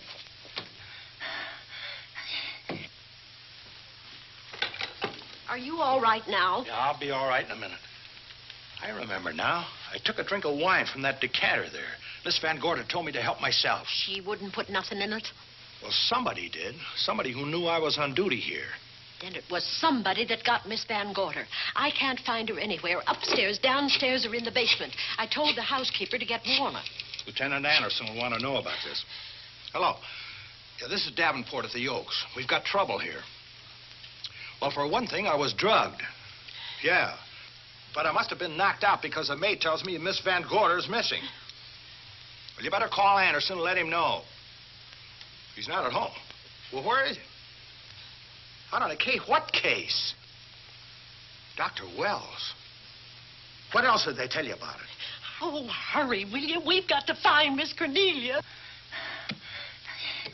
Okay. Lieutenant Anderson is out on a case. Dr. Wells was found dead in a room next to his garage, murdered. Dr. Wells? There's something queer about the killing of Wells, but headquarters won't talk about it. Lizzie, Warner isn't in his room.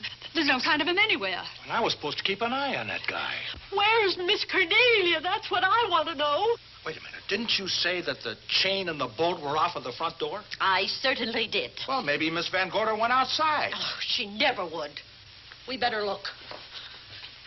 I can't breathe. There's nowhere else.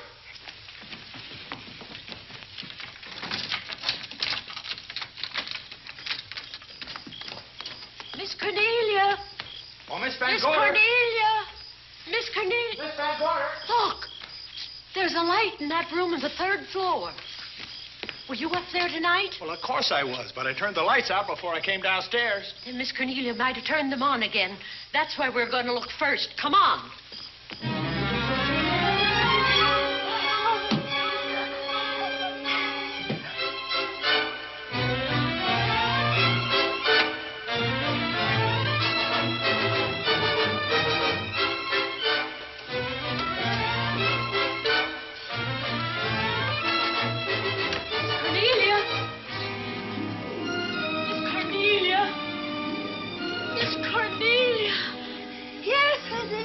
I'm here.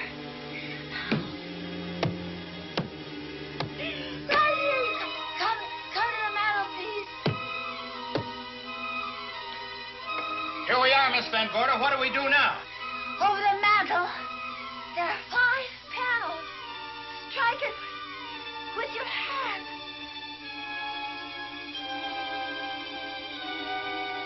Which panel did you say, Miss Van Gorder? Oh, I can't. Miss Van Gorder, which panel? We couldn't hear you.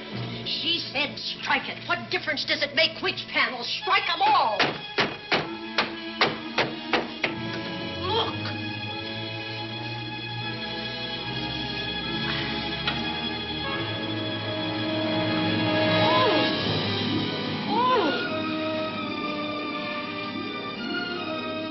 Oh, it's all right now. It's all right, dear. Lizzie's here.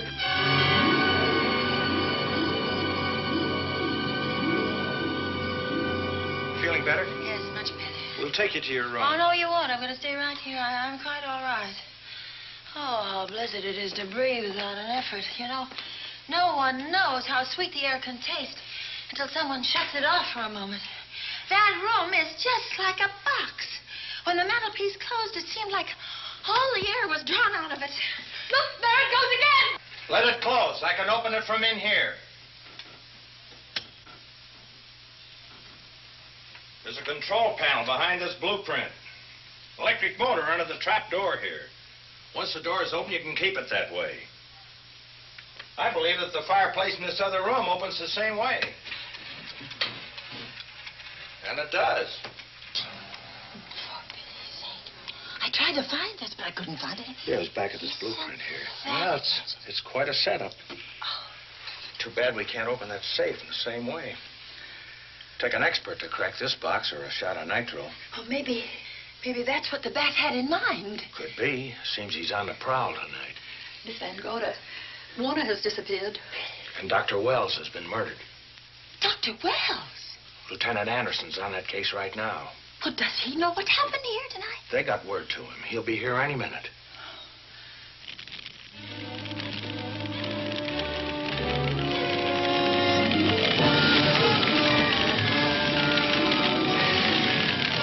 What's that noise? Miss Van Gorder, the garage is on fire. Scott, look at that. Lizzie, put that light out in the other room. Now, where are you going? To report the fire. Well, you just stay right here. Miss Van Gorder, the garage. Well, let it burn. You watch the stair. Can't you see that fire was set to get us out of the house? Out of the house? Were you talking about the... Yes, I'm talking about the bat. Now that the lights are out, he'll think his trick has worked, and we've gone. He'll be here any minute. Well, so will Lieutenant Anderson. I hope so, but the bat will be here first. And he'll kill again if we're in his way. We've got to be as clever as he is.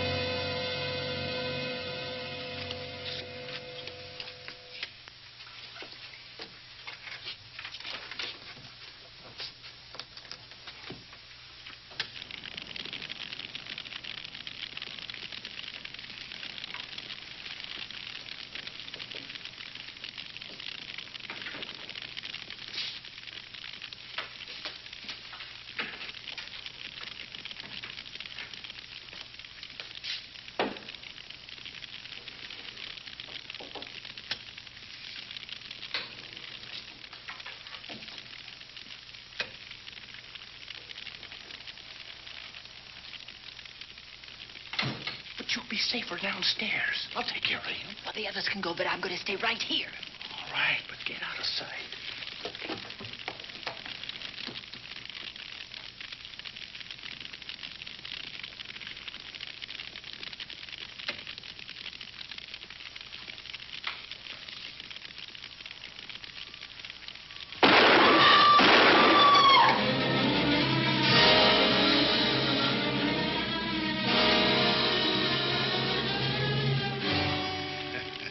Let's face it, ladies, and get it over with.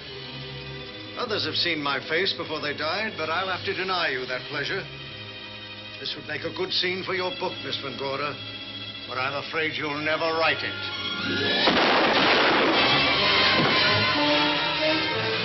That is Warner. I could tell. You misjudged me, Miss Ellen. Warner! I don't like being a murder suspect, Miss Van Gorder. I was headed for a plane, but halfway to the airport, I changed my mind and came back. I'm glad that I did.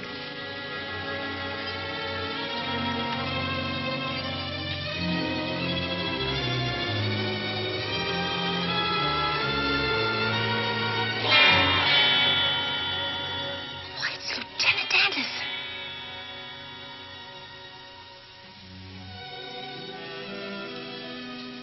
Yes, it was Anderson. He'd discovered the secret of the hidden room and was waiting to get into it. Open up the safe. We found the money in it. A little over $1 million in tens and twenties and hundreds. Good old Andy. With all his ill-gotten gains invested in bank stock. It's rather a clever way to hide stolen money. In the open, as it were. And so respectable. But don't try it. No matter how clever you are, you can't hide murder.